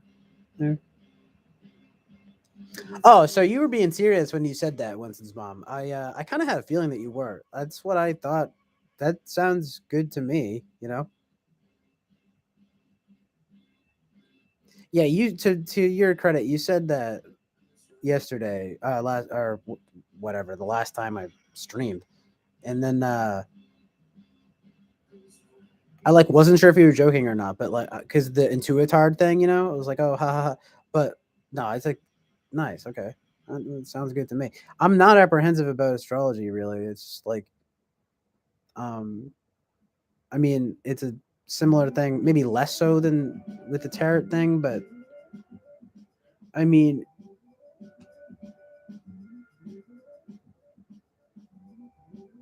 it's like a lesser. I'm not super. Not that wasn't really my main gripe. I mean, like I said, it's funny to say, oh, it's like a leftist astrology club, but it was more just like wanting to know the context. It wasn't really that skeptical, you know. But yeah, I guess it kind of is. Can you give me a TE reason why I should, you know? Um, the first thing that came to mind, I wasn't sure. Like honestly, it was making me think of like voltology. You guys know voltology, where people like they'll like you do an interview with someone, and it's like base it on your face and all the sorts of stuff, like database and stuff like that. And I'm just like, what's the what's the catch, you know? Wenton's mom, I would to organize, create an intuitard network, but not be on camera using our intuitards. But I'm TEing the details of the plans to determine the efficiency of the ideation and potentiality. So yeah, yeah. So it sounds good. Man, all that breakfast sounds so good. Finished product, maintain pace, quality. Yeah, voltology. Yeah, that's one of the more interesting esoteric aspects of typology for sure. Oh yeah, you're actually looking into it. Uh, like you've been looking into it lately. Yeah, it's interesting. I never got too deep into it, but I'm like definitely aware of it. You know, any serious type, you know, anyone, any serious type veteran knows about voltology. No, it's kind of it's that's deep. Like that's deep. That's a deep cut.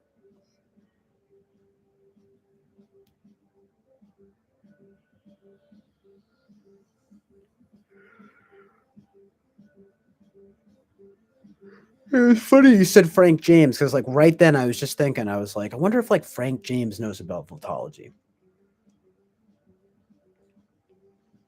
I remember when Frank James was just uploading videos where he sat on the floor by his bed and chatted about MBTI. We gotta start somewhere. That's very cool. He you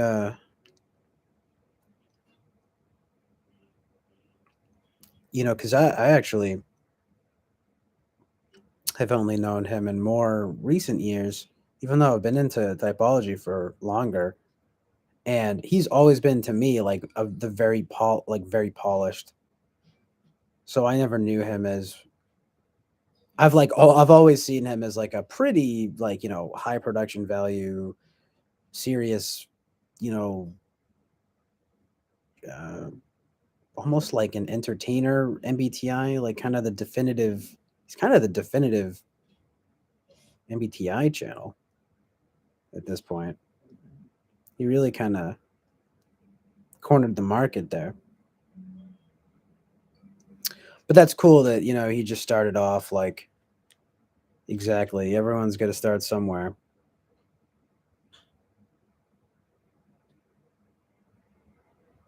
He definitely nailed it with doing that kind of like impressions thing, like having like doing impressions of each type. Because like that's the kind of stuff that people want to see. Like that's the kind of stuff that I can binge watch. Just because it's so darn entertaining. He'll get like green screen stuff, and sometimes he really makes me laugh. It'll be like, you know, like funny stuff in there,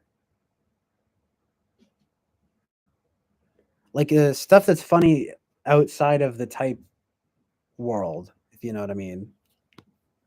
Yeah, it's so it's got a lot of potential there. Dude could be like a comedian. He could be an actor. He could like do whatever. Pop MBTI, exactly. Bogdan did it first. Yeah, only real heads know about Bogdan. He did do it first. You're right. No way. He actually really did it first, though. Bogdan Yakubets. I don't know how to pronounce his name. I'm sorry. Did he really do it before Frank James? With his mom, I play with symbology. The IFFJs will play bingo.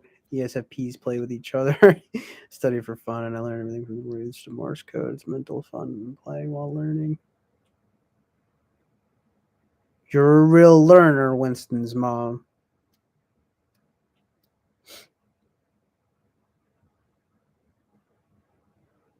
I saw that he did it of he just did another video.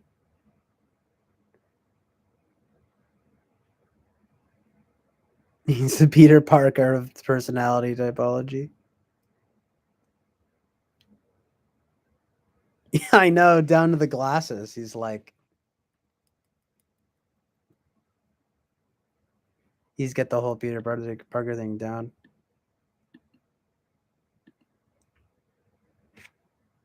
Um, yeah, he's great. What did he first? Yeah, it was too close to say who was first, but Frank took longer to get his bearings. Interesting.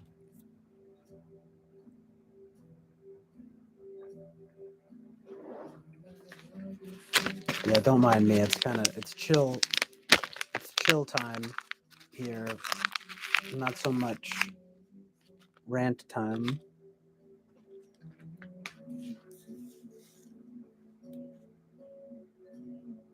The chill island oasis of truth and reality, where we congregate for truth. I might have to start rap freestyling, start rapping.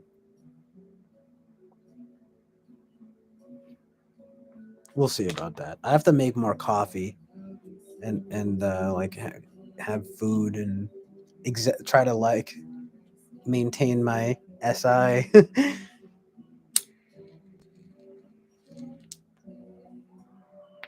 Too close to. Yeah, I already read that. But die.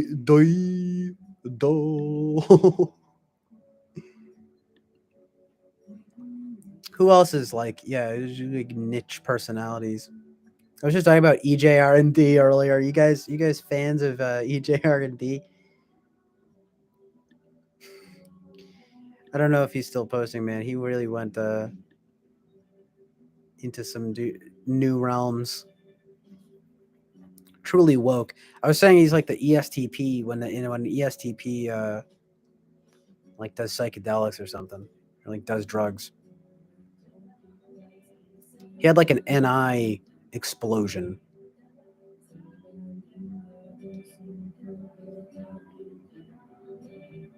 I don't have Peter and TG says I don't have any intuitive flags go off when thinking on the thought that you're ENFP based on flow of conversation. Thinking on the thought that you're intuitive flags go off.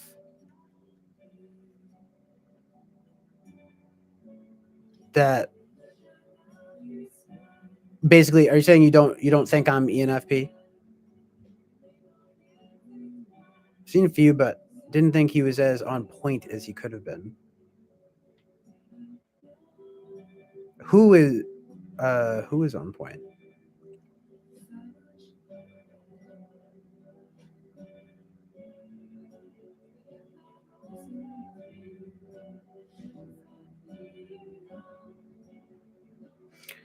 I mean, he was Bogdan.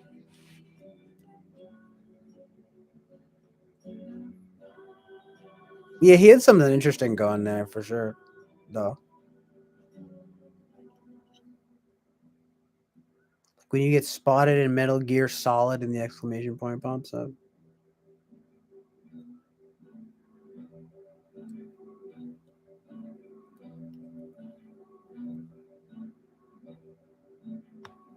TJ.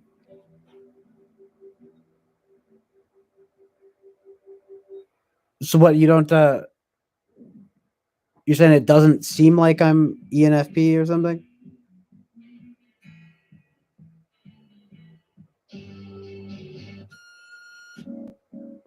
These days I've been thinking more like INFP or something, but like I said, I have a strange relationship with the functions, I guess.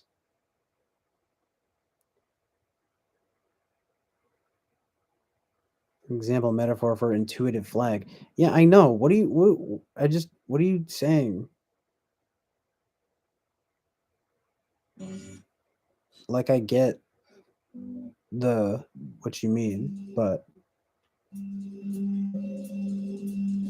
need this beat right now. Like, that's good because I I'm playing it cool, but the fact of the matter is that like even if like well, I put it this way, if I have like a conception about myself, right? And if people are telling me like, no, you don't act like that at all, then it does kind of it's kind of freaky, right? If you but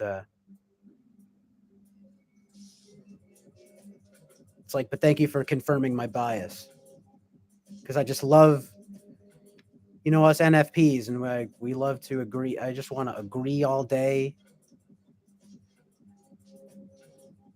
I read something about the ENFP once that said something like, agreeing. It's like it's very important to them about agreeing. It's not exactly framed as a positive thing though.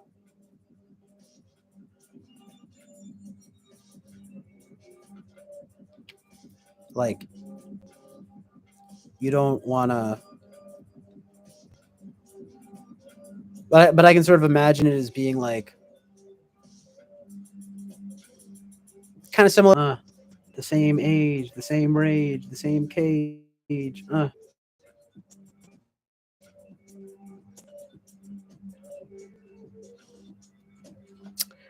Dude, it could be INFP too. Yeah, yeah, exactly. Thank you. My type is up for debate and on the table for the entirety of the rest of my existence. have you uh have you have you sought out professional help? I'm just kidding, but have you ever had Eric type you, or have you ever had like what does Eric think you are, or you know what is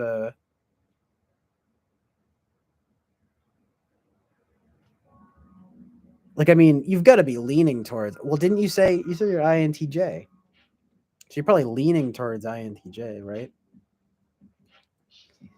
ENFPs run back to the tribe and ask them how such what they think about something in order to seek consensus on a matter when they're not sure.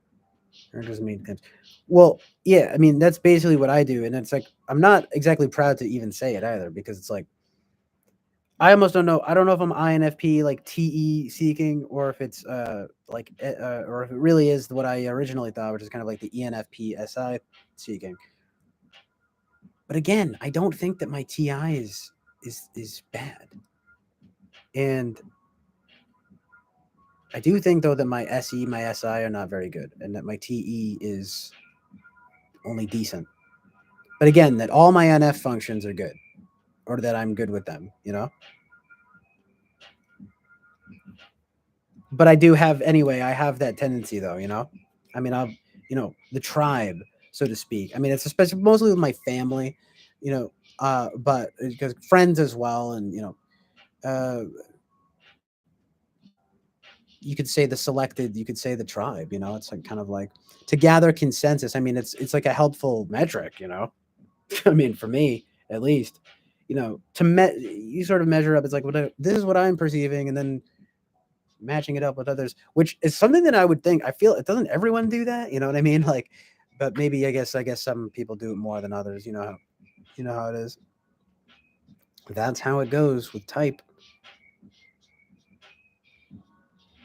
Eric doesn't make any claims. I haven't had any paid typing. Yeah, rational to get. Yeah, I wouldn't pay for it. It's like, and like, no offense to Eric. I mean, go pay for if you're gonna do that. I guess go pay Eric for it. But personally, no, I wouldn't. You don't need to do that. But if you really can't figure it out, though, maybe.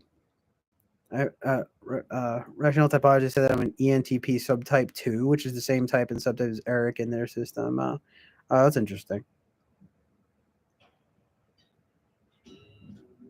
So he just hasn't said. He literally hasn't even given you like a an inkling of it, because like I'm not sure. I'm not. He tends to be pretty good. Could he? Can he not even decide? Maybe that's the thing.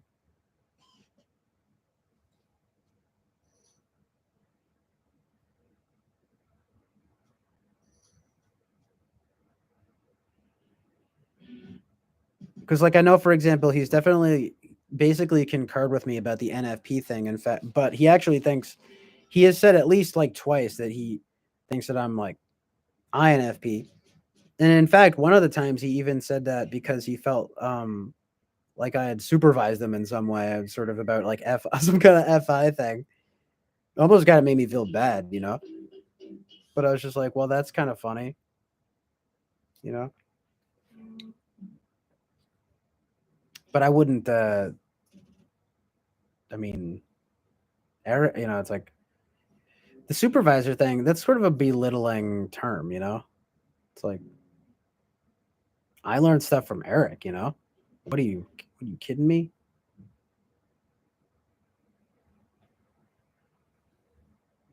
Well, you know what I mean. The supervisor thing. It's this idea of like, oh, you can't have the, you know, the supervisors bearing down on you or whatever. I'm not really sure. I mean, I have been told, I guess, that like I'm more coherent in some ways than a lot of ENFPs, which might point to the INFP. You know, I said that was funny though. I'm like, really? If it was like supervised? Because I think I literally said, I go tisk tisk to him about something. You know, you know, kind of like a half joke. You know, because it was just about something stupid, you know. It's just like a whatever, you know. Eric, he's just like ignoring Fi or whatever. He says something probably kind of mean or something, and I just go tisk tisk, and then he was like, "Ah," he's like, "Now I feel bad." I'm like, supervised. He was like, "You might be I." He literally said verbatim. He goes, You might be INFP, dude." He's like, I felt pretty supervised by that, just that one comment right there." And I was like, "Oh my god, that's so funny," you know. But anyway, you know, it's things like that that he'll just like say. So I'm kind of like surprised. Like I'm sure that you would think he might give you some you know, idea of what he thinks your type is.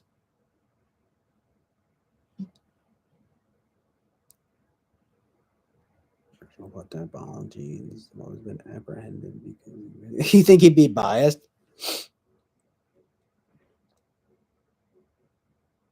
I guess I'm curious as to how you think he would be biased. I mean, obviously he has his biases, I guess, but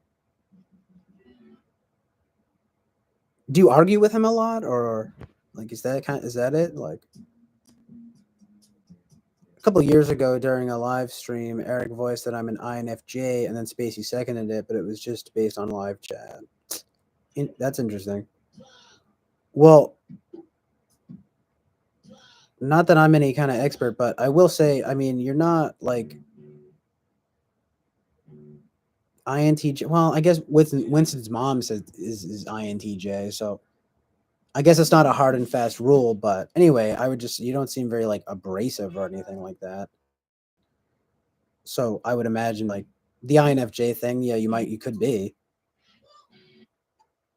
I mean, do you feel like you use TE uh, a lot? You know, because like that would be the big thing. You know,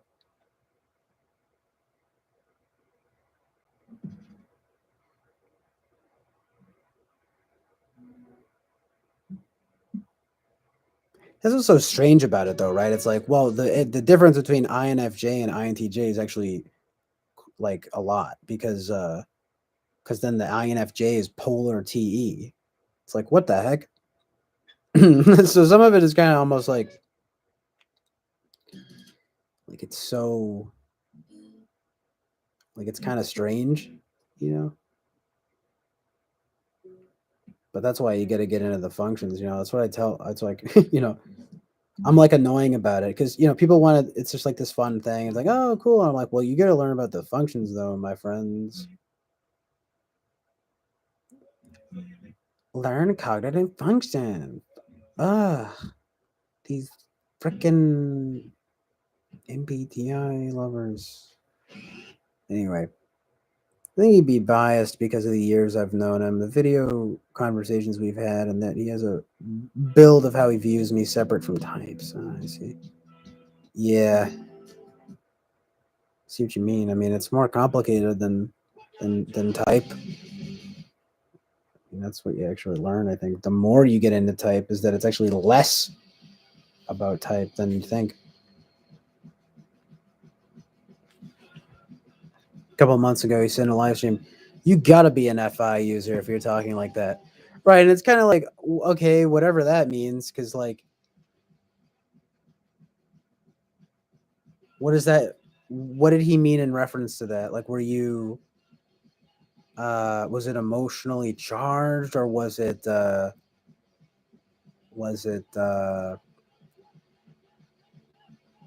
see, because you say that, oh, you're being illogical, you know? It's just, yeah, that's Eric's bias on the TI stuff. It's just like all TI all the time. I agreed with the statement.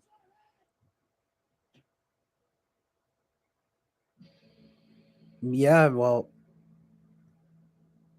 especially if you're an INFJ in that sense, that they're very the heck, I just played this song. Mm, nice juxtaposition here of the music.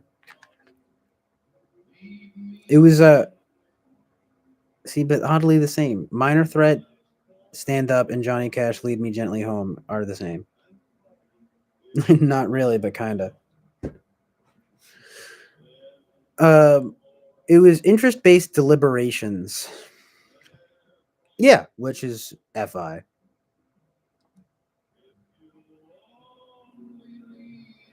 The INFJs like to go outside and take long walks to reflect on their feelings. The INTJs peek out the window to see if anyone's outside. If we have to go outside, shudder a lot. Ferratu gets worse on the I know, right, man? I'm getting no. I got to get my vitamin D up.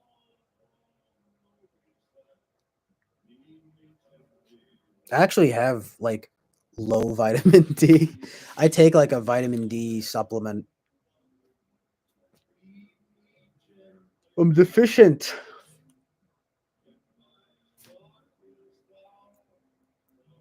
Feeling like Nosferatu.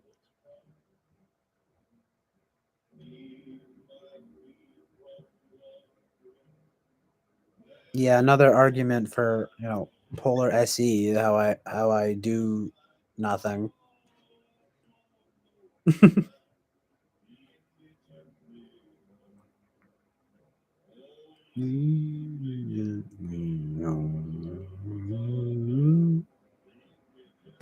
Vitamin D is building block material for your immune system. Yeah.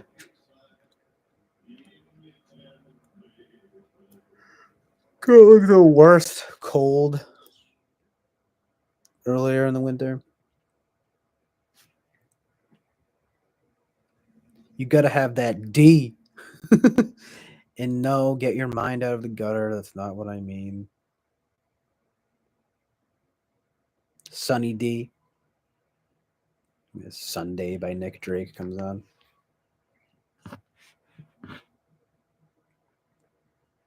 Polar SE manifests itself in sabotaging self and others by not doing SE. Well, that would seem to be that's what everyone tells me.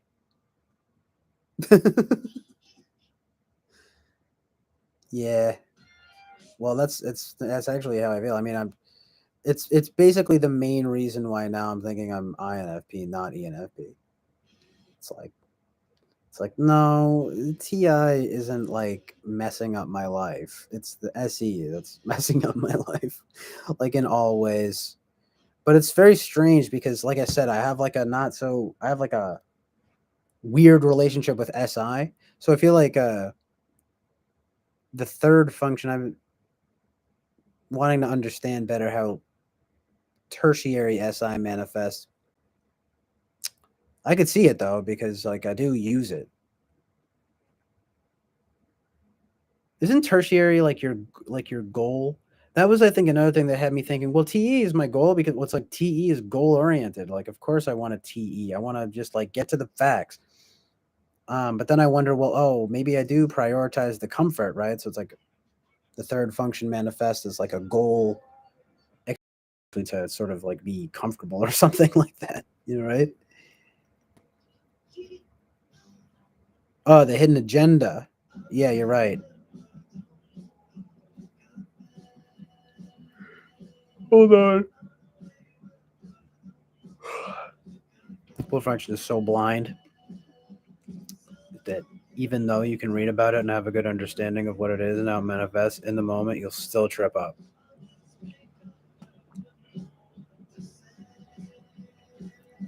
Yeah.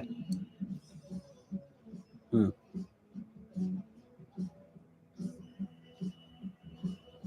Guess maybe I could still see it being SE.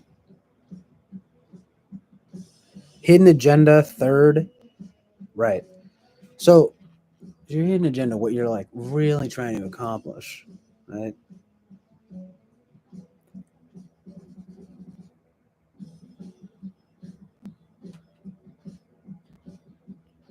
I really am torn, like, because, but it does add up in an SI kind of way. I just get a lot more fervent in my TE about like certain things. It's usually it's like things that I'm like feel pretty like confident in.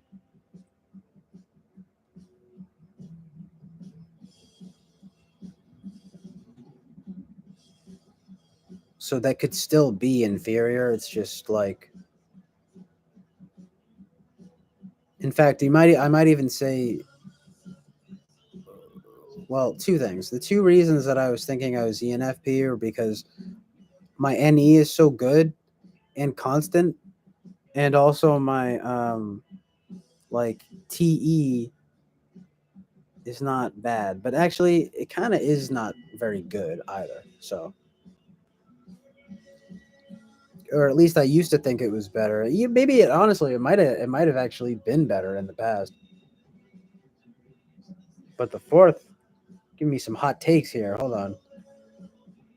The third is the start of cognition. Yeah, yeah. Oh man, I don't know. So it might be SI. It might for me. And MBTI car model tertiary. That's what I thought. It's like childlike. It's like a childlike function. MBTI card inner child with a 10-year-old maturity, the pure. Fourth is more capable than the third, though. Yeah, that's like a hot take, right? I mean, personality hacking. Fourth is more capable than the third. What the heck? Um, what would that mean for me then? Like, fourth is more capable than the third. Well, then maybe I am INFP, right?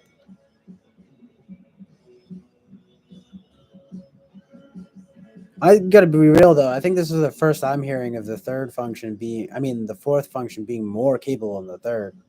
But you said personality hacking, isn't that like a channel? So it's like that the idea of someone.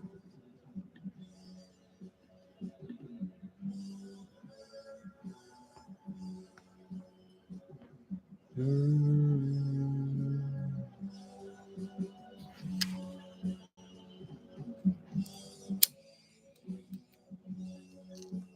it's more able to rise to the challenge of pressure to use the function. Huh.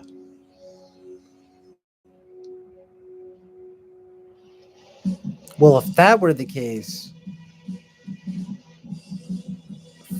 I would have to think about that a little bit. Beard NTG says, I'm a lot more likely to SE dance when a gun is shot at my feet than FI care about being shot at. Well, I would think that might just be common sense. I mean, someone's shooting a gun at me. I'm not thinking, I'm so offended that you would shoot that gun at me. I mean, I guess that would kind of be an NFP thing to do, though, right? I mean, How dare you? But I'm not about to get all huffy about it. You know what I mean? I'm about to run, dude. I'm about to get the fuck out of here. About to fucking dip out. Is that ENFP SE? I don't know. Maybe 1 and 4 are on an axis. Yes, that's right. It comes into the actual placement axis.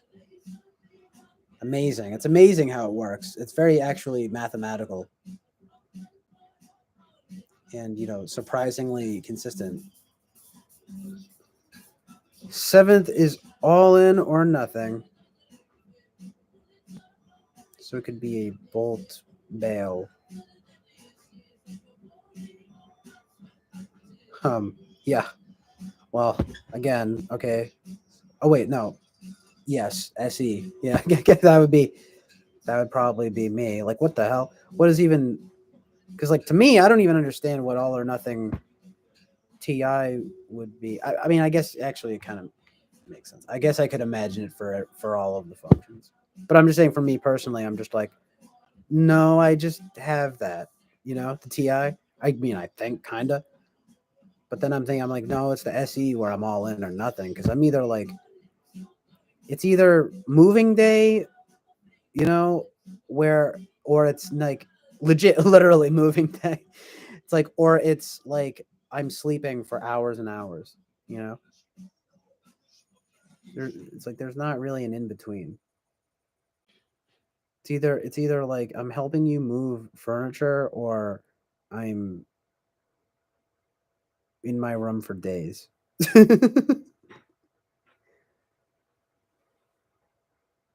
It's stubbornness mostly with TI 7th. Huh. Well, I mean, I have personally had my moments where maybe I was unwilling to bend to what seemed to be the TI truth of the matter, as a but it kind of felt like, never would it escape my view in the way that so many ENFPs seem to act, or at least how it's characterized.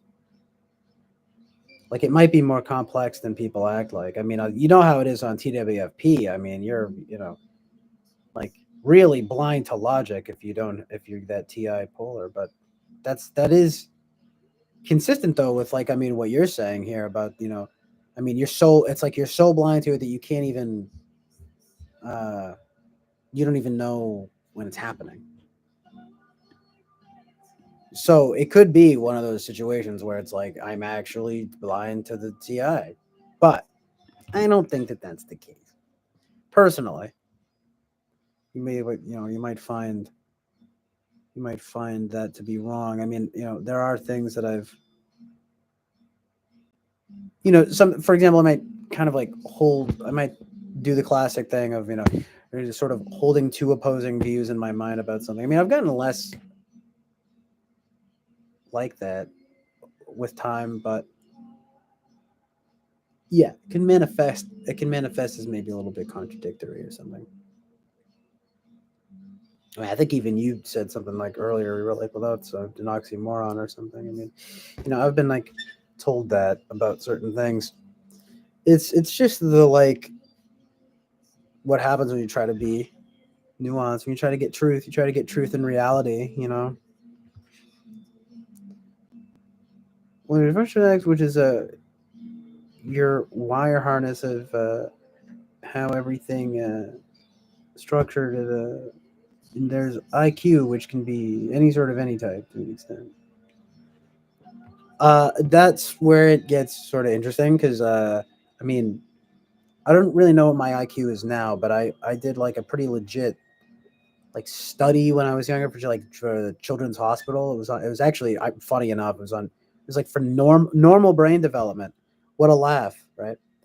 This abnormal brain over here.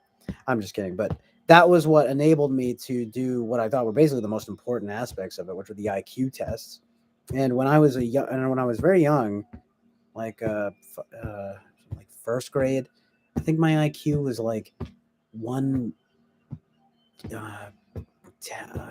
was like 120, and then when I was in third grade, it was 135 or something. But that was when I was really young, and so some people say, well, your IQ actually decreases over time, and so if I had to guess, I would say I would give a conservative, modest 120. I would say is like where I'm at or something like that. That would be my guess. But who knows? I could surprise myself. I could wind up having a freaking. I could be fucking Stephen Hawking, dude. I'm just kidding. That's not. That ain't me. Nah, B. That ain't me.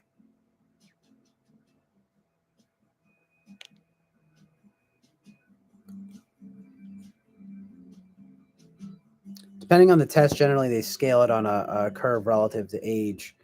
Well, one thing that I know is that I have like a pretty high verbal IQ, so there's that verbal intelligence.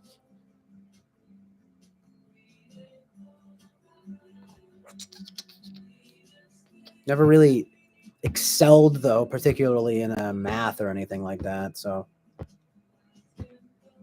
there's that.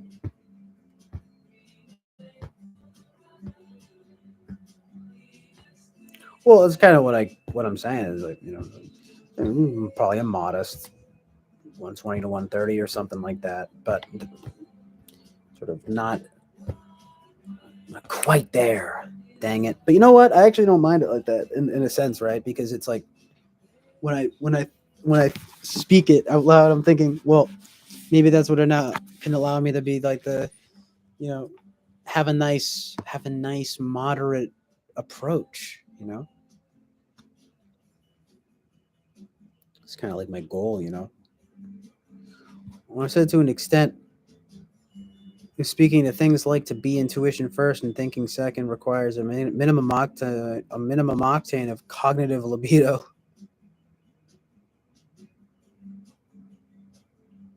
Yeah, I mean, I don't even understand what having TI, what that mean, what that means, what you know.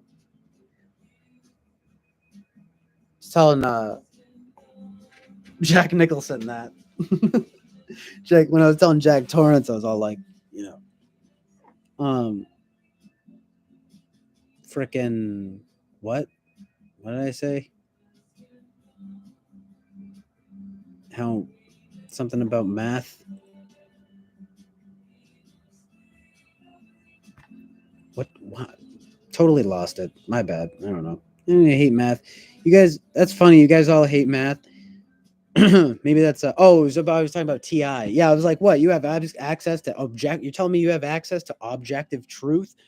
What do you think? You're God? TI people.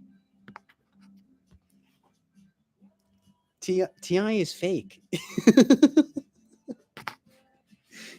No one. The answer, the actual truth, the truth is that no one has TI. It's the only fake function. TI is rigid rule following. Yeah. Well. I mean, that's what I thought until I started really going on TWFP, and they're like, no, it's conditional logic, and it's like basically objective truth, right? I'm like, oh shit, oh shit, telling me I'm dumb? Are you talking to me? You telling me I'm stupid? How dare you?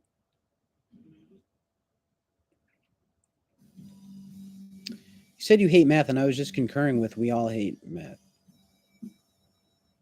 You mean like everyone hates math? No, I don't know. I because like I don't know about that. I think some people take a really love math. I don't know. It's probably kind of rare though.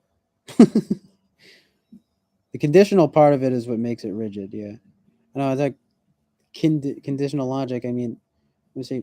If A plus B plus C or that whole thing, I didn't think I had a hard time like understanding that. Like how FI says you need to address my feelings because they're valid and they exist. So Ti says you need to address my logic because it is valid and it exists. I mean, that's the whole thing. I mean, I remember right out the gate I was saying stuff like that going into the chat, and you get a guy INTP over here, this chick that would go on there and she'd be like, personal logic? And I was like, I already know where you're going with this. Because you think you God too. I'm just kidding, but you know how it is. It's like, oh goodness gracious. Can't even say that it's well, did the Lee Joe, the MBTI, when like she said that and people were all like, of course Eric, right, is all like, fuck you. like, you guys really think you own objective logic? It's crazy. Ti says these are the terms and these are how the terms are defined. You must use these words in these terms.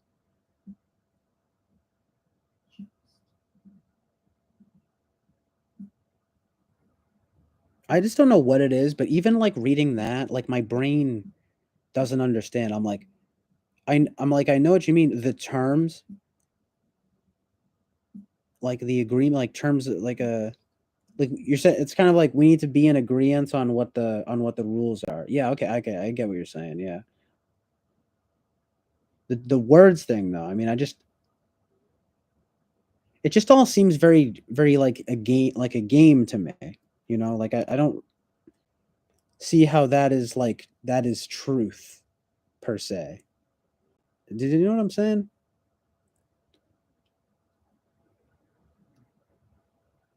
I mean, I do get it. It's like an adherence to logical rules, systems. But that's what I always thought. I always thought that when I first learned about it. It was like TI is systemic and it's how things function. Um but then you get these TI people and they're like, well, that means that I've got access to objective logic. I mean, they're not saying it outright, but it's like implicit. It's like, no, TIFE is rational, not FITE.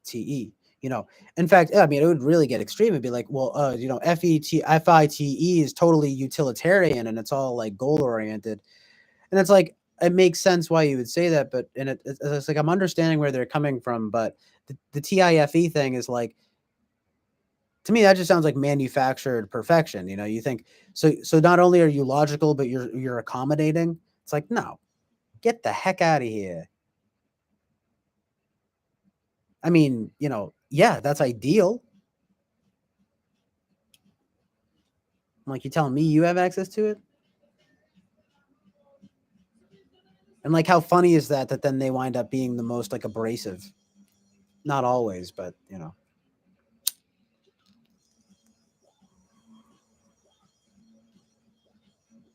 I mean, like, I love Eric, but like, look at how seemingly fi he gets when he gets riled up, like in an argument. I mean, he freaking, and then he wants to be like, what? Say it's not real, or like that he's just playing or acting. I mean, what's the mentality there, huh? You And then he'd probably say something like, I'm not trying to talk bad about him. But then he'd probably say something like, it just infuriates me when people are wrong. It's like when people insist on their wrongness. And I'm like, it's like, okay, so you're telling me that you're angered by it or that you're being made emotional by this. Like those are emotions, buddy. That's what that is. It's not just him though. It's really it's an epidemic. It's basically all these TI users, and it's like I think they think they're more often, okay, not always, but often. It seems to me that they think that they are more detached from their emotions than they actually are. That's just my that's my inkling. That's my sort of probably FI biased, whatever kind of like inkling that I get. I mean, I'm not trying to like project FI onto anyone, but I mean, it's very clear when it's like when someone's getting riled up and getting angry about some nonsense. I'm like, what is this FI? I thought you were completely objective, logical, detached, computer person. I thought, what is that? Where's this coming from? Oh, you're telling me you have feelings. Oh, yeah. Well, you didn't have to even tell me because it's obvious. It's written all over your face. We've all got feelings. But it's like, what is this? A children's book? I have to explain this to you? Give me a break. You know what I mean? So that's where I just kind of don't.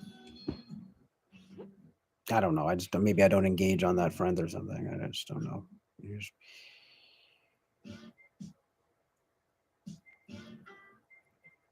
Jack Torrance would say, I gotta fucking call him out or something. You know what I mean? It's like I'm not. It's like he's got a lot to teach. I'm not discounting his wisdom. I'm just saying, and it's a sentiment that's I think pretty well agreed upon that, you know, when he gets riled up, it's seems like there's more of an FI flaring up kind of situation going on. But of course, it might be polar FI. I don't know.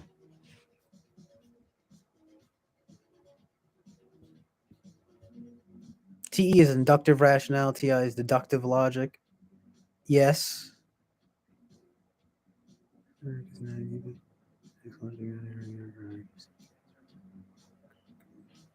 Yeah, well, that's for sure. I mean, INTPs are like your true blue rationalists. TE is inductive rationale, though. TI is deductive logic. I've also seen that. I mean, it makes sense because, like Eric would say too, TI is parsing, right? It's kind of like so. If either, I mean, it's very clear that I mean, I guess you could say, okay, TE is not as like discriminatory in that regard, or something like that. Sorry, not you know what I mean. It's not as discriminating in that regard. Like TI is the one that's really weeding out the. I guess you could say the BS, but see the thing that like as they say, you can't argue with the results. So it's like when TE, to me, the result oriented nature of TE is like, I mean, it's something that I think that I both consciously use and value because I'm not so much interested in like how it works. I mean, I guess I am if I care about it, right? But that's FI for you, I suppose. I care about how it works, but it's kind of like who cares about how it works? Like, why don't you just care about what it does? What the result is? Like, I don't really understand that. And even though they lead with that TI, the INTJ is a lot more concerned about being wrong. And INTP is more okay with being wrong on occasion as they make claims that are lucid, and INTJ's nuance. Yeah, it's interesting. I love how INTJs have FI. It's cool. Just as Darn might possibly represent the normal extroverted thinking type, we might point to Kant as a counterexample to normal introvert. Yeah, probably.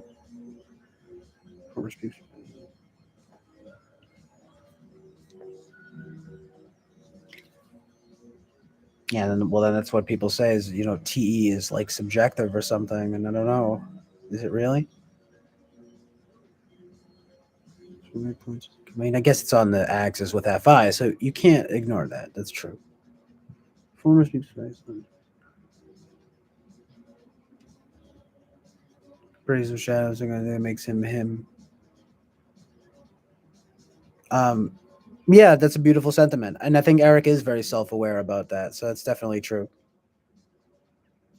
Suppose with be contrasted with that. By the way, I might say that's actually like a very pretty noble, pretty sort of like it's a pretty noble thing he does, and I think that's why we all love Eric so much. It's a big part of it. Yeah, it's because it's like embracing it and keeping his he keeps the channel open. I mean, yeah, he's open. That's one thing about Eric, right? I mean, he's very honest. And, like I definitely very much so respect that. Um, We're talking about young. Yeah, I gotta look into more of that. This temperament. Yeah, exactly. Yeah. Torrance's thing is the fact. Yeah, the fact. Yeah, you're right. I guess I hadn't thought of Jack Torrance's Enneagram. He probably is a 6, though. Actually, and it's probably why we get along in a lot of regards because it's like you said, which is FI, as you just stated. It's like I'm unsure about that. If that's what I was saying, yeah, that probably is what I was saying because I do think of FI as being much more like self-preserving and stuff like that. So it's like, why wouldn't you like? Um, so it's sort of consistent with the 6 thing, yeah. Um,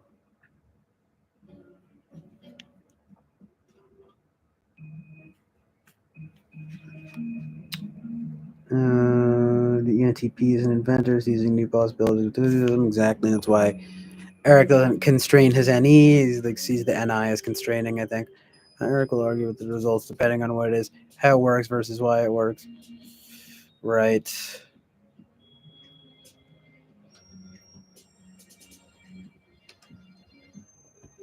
T versus TI.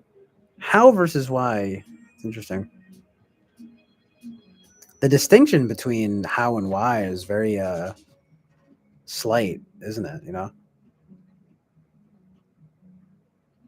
Huh. Get her done versus how does this work in a sense? Yeah, seems like it to me. T is a subjective of the objective. TI is a subjective of subjective in a way. Huh. Semper Fi. He uses that in the movie Rushmore. It's like Semper Fi. Semper Fi is very Type 6 style. Nobody gets left behind. Semper. Semper. Did I say FI? I might have actually just said FI by accident. But yeah, Semper Fi. No, Semper Fi. Yeah, that is very 6. Now that you mention it, it's like loyalty and stuff. Looking up, I always forget what it means fully. Like always faithful or always loyal. Yeah. Super 6. Super 6.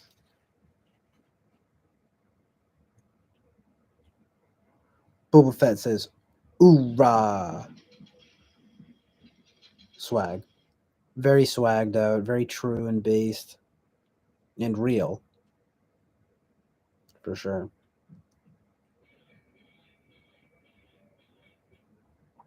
Ooh, nice. This is a joke that you'll find Type 6s in groups nicknamed Six Packs. I believe it. They can all talk. We can all talk about our, you know, bomb shelters that we built and stuff. Of similar haircuts as well. Wow, that's strange.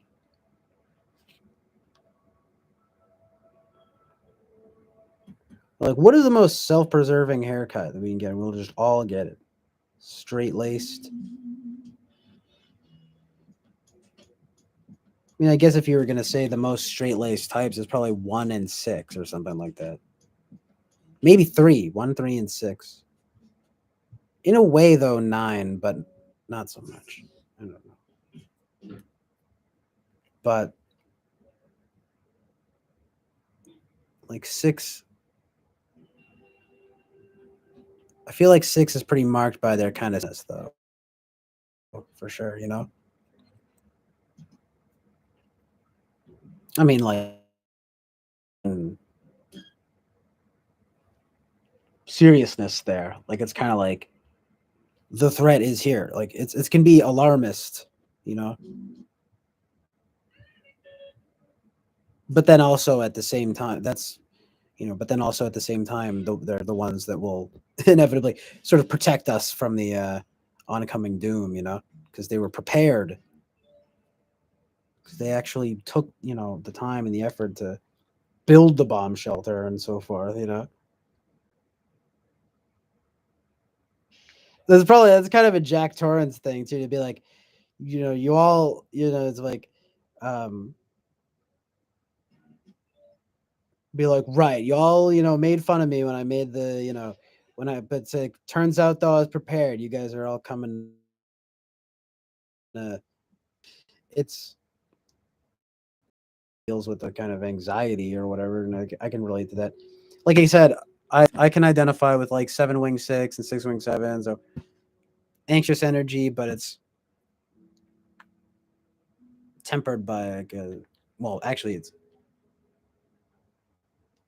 well, I don't know, the 7-ish kind of live and let live thing. It's kind of funny. That's kind of what Jack Torrance is actually picking up on, but I think that comes from more of a 9 thing for me, like the live and let live thing, because that's more of like a ironically self-preserving thing, right? That's why I like that idea. How nines, they say, oh well, they're the peacemakers. Well, that's maybe not so accurate. It's kind of more like, the peace seekers or the peace preservers or something like that. Um, in other words, it might be a little more selfish than people give credit for or something. But indeed, that's kind of the ironic, amazing thing about it is how, well, then when a 9 is healthy, though, they bring people together and all of that, It's 936 right now, 936. That's the triangle of the Enneagram, is it not, basically?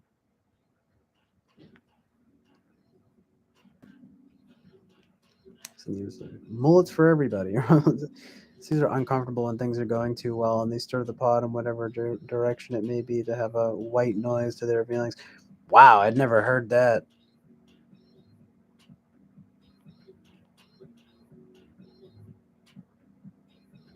Hmm.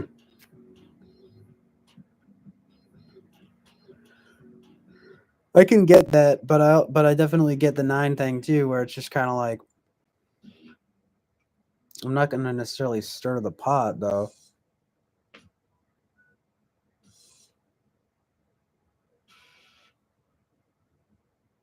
Very interesting. I didn't realize that the 6 had that proclivity. Because I mean, they're like security seeking. So like, why would they? I mean, they're like security seeking. So like, why would they stir the pot?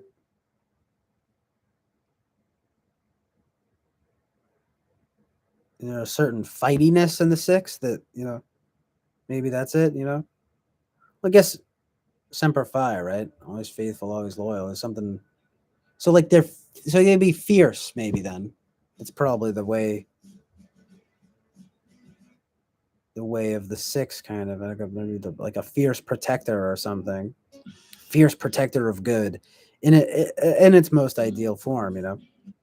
But of course, the other side of that, as it's all about healthy versus unhealthy, well, quite frankly, I mean, it's like the 6, and I understand it, by the way, myself, like, you wind up actually succumbing to fear, and like, fear is not good. So I mean, you know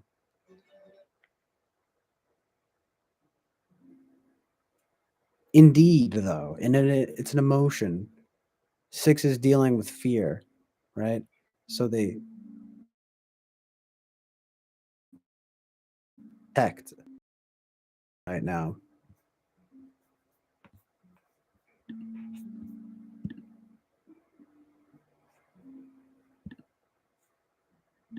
Anyway, that I guess that kind of makes sense.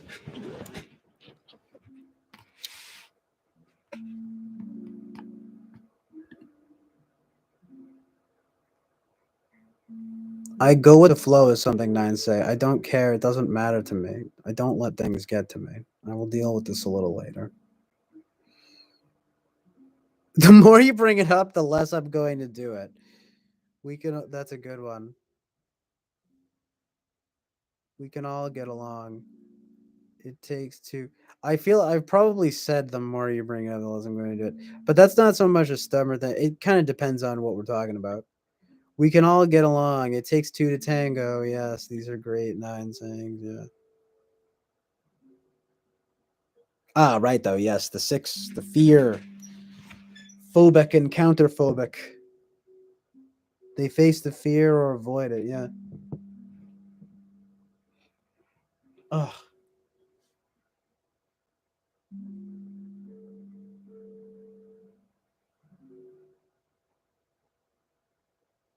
hmm. I can really relate if I'm being honest. It's just really interesting, even just in general, though, because uh,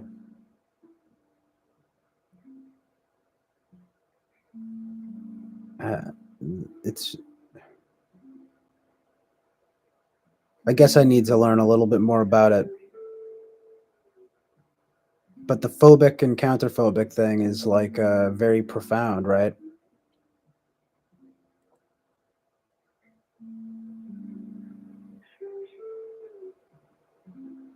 So I mean, do sixes fear?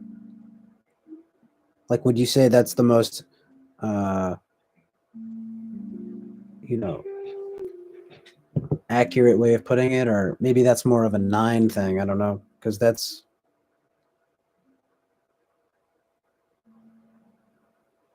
yeah, that's kind of what it seems like to me. Yeah, well, I can definitely relate to that in a lot of ways.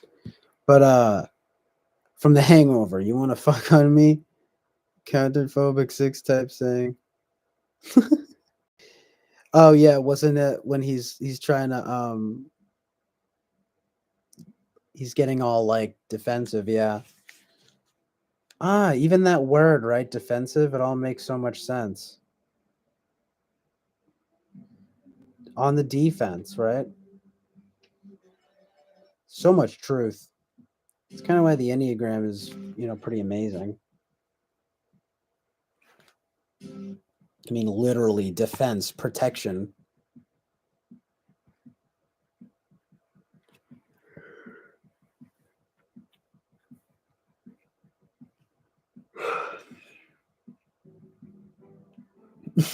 Right.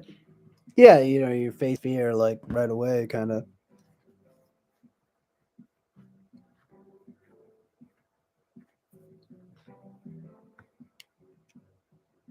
trying to be on that counterphobic wave,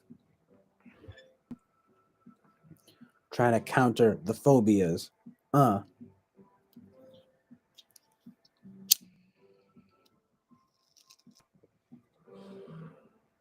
being phobic is not fun.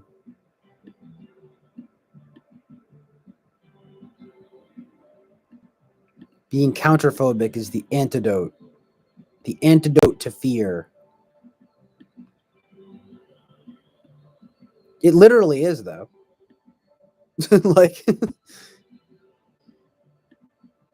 it's actually the only way to do it, isn't it? To combat fear. And that's what they have you do, exposure response prevention therapy, It's the Jordan Peterson thing. It's like you don't stop being afraid, you just face the fear and become uh what's the point? You become more, well, you become, I guess, desensitized or something, maybe. Or you become oh, yo, I remember now. You prove to yourself that you can deal with it. That's a beautiful thing, definitely. Your resiliency. So in that case, I mean, so you could say then that you do kind of become less afraid, but it doesn't change the fundamental, anxiety surrounding it or whatever. Like let's say you get nervous to perform, you get performance anxiety, you don't want to go on stage. Well, clearly the only way to get over that is to go on stage. It's pretty amazing. And oh yeah, so anyway, it might not it get and it maybe it doesn't get easier. Maybe every time you still get nervous, but you know what though? You do it and you prove to yourself every time that you can do it and that you can deal with that fear and that stress. And like that's kind of how you get over. That's how you overcome fear. I mean, I don't know for sure, but that seems to be pretty consistent, right? Depending on the situation, counterphobic sixes can come off like they're eights. Yeah, they're like, what? What, you gonna fucking, I mean, literally, you'd probably find a especially a counterphobic six. You're gonna find them like at the border, at the American border of the Mexico. They're like, what? Come at me, you know, aggressively protecting the country. Mistype is yeah, so that's and mistype is eights at times. That's funny. Probably because it's like you have to develop that kind of you have to develop that counterphobic approach, and then it comes off as more aggressive, like an eight. Very amazing. It brings about a thing of gotta handle this shit right now. You redirect the energy more productively. It's just momentum in a certain form. You transform it to another form. You realize it, but exactly. It's all energy, brother, my dude.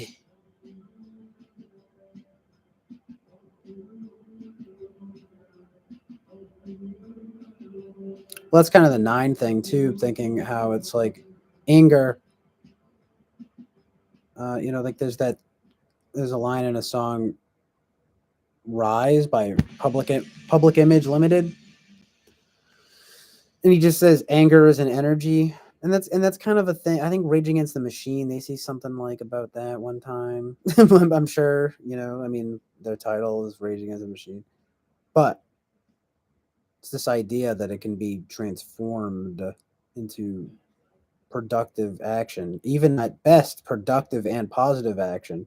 And like that's what the nine, and I can sort of, again, it's like I can relate to that, to where you turn that into actually something constructive as opposed to destructive.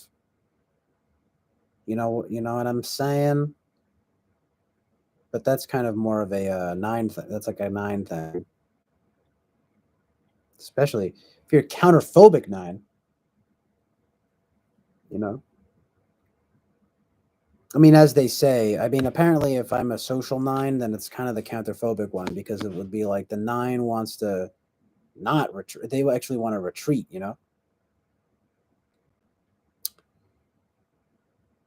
But come to think of it, that's very six-ish.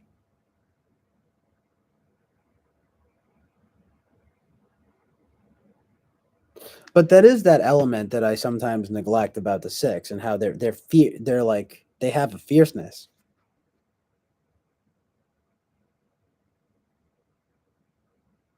The loyalist, right?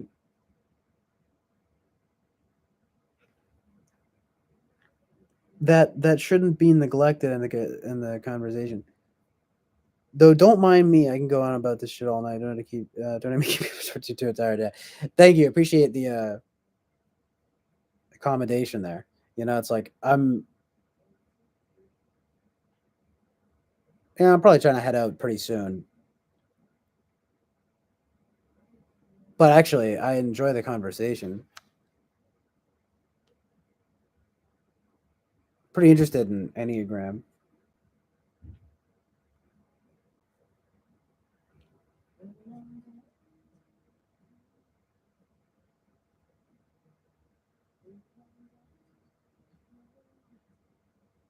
Well, yeah, exactly. It's disintegrating towards six. That's why I thought that whole thing was relevant.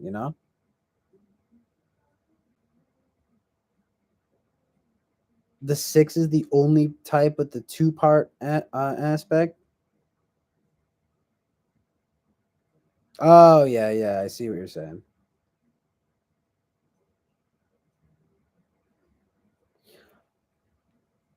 I had just read once that social nine was counterphobic because of the desire to retreat. But like I said, it's very six-ish. So I mean, basically, what you're saying is like, yeah, there's only the frickin' two, it's only the six that has that direct relationship with it. You can definitely see that because they're literally dealing with the fear of fear. Because yeah, wicked smart, exactly.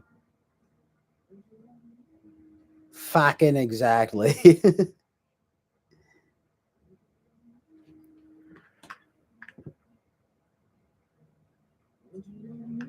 Nines can hang though, because chill island, oasis of truth and reality.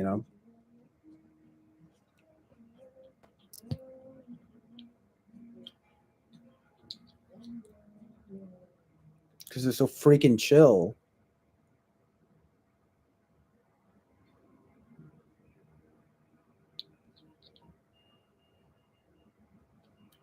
The six, it's just.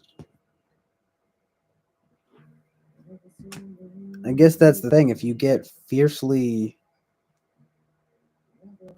like defensive or something, it can come off as aggressive.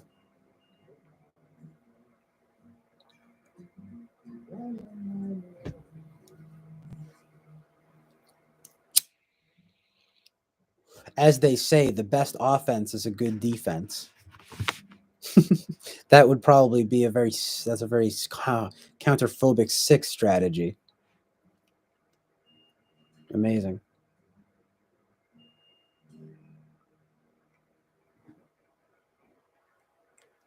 Beautiful.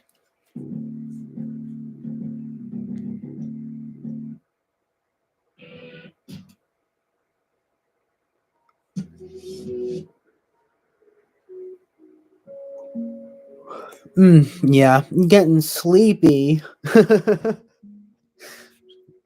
I'm just as much as a nine as I am a five, though my behavior under stress is the behavior of fives.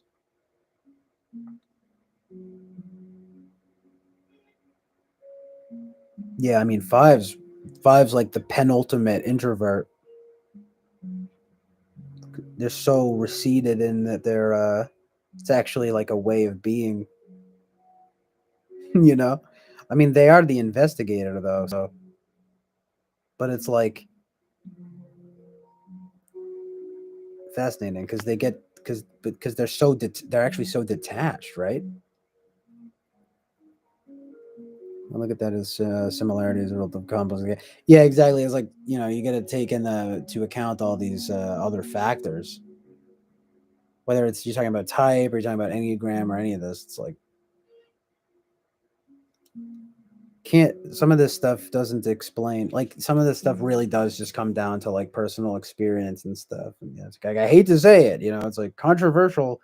Whoop whoop alert! It actually turns out that experience and things really play a role in people's development that it goes beyond. I mean, you could say it's nurture as opposed to nature, yeah, but if the end result is still can be a little more complicated. Like, well, see though, like if you so yeah, you were saying how you were hard to type. Like some people are just like that, and it's not as literally you say the word complexes. It's not so much that it probably just means that you're a complex individual. So I don't know, it's just kind of badge of honor maybe. I mean, you know what I mean, loosely, generally speaking, is like you probably not you specifically, but a lot of people when they're typeless, it's kind of like, well, you can kind of use that as a badge of honor to not that you're not easily pinned down in that regard. That's what I'd say. That's what I'd say. Stick it to the man. You're unique. What one system doesn't explain is well, if you rotate between the layers, you can map out a person's personality. Yeah, it's pretty amazing. I mean, I find definitely there's stuff that lines up from astrology to MBTI to Enneagram, and of course MBTI socionics. I mean, at this point, I basically consider MBTI and socionics the same thing. I mean, I guess it's maybe expert level MBTI. You could have either 2, 4, 6, or 8 tri types that are developed in life based on what your wings are.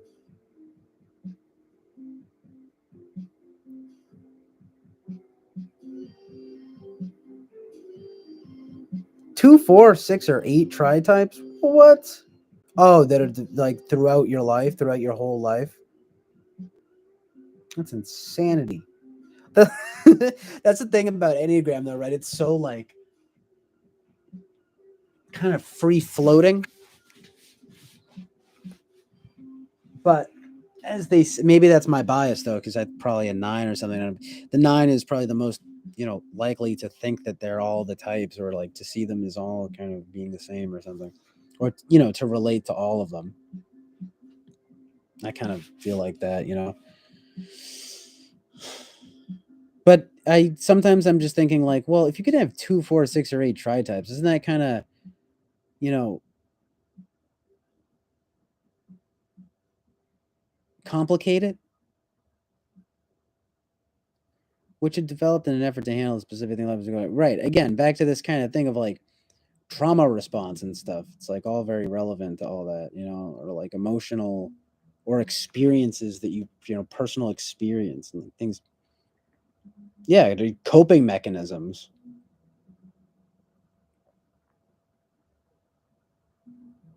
All very deep stuff. The Enneagram is that's where Enneagram I think is, again, it's like it's much more spiritual, you could say, than MBTI and stuff. That's for sure.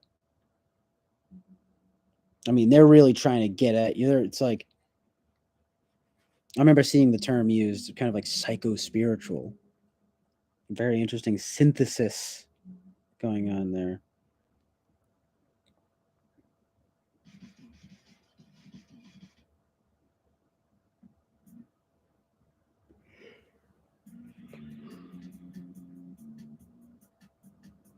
Yeah, so if you're factoring in the wings, then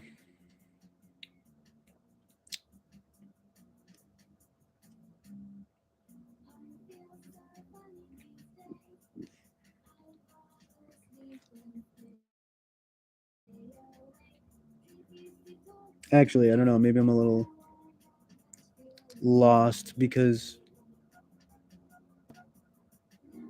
why? How are they not? How are they 8, 4, and 2? Like what? A little confused. Like they're all the same? You just listed all the same numbers. Oh well, no. Okay, the last one makes sense.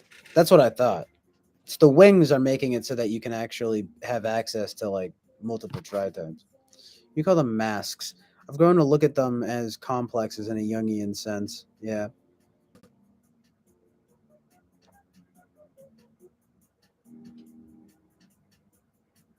Well, that's where you're getting real with it, right? A core type also always comes with a wing. There's no pure type. And it's funny. It does seem like there's different schools of thought on that, though. Obviously, I'm sure, obviously, you know that. You know, I mean, even Eric from TWFP is like doesn't seem to like the wings theory. Not that he's necessarily the. I mean, his wheelhouse is much more an MBTI, but um, you know, seems to be a lot of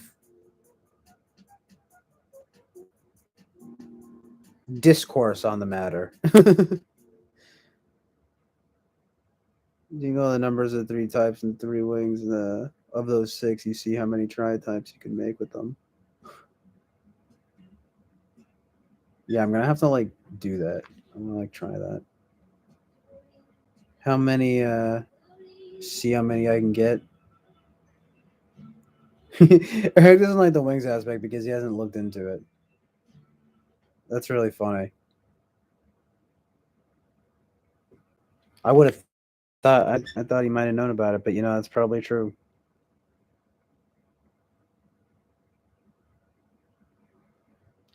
I mean, it does add, like I was saying, an element of complexity to it, right? And I mean, he probably, I don't know him personally, but like you want it to be more like neat and tidy or something, right? You kind of are just like, what? The wings, you wind up like complicating it. And then if you ascribe to, like you're saying here, you wind up doing like a million tri types. It's like, what the heck?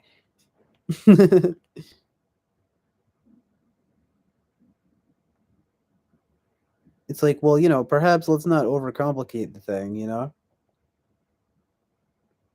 But it is more like, I mean, I think the wings thing, I mean, I think it makes sense.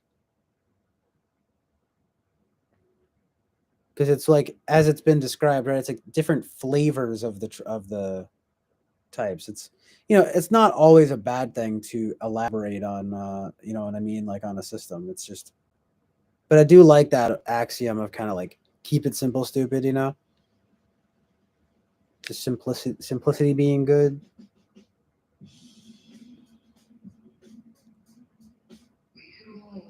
Intentionally use the same numbers to emphasize how as little adjustment would make a difference in the quantity of try times possible.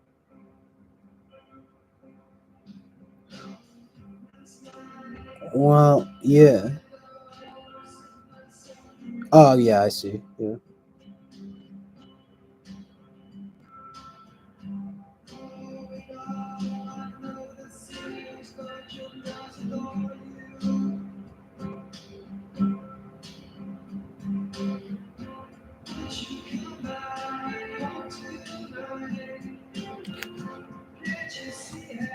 Yeah, but there's different, schools of thought on it, right? I mean, even in the you got Catherine Favre. Because that whole thing is there's like 256 tri types, or it's like what? It's probably there's truth in that though, because it doesn't invalidate it that it's more complex for sure. It's just you know Eric probably just wants it to be more neat and tidy or something. He's just like, oh, just no.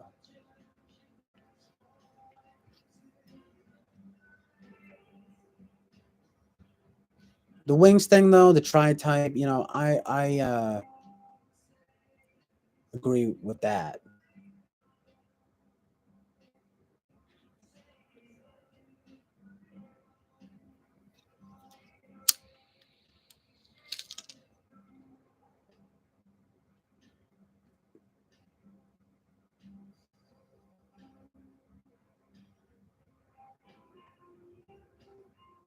Did she basically come up with the tri type theory?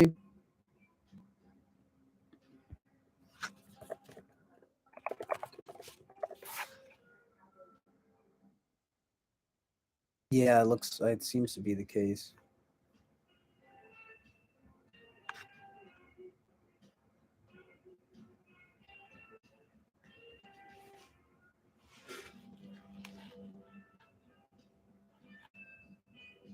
Wow, try fix.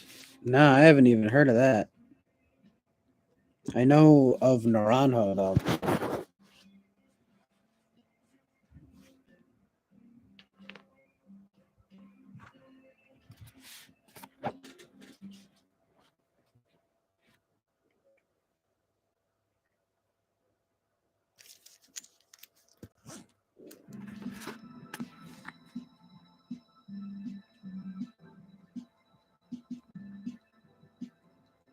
She's kind of the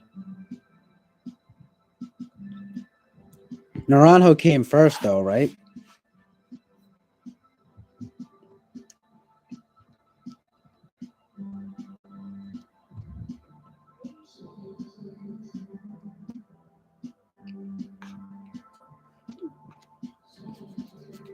Yeah, I knew someone that would go on the talking with famous people chat a lot, named Anthony, and he was very deep into Enneagram.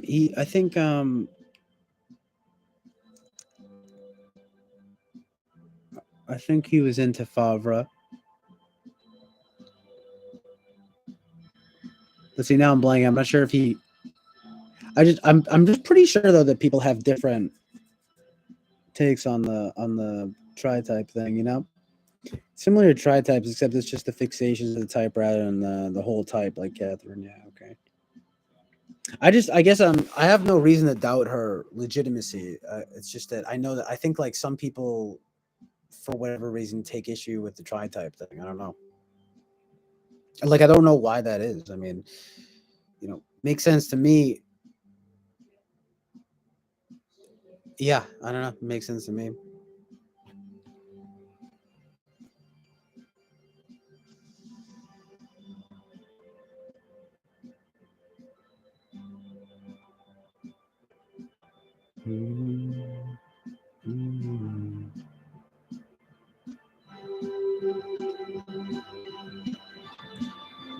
So you're 513? Yeah.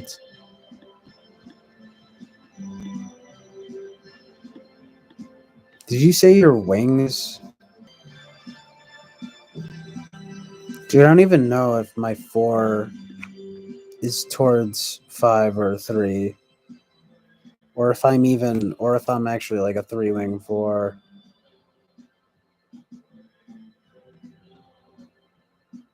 Yeah, Naranjo was first. He was the OG. Trifix came first.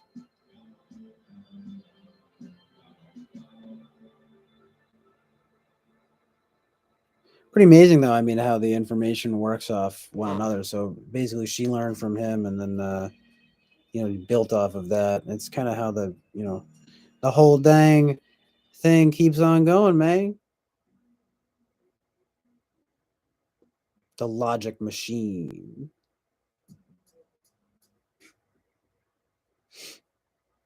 5 and 6, 1-wing 9, 3-wing 4. Just reveal the wing. Oh, well, okay. Yeah, like I thought for me, oh,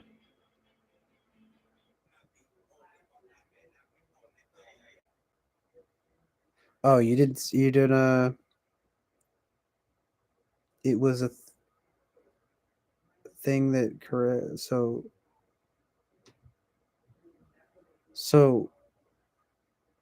oh, yeah, wow. So it was independent of each other. Okay.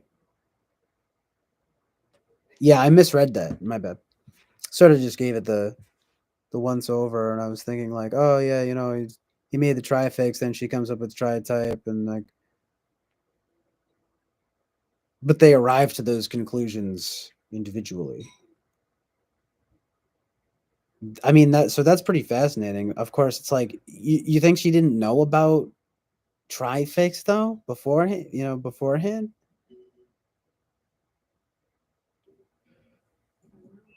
Maybe she wasn't aware of she might not have been aware of it, or you know.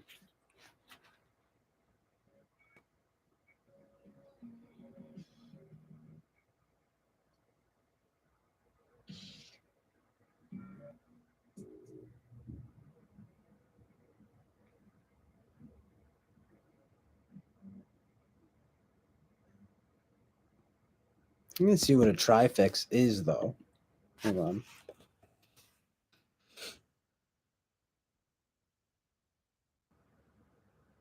So this is just literally the same thing, or well, it's different. It's different terminology, but it's like basically the same thing, right?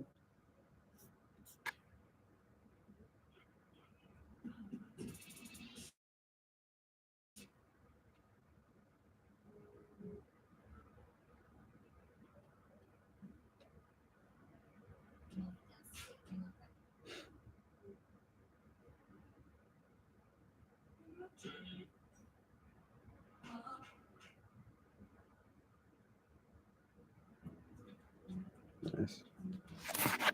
Hmm. Well, I'll have to sort of look more into the trifix. Pierre Dentigi says trifix is different in its form. It's more about the fixations of other type rather than being the other type as a whole.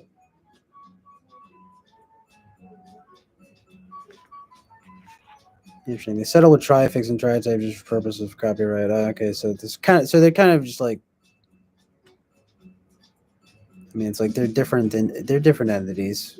Fair enough. Fair enough.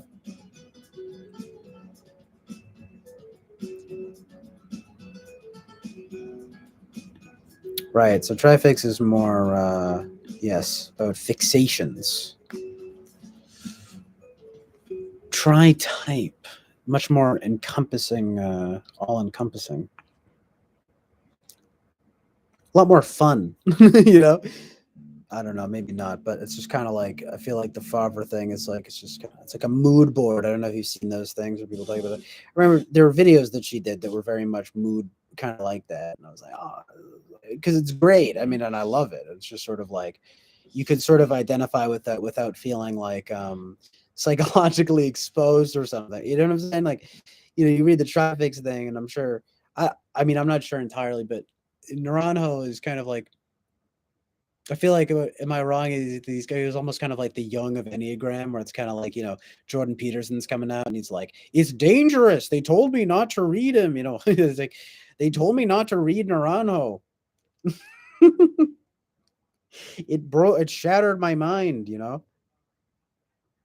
I felt exposed. My soul was exposed. So it just makes me think of that kind of vibe.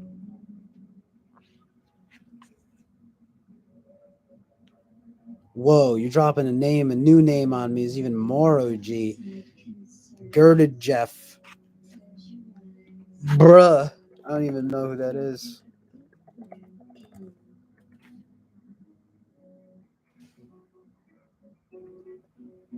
Nice. Pretty based.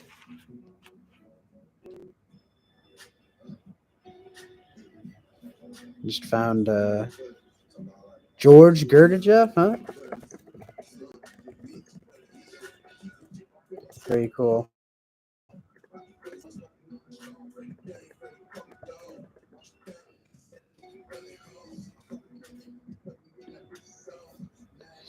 But Peter Dentici says, but Naranjo was the one that brought about the Enneagram integration lines. Okay.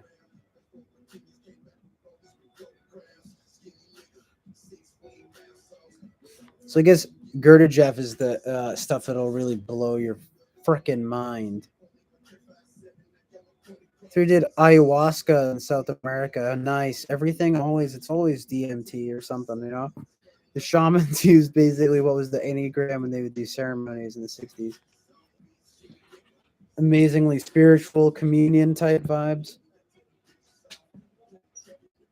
It's very obviously, you know, spiritual stuff.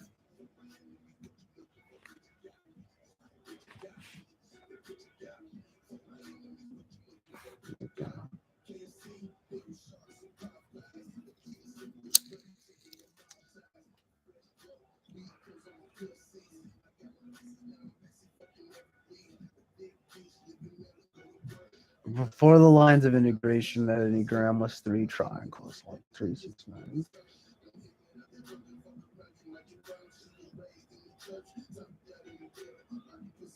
Oh, I see. It was like just three triangles. What the?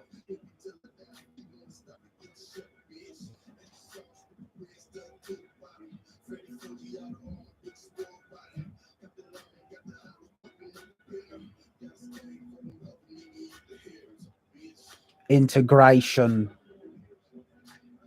Disintegration.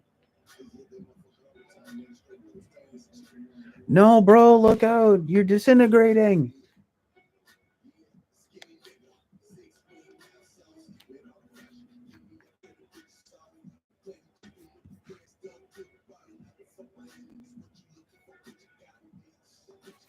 So I think I'm a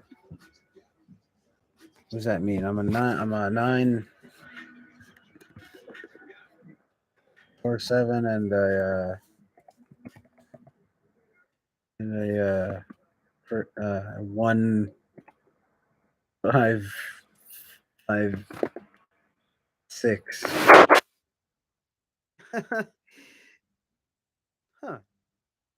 Could be. Or maybe a 136 could be. It could be or a 137.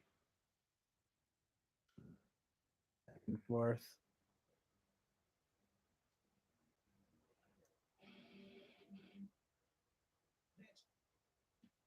My instinct tells me it would be it would be 947 and then 1 5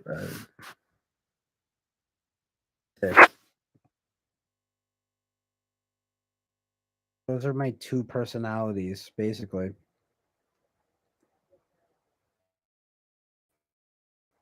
People try to tell me, it's like, oh, it's maybe more of like a 3 thing. It's like you're not a 5. It's like I'm not. I don't like.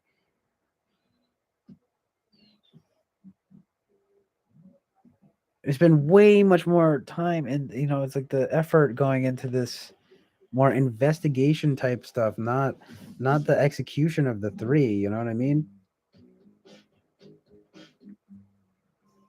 Or the sort of like the success oriented kind of nature of the three, the motivation and all that, like all the work of the three. I was just like, I don't know. It's not performative. You know what I mean? Like I'm not. It's a five wing.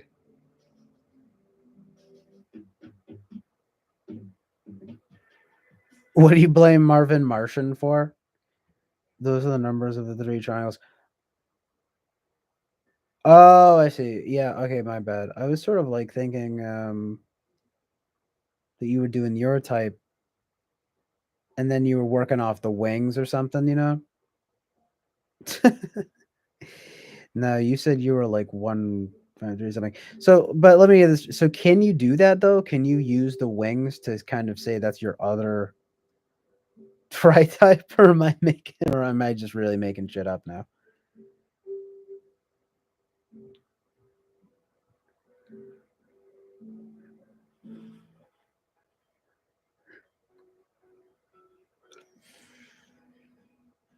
Yeah, it's a self development thing that requires self learning and work. That's why most people toss it aside because they don't go deep enough to understand.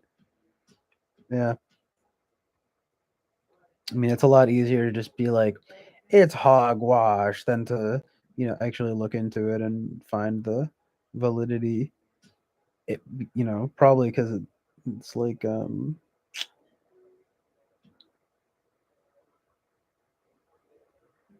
it's too much work or something for them. Like, what do you mean? I want to have it spelled out for me immediately. It's just too much. People want that nice, clean, you know,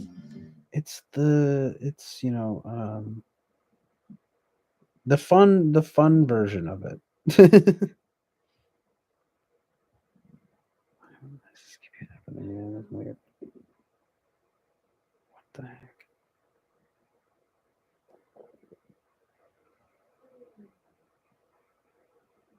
The test that I give will show a spread on the fixations to up to what degree you have with all 9 types.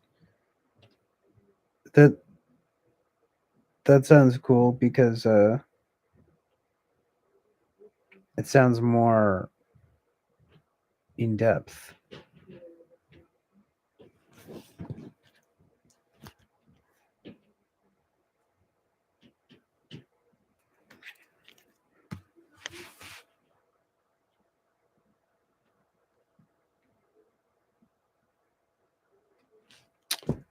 You could score easily low on both wings, but even if the wings tie for last, you have a dominant wing to the core type.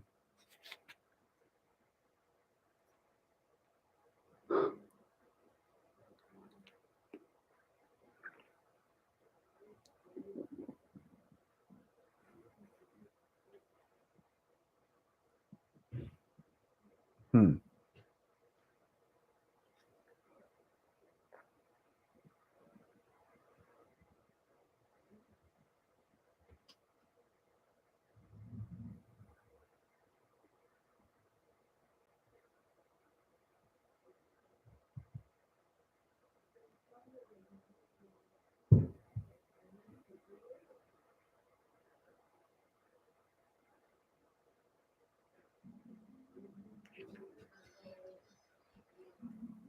So like, yeah. So like, how does that work? Like, you have a dominant wing to. I'm like processing that statement. I'm probably just being slow. You can just go really low. Like, how could you score really low on both wings, and but then if they tie for last, you have a dominant wing to the core type. Like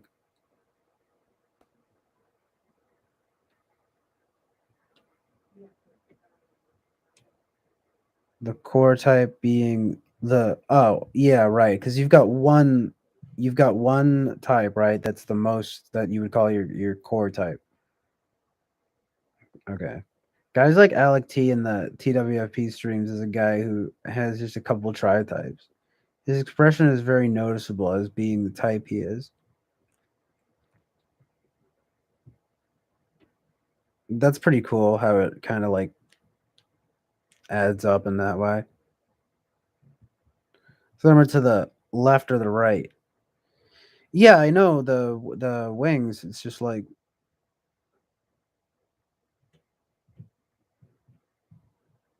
oh, I'm sorry. You have to factor it in with what you said before. It's like the fixations to the degree of with all nine types, right? So if you score below on both wings for even if they tie for last, you'd have a dominant wing to the core type. So you could still classify with one. Gotcha. And then you get the core type.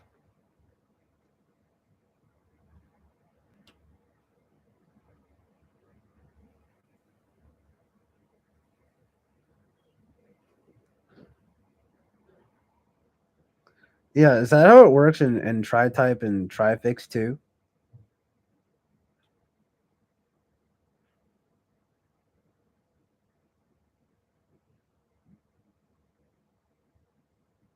An easy person to type.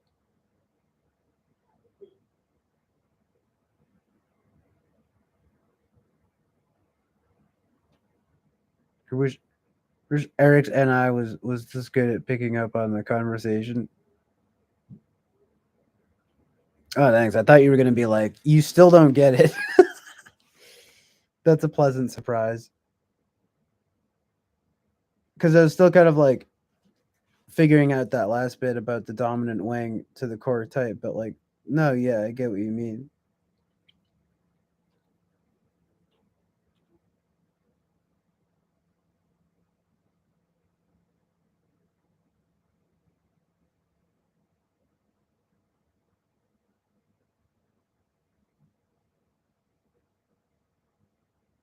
Not as sure about that with trifix. Yeah.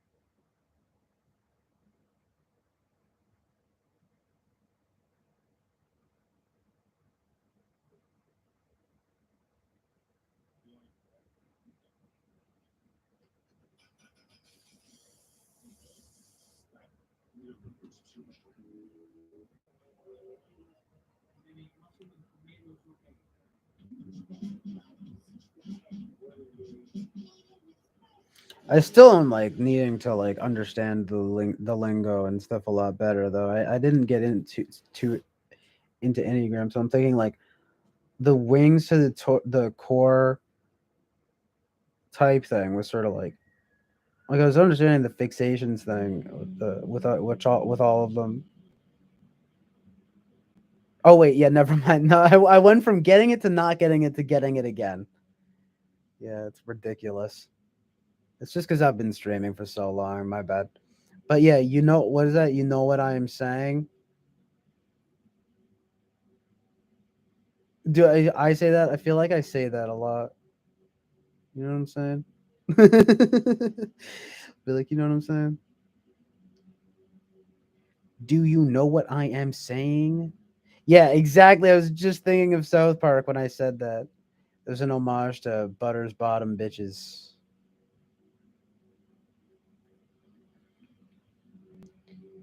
Do you know what I'm saying? Man, when I was younger, before I basically before I went through puberty, I had everyone thought I had like the best like Butters impression.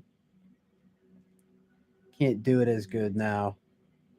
It ain't the same. Selling kisses. I wish I could still do it as good. It also takes a bit of like getting into character. Like I haven't been watching as much South Park.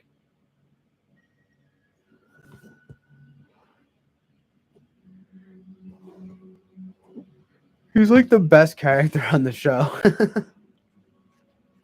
He started off as this like peripheral character, right? And then like slowly became like one of the best parts of the show.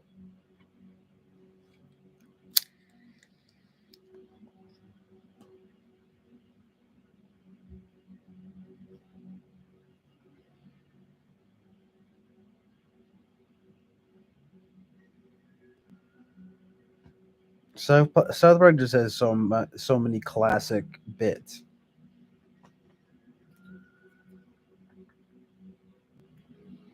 We were trying impersonating Butters, but growing up, I was just as naive. I got lucky with my learning curve. Yeah, I mean, I think especially when I was younger, I had some Butters esque tendencies.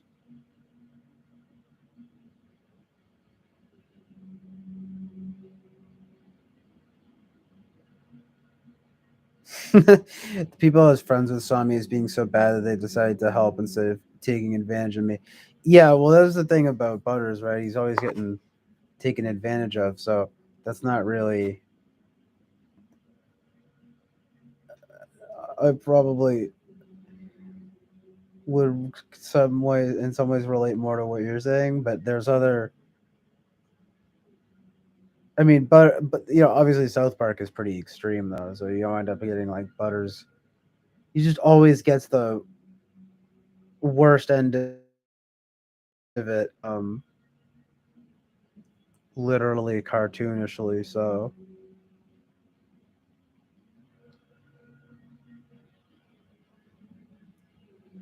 poor Butters. He's like the one of the truly nice, good ones. Lou, Lou, I got some apples. Lou, we got some too.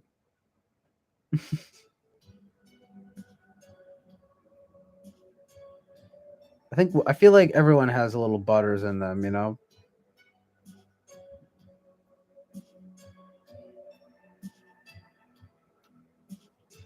Everyone needs to like get in touch with their inner Butters. He's the Meg Griffin of the show. Yeah, basic. That's a pretty good way of putting it. It's like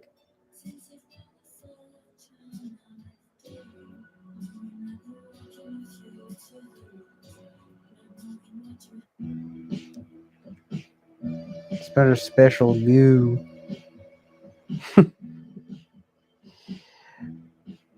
Yeah, it's like his thing. He's just like doesn't even know. You're just a pure innocent soul.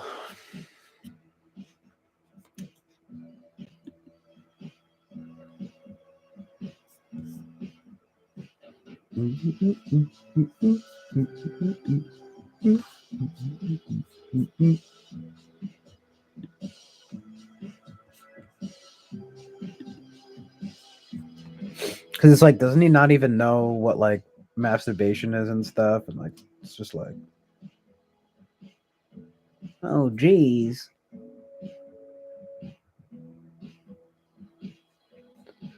Yeah, I think the thing that I used to say really well was that it's like, oh, hamburgers. It's like a very unique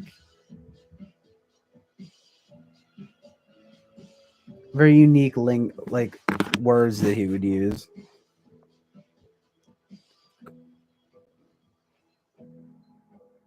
I love all the like it would just be like crackers or something. Not the racial slur. Just be like, gosh darn it, just wholesome energy. It's my spirit animal.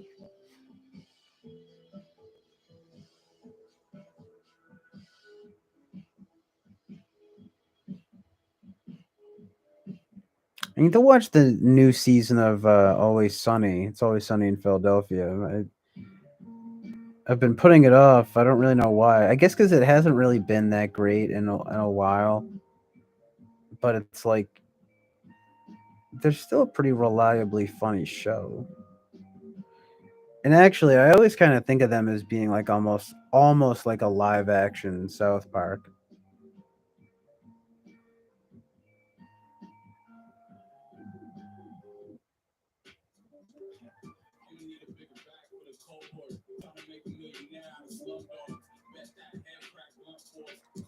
Those party popper confetti of episode scenes flying about my brain, squirting McBurger balls and poop.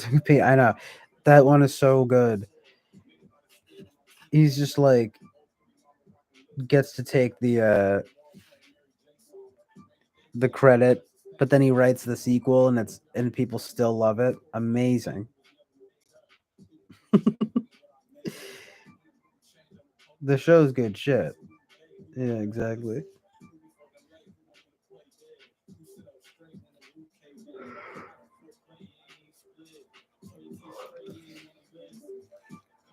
The Scrody McBuggerballs episode is crazy.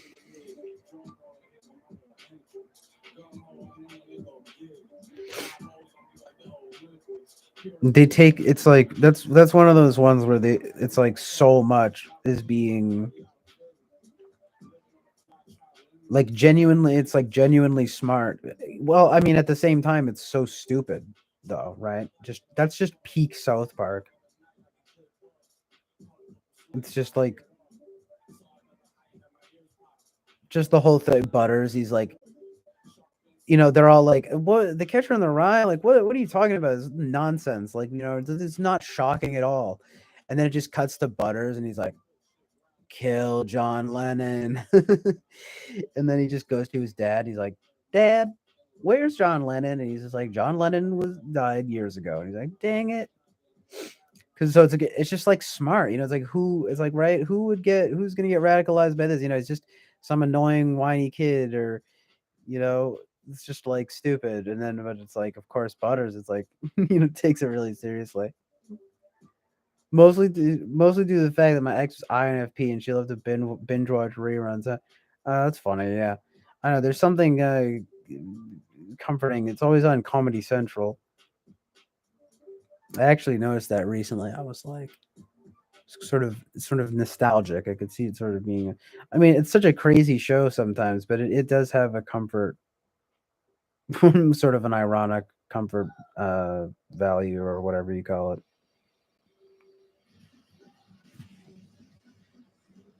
which might mostly just come from seeing it so much. I mean, but it's like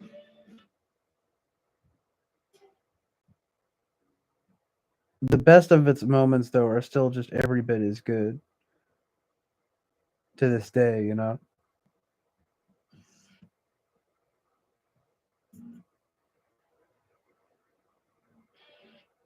Yeah, nostalgia is the word you're looking for. Did I not say that? That's hilarious. It's nostalgic.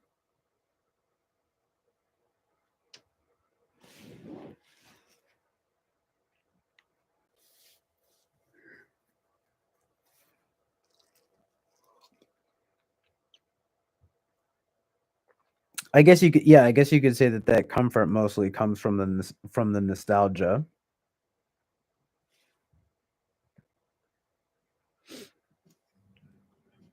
Um, I guess I just more immediately was thinking of how they often play it on Comedy Central, so it's kind of like comforting in that regard, but it's also comforting in the nostalgic sense too.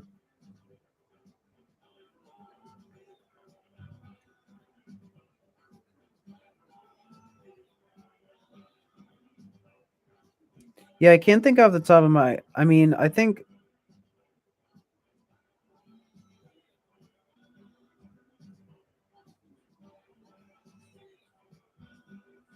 they're always funny, you know, but there are definitely levels to uh I guess how good they are. But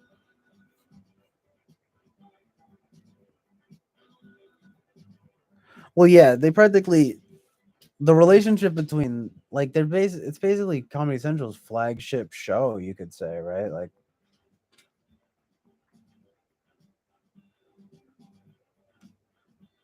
they helped make each other, you might say.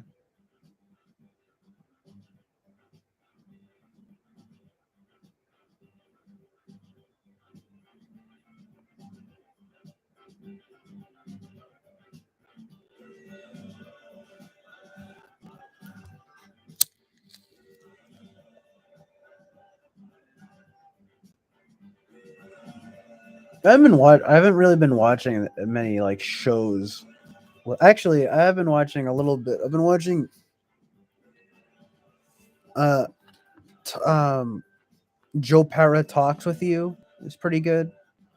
And Painting with John. It's just this guy John Lurie, who actually used to do a show called Fishing with John, which I need to watch. But now he did a little thing with HBO. Where he's Painting with John. It's really good. But I don't really watch shows as much. I just as I watch movies. You know, I more watch movies and than watch TV. I'd say. Yeah, it used to take the month for them to make an episode, and now they do it to start to finish. I want to, yeah, their production. Yeah, they had that awesome. They had a really good documentary, right? With uh, uh, some days to air, next day to air. What was it?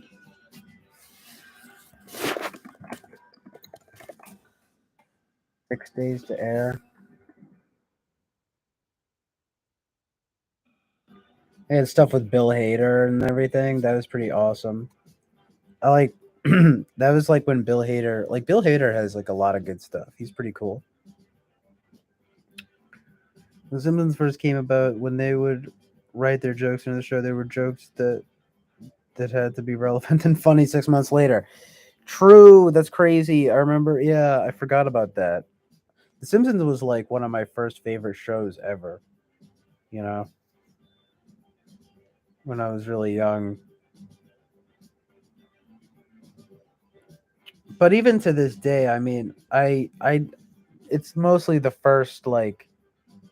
And I mean, it's a lot of the seasons. It's probably like the first like 12 seasons where that's like all incredibly nostalgic for me. But I kind of like stopped watching so much once it became like I don't like I mean because they're just ridiculous. They've been on for so long.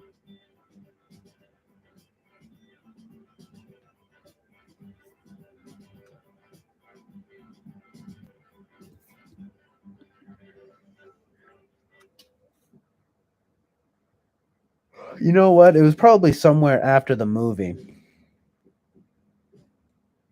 I mean, I would still watch it occasionally, but it like kind of watching it less.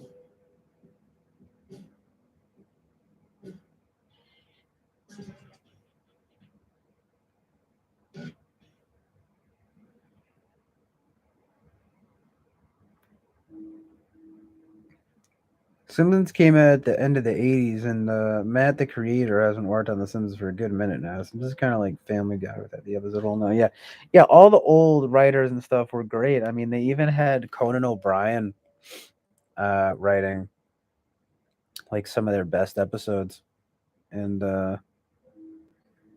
it's just the glory days. It's just so good. Like the animation itself was just so good. The jokes were just amazing. I think you're right. It's they started doing the Family Guy route. It's just like, why do you? You know, The Simpsons was always good based on the stories and the characters, the visuals, the jokes, the music. Even I mean, Family Guy has its moments, but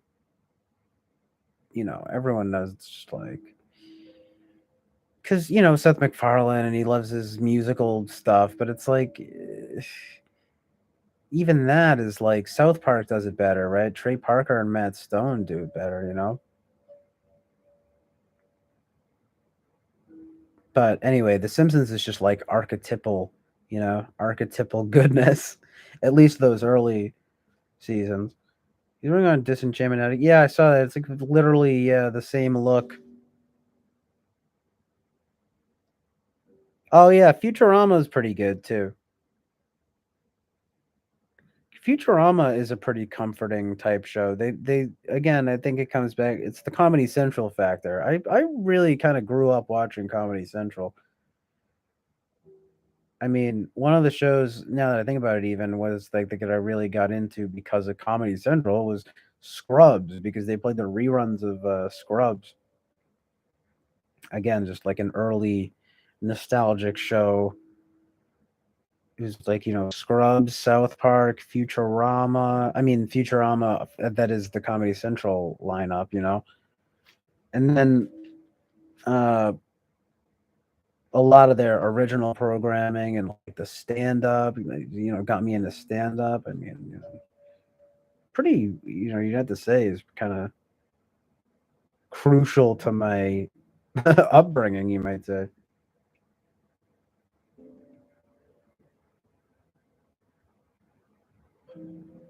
Futurama, though, yeah, it's good. It's honestly pretty good stuff.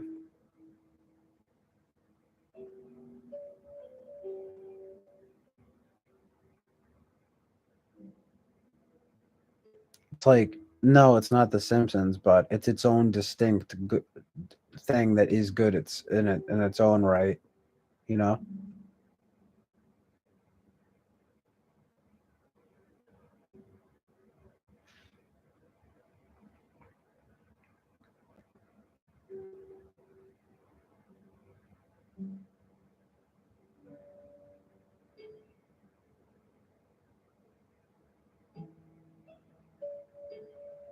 It's the Chill Island oasis of truth and reality,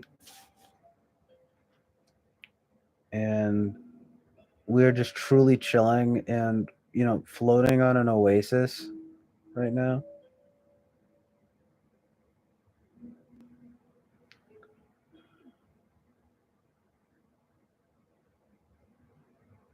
Yeah, the thing with Futurama, I feel like the big thing is like probably Fry and Leela, right? And there's like that beautiful episode where he has that instrument that he can play. He literally crazy, right? He makes like a deal with like the robot devil so that he can get his like skills, but then he winds up doing the natural thing. I don't know why, but I always thought of that one as being fairly penultimate. You know, he winds up doing the his own version at the end, and it's very crude and childlike, but it's the authentic. Like that was one of those moments. It's just like amazing. Then you have that one that's like freaking so sad at the end with the dog. Remember the dog episode? It's like, oh my god, that one was just like sad though.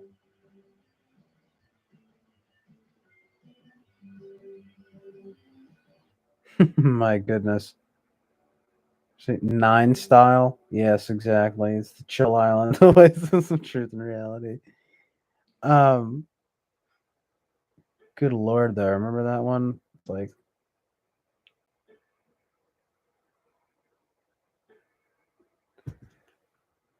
uh, he's just like, the dog,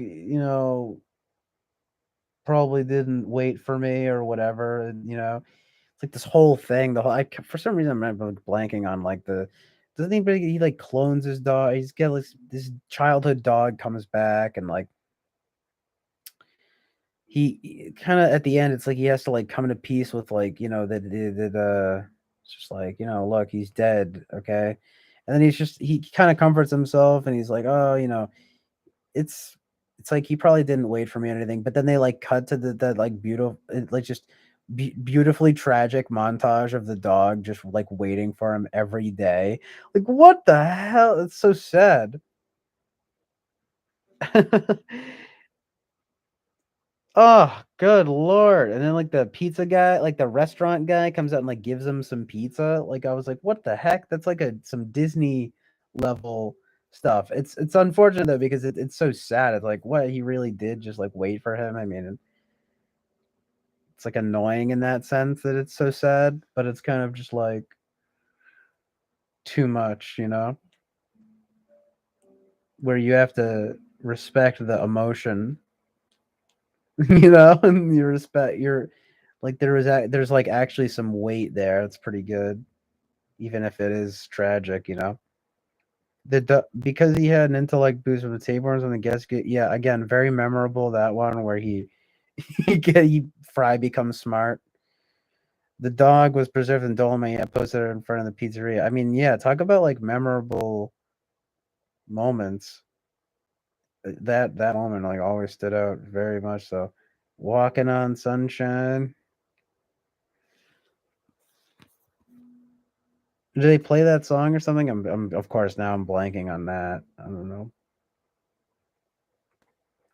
I need to rewatch a little bit of Futurama.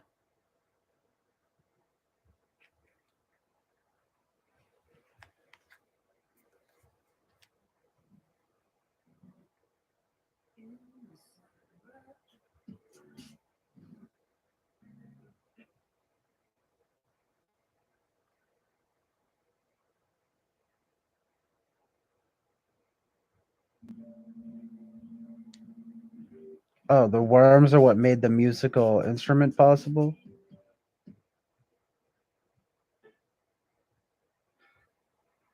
It's what Fry and the dog would sing together. Oh man, too tragic.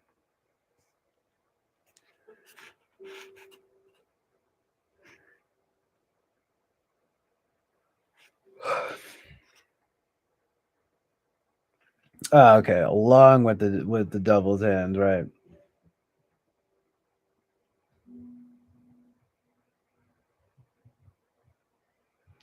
Was that tune what the dog what they would sing together? What? That's amazing.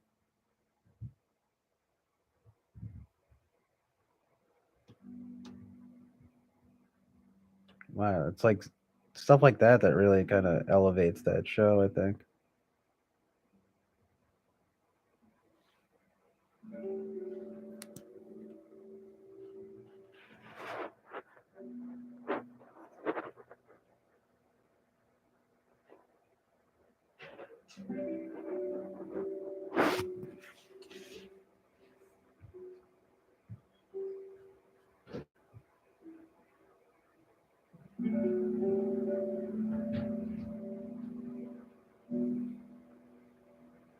Can I can't find this.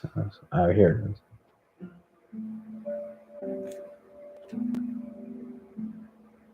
Yeah, I struggle to think of any other cartoons that really had that impact, other than for me at least, other than like early Nickelodeon stuff. You know,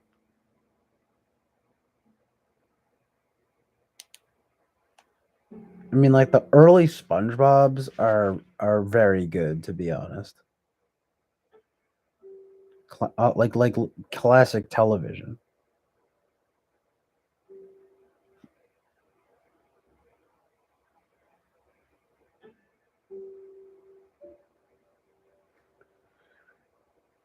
Great long term memory, but doing good shit for short term. As being built later next week.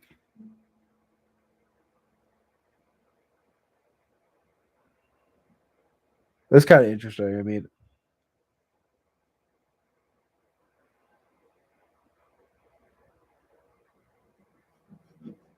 I would say I have pretty good of hmm.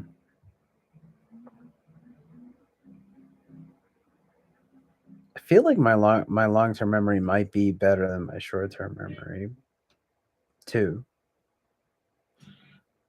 but my short term memory isn't terrible or anything. It actually can be though more than I think it is, which is I don't know. It's kind of interesting.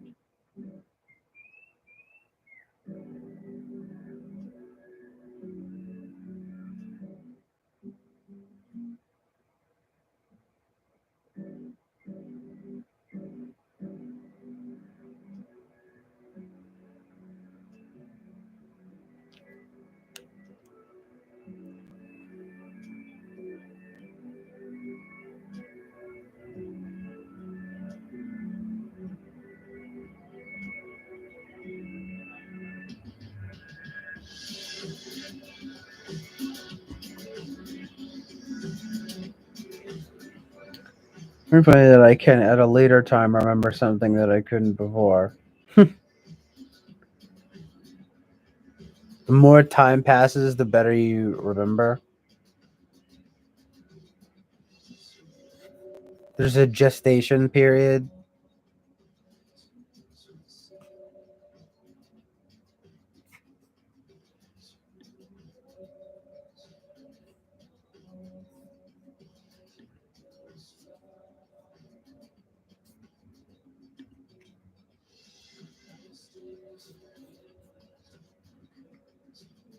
Nah, it's a set degree of remembrance. How does that work?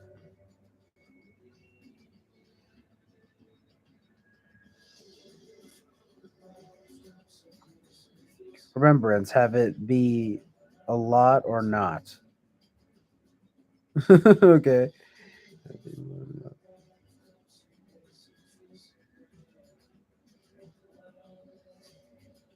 So it's not that you remember better with time, you just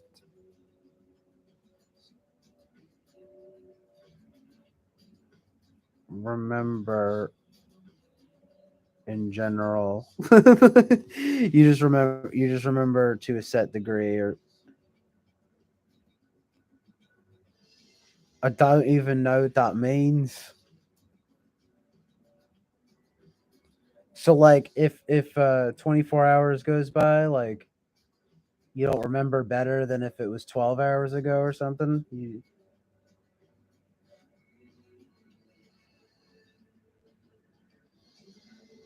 Yeah, I'm picking up what you're putting down. It's like the same time but later for some reason.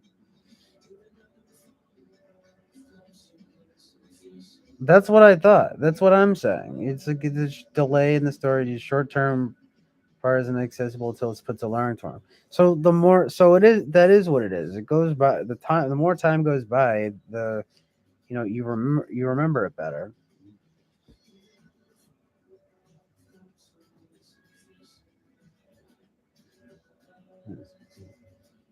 Get a sentence right after I say it.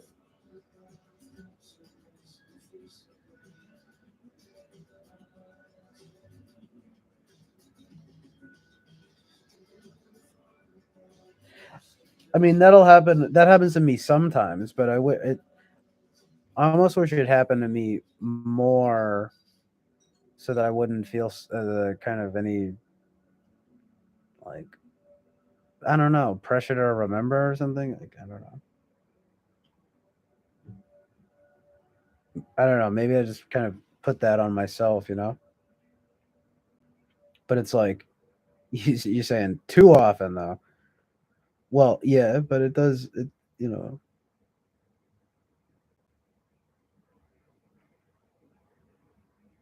what's more often with me is that I forget my point, or I'm like running in some train of thought, and then maybe I forget what I'm gonna say or whatever. I hate when that happens.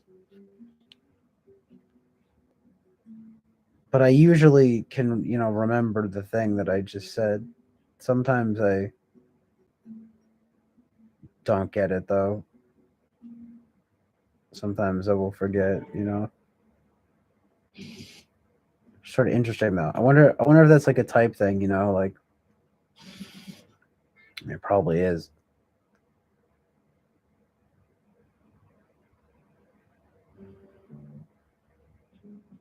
Everything is type. All comes down to type.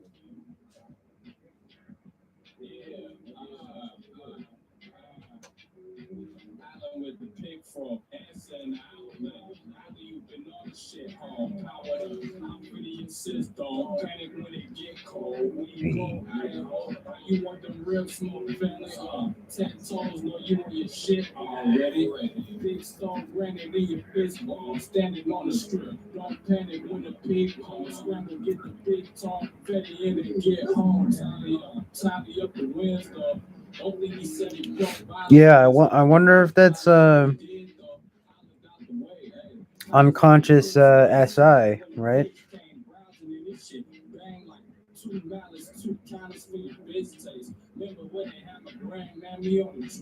Where would that be if you're INTJ? It would be SI eighth. To be kind of like still unconscious. But usually you can access the eighth, right? So that kind of makes sense. The voice memo thing. Of course, that is if you really are INTJ, since it's seem like uncertain about that.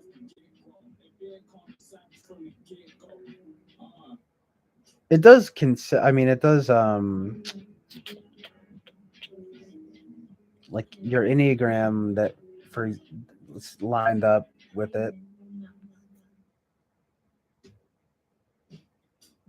Yeah, you can work on your buck 65, the food sign. Okay, I'll check that. I'll check that in a bit. Yes, you can work on your eighth, like going to the gym and working out. Yeah, that sounds about right.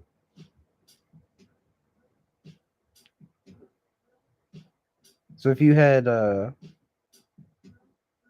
you could probably strengthen that short-term memory or something, right? Well, it kind of makes sense, right? Like your NI, you know your NI, so you're like your long-term memory is just a lot better, but you don't, but your unconscious SI, so short-term memory is not even like on your radar, you know.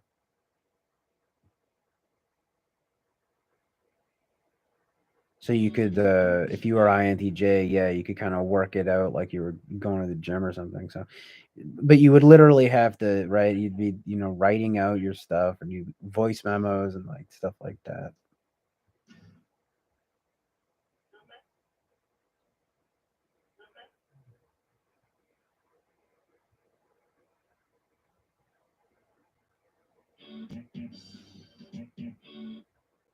There are elements though to that are true for me too, like with SI stuff, you know.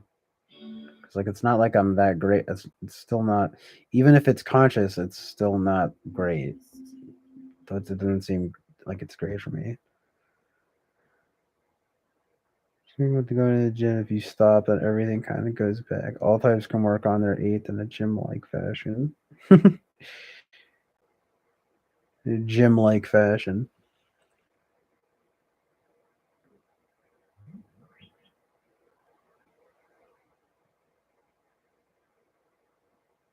Yeah, but it's like ain't there ain't no hope for that seventh function though. What's your what do you think about the seventh? I mean, it sounds like, I mean, Eric's conception of it at the very least seems to be, there's really no help in that.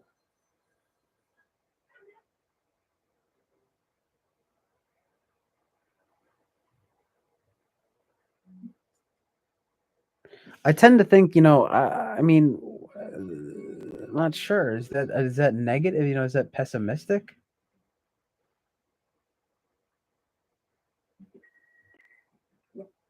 Well, oh, true. You kind of said that earlier about that kind of thing. You can have a PhD in your seventh function and still fail the test. That's so bizarre. Essentially, you can study something until you're blue in the face, but you're not going to understand it or something like that. It's amazing.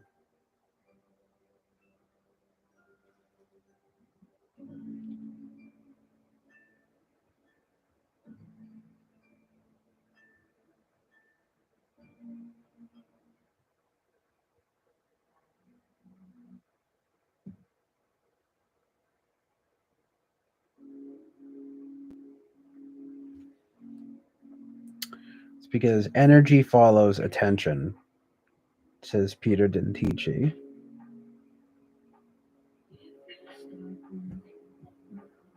Energy follows attention. So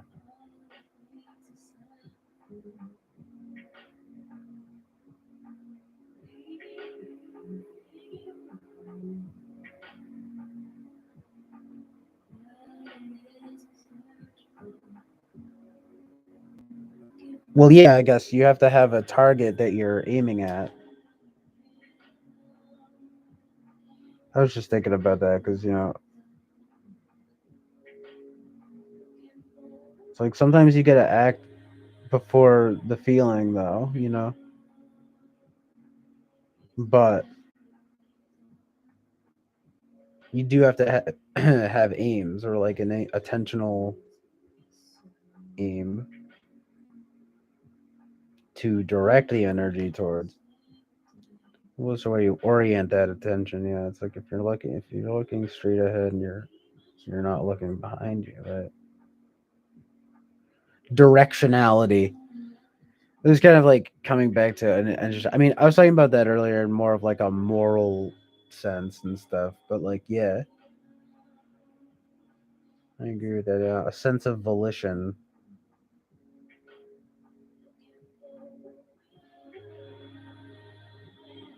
Yeah, shit, I mean, and if I'm polar SE, it's like volition is like a problem or something.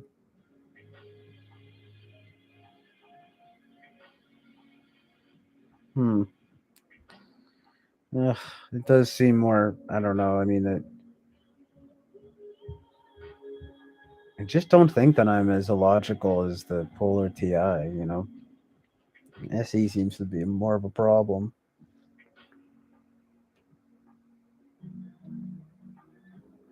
Volition.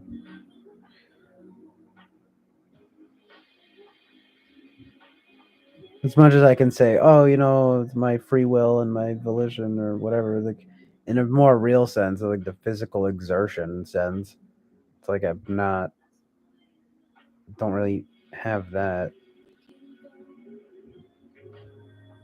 But yeah, with what you're saying though, with the attention, the energy following the attention,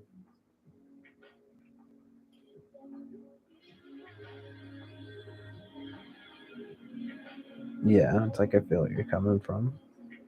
The notion about TI seventh as illogical is a bit hyperbole. Uh, well, I mean, I've always wondered if that's true, that it's in it kind of an exaggeration. It's just a lack of attention in it.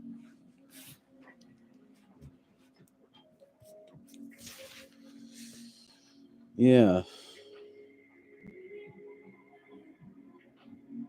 it's about where you're, again, directing your attention.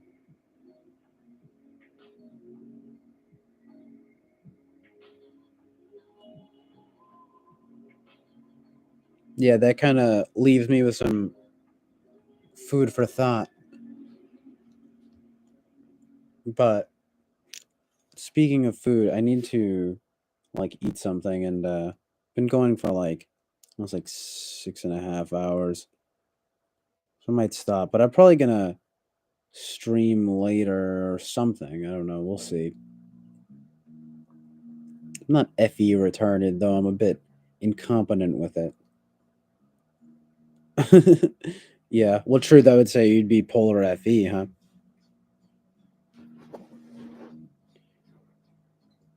So do you think the seventh function thing is so what do you feel like you have access to the FE,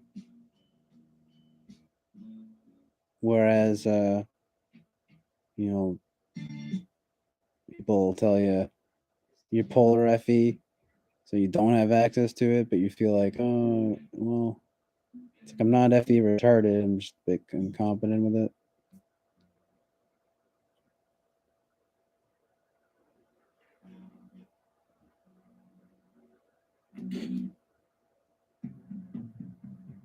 It seems like my understanding that the thing is that your seventh, it's like you're supposed to be retarded with your seventh function.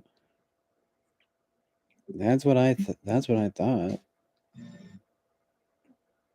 Can become aware of the FA fuck ups, but only after I make them. Yeah,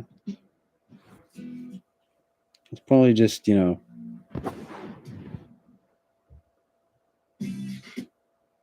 like growth as a person. You just can realize where you make mistakes.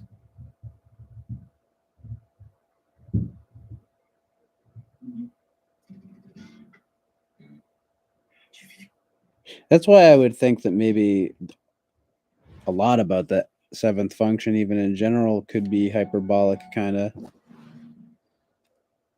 I just think maybe it's a little pessimistic to say, oh, there's no improvement for it.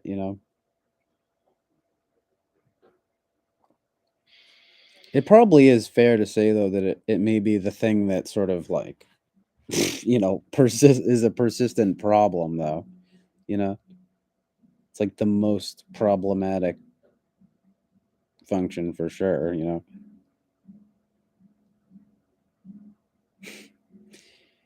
girl asks if the dress makes her look fat. I respond, yes, but I love you just the way you are.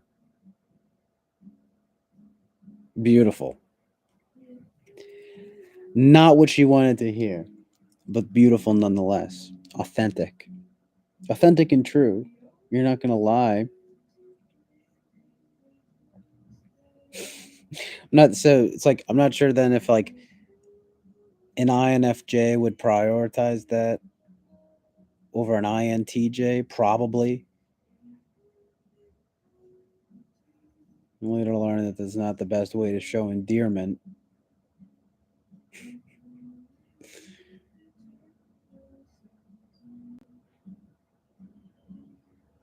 Well, the intentions are still admirable. I mean, it could be you're just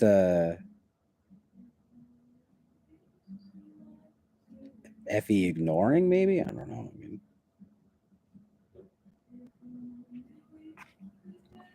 maybe that or like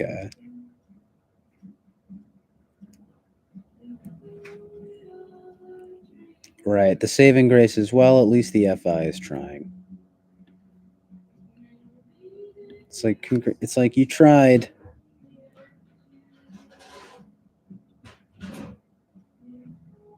The goal is to find someone that's capable of understanding that notion. Yeah, I know. Tell me about it.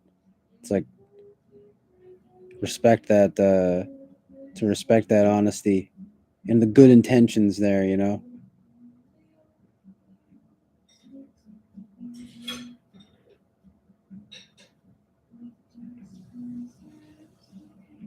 Well, that's the thing with a lot of girls too. It's like they want you to lie to them. Hold on.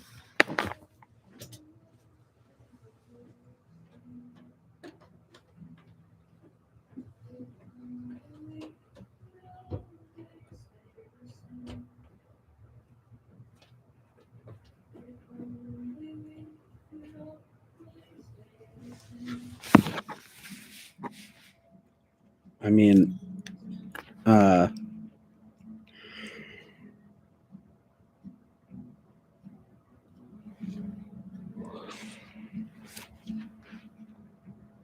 I was gonna say that like a lot of girls are very fe, but they're also very fi too. But that's you know a broad statement. No pun intended. Broads. Oh. No, that's a distinctive differentiating point with TI and FI as well. Intentions matter when it's FI, not so much with TI. Yeah, that's something that I never understood is like how you could not care about the intentions. I mean, it's the actions too, but it's both. Are you kidding me?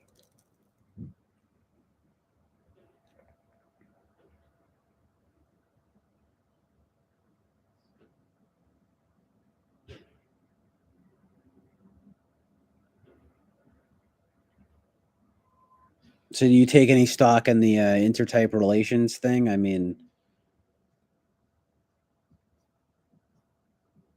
see, because then it's like, well, maybe you wouldn't jive so well with your TI type duel, but you'd probably that's duality there. You get to share the functions.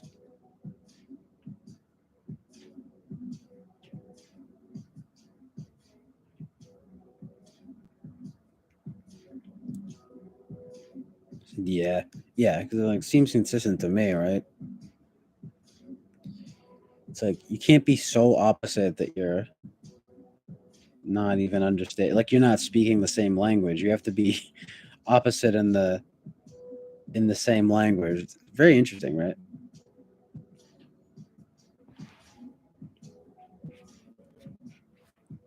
A, a.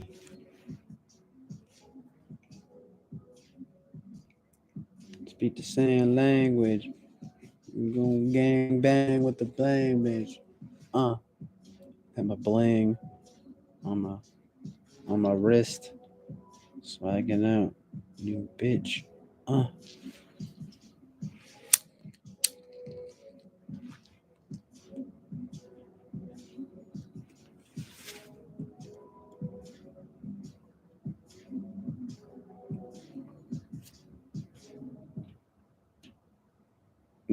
11-11.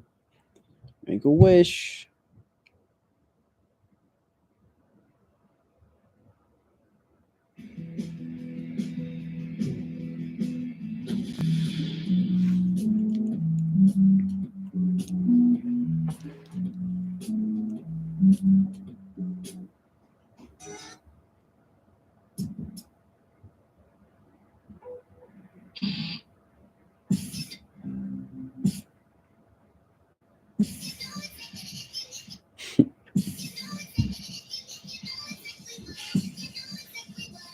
Oh, this is Eric and me's type relation. Okay. See the dynamic play out in the live streams from your experience. Well, it's funny because I need to think about that more. But I sort of understood what you meant right when you said it, though. I don't know. See, because I can't recall like a specific time where I see that play out, but I cannot explain it. It just makes intuitive sense somehow. He's like, so what is that? So what do you? Yeah, you'd be like semi-duality. I think I say that because I feel like I've heard him say he'll do his Eric thing where he'll just be like, Peter Dentici says, blah blah blah blah blah blah. I don't know. I can't even think of it, but it's just kind of like that fashion that he does, where he's kind of like, I don't know, maybe picking on something someone said or whatever. Probably because you get that semi-duality thing, You got to share them functions to get along. Get along, little doggy. Get along.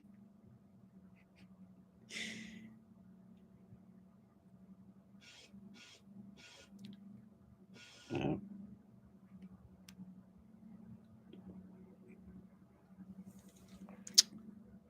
play out as how it's described in the link I just shared. I didn't get a link. So we play ping pong with constructive criticism. Yeah, probably like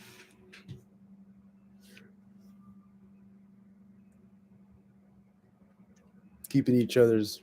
Yeah, we keep each other in check from not getting too wild and things. Yeah.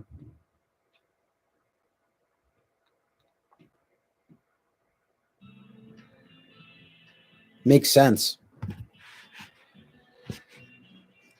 I'll have to keep an eye on that from here on out. It's like I'm kind of interested to see the dynamic play out. But I didn't get a link. I didn't see a link.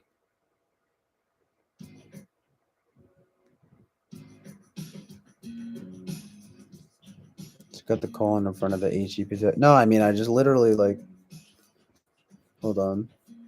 I mean, unless it was like way back in the chat, I don't know. I don't see it.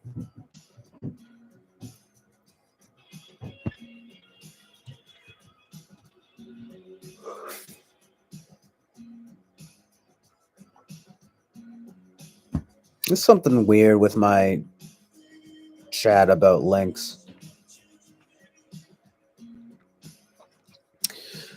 First, it was like I couldn't open links while I was streaming, and now it appears that I'm not getting chat. I'm not getting links even sent at all in the chat.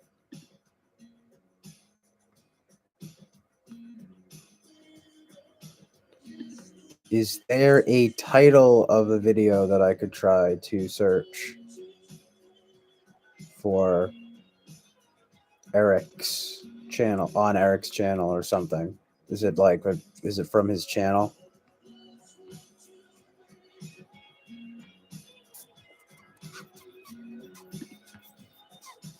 I'm gonna have to look into what the deal is with like links in the chat because this seems to be a problem, a recurring problem. Because now it's not even showing. No, they're not even showing me links. What's the deal?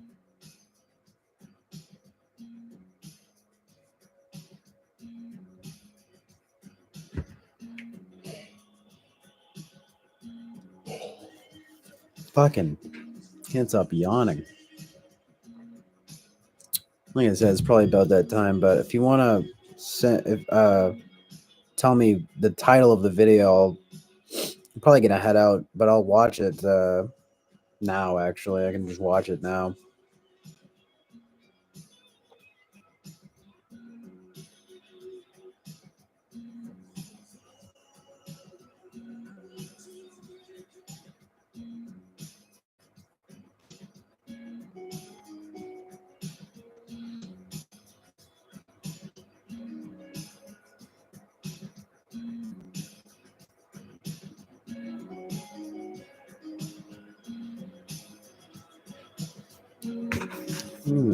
YouTube search sort of like YouTube links, streaming links not working.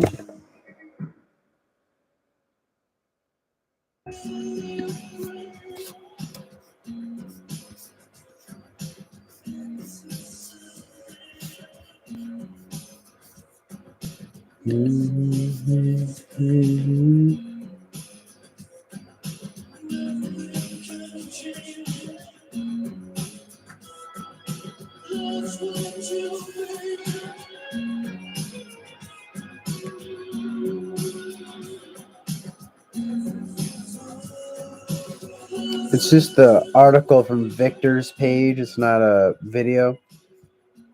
Oh, is that the Victor from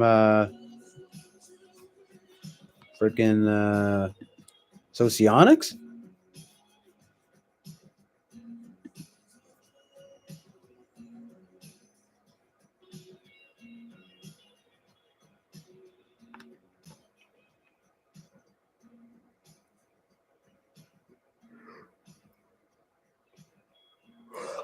Oh, nice. You doing a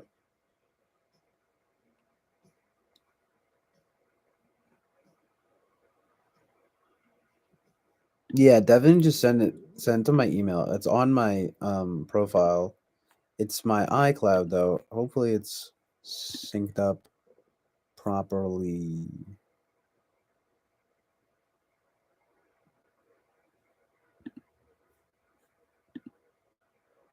I think it should work if you send it. If it doesn't work, wait, actually, I don't know. Maybe it would just be better if you send it to my old. It's like I'm still linked to my AIM account. Hold on.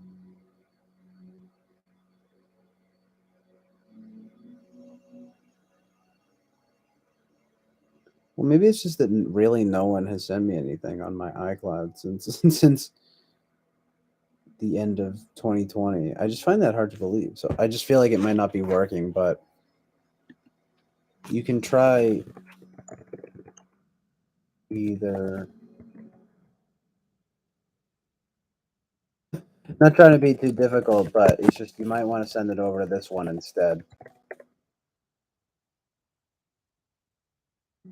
I'm gonna have to update that because, or you know, I think I just have to fix my iCloud on my mail. seems to be giving me a hard time.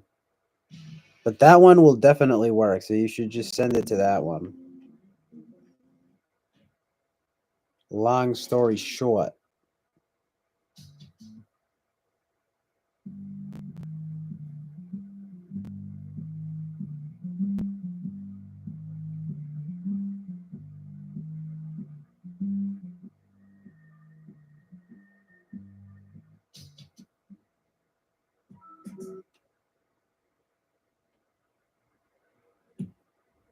Is it like an interview with him or like something like that?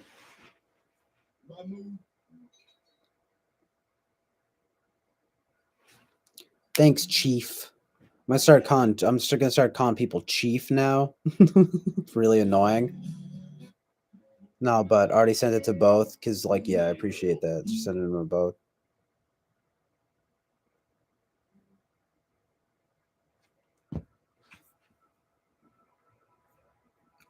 It's a description of the type or something.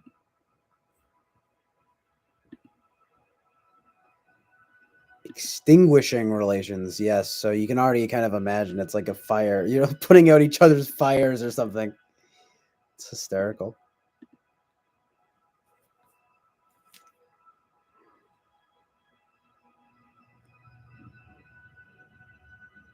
Oh, nice. From the Victor Galenko. Yeah, I was thinking of another guy from the.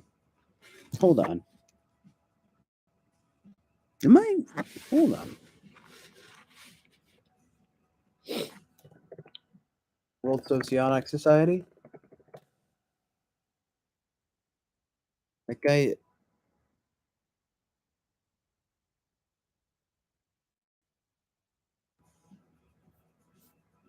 Yeah, no, that guy's Jack. His name is Jack. Jack from World Socionic Society. Victor Galenko is like a legend.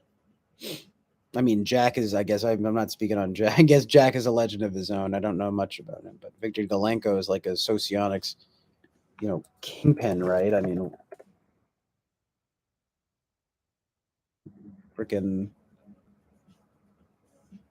Is he literally the creator of it? Yeah, I think he's the literal creator of socionics. So it's no joke. Yeah, there's like a YouTube channel. I think. I mean, I'm actually subscribed to it, so I should know. But if I'm not mistaken, it's the World Socionic Society channel. It's World Socionic Society, and it's just this guy Jack who interviews people. But for some reason, I thought it might be Victor. But I was also thinking of Galenko too. So they're gonna play good foil to him. Yeah. So so extinguishing relations. Let me take a look real quick.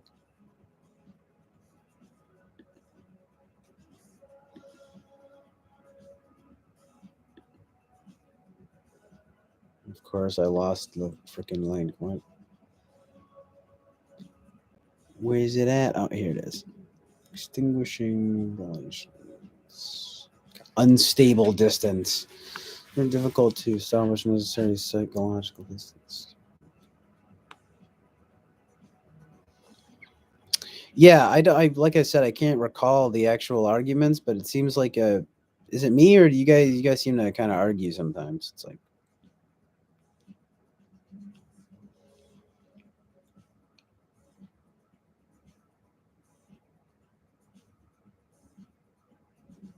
huh. But then there's a you can become close, but the introvert becomes alienated, the relationship loses warmth because formal awareness appears. So I guess in this instance that would be you. And then the previous transition. Interesting. Because it's like, yeah, it doesn't seem like you guys are go at each other really, but it does feel like there might be friction. If you know what I mean. The extrovert feels misunderstood due to bias. This is I don't know how that would play in, but interesting. This is not surprising that since the two of them seem to have a very good understanding that extinguishes the activity. He's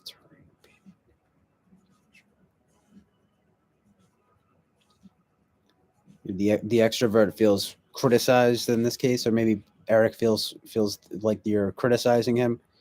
The extinguishing relationship vaguely resembles the alternation of semi-duality with a revision. The extrovert is most likely in a more vulnerable position here, but it even says that it's extrovert is more vulnerable here. On the one hand, the extrovert feels as if behind enemy lines they perceive everything at their own expense and fear a wrong step or exposure. On the other hand, they can't help but see that their partners generally decent and personally high level of culture, and the partnership can help to avoid mutual accusations. So it's kind of on both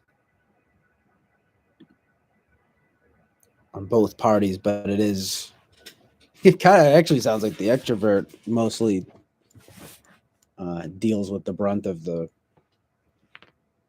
it.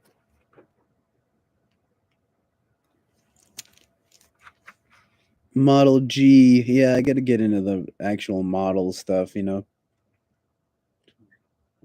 not just you.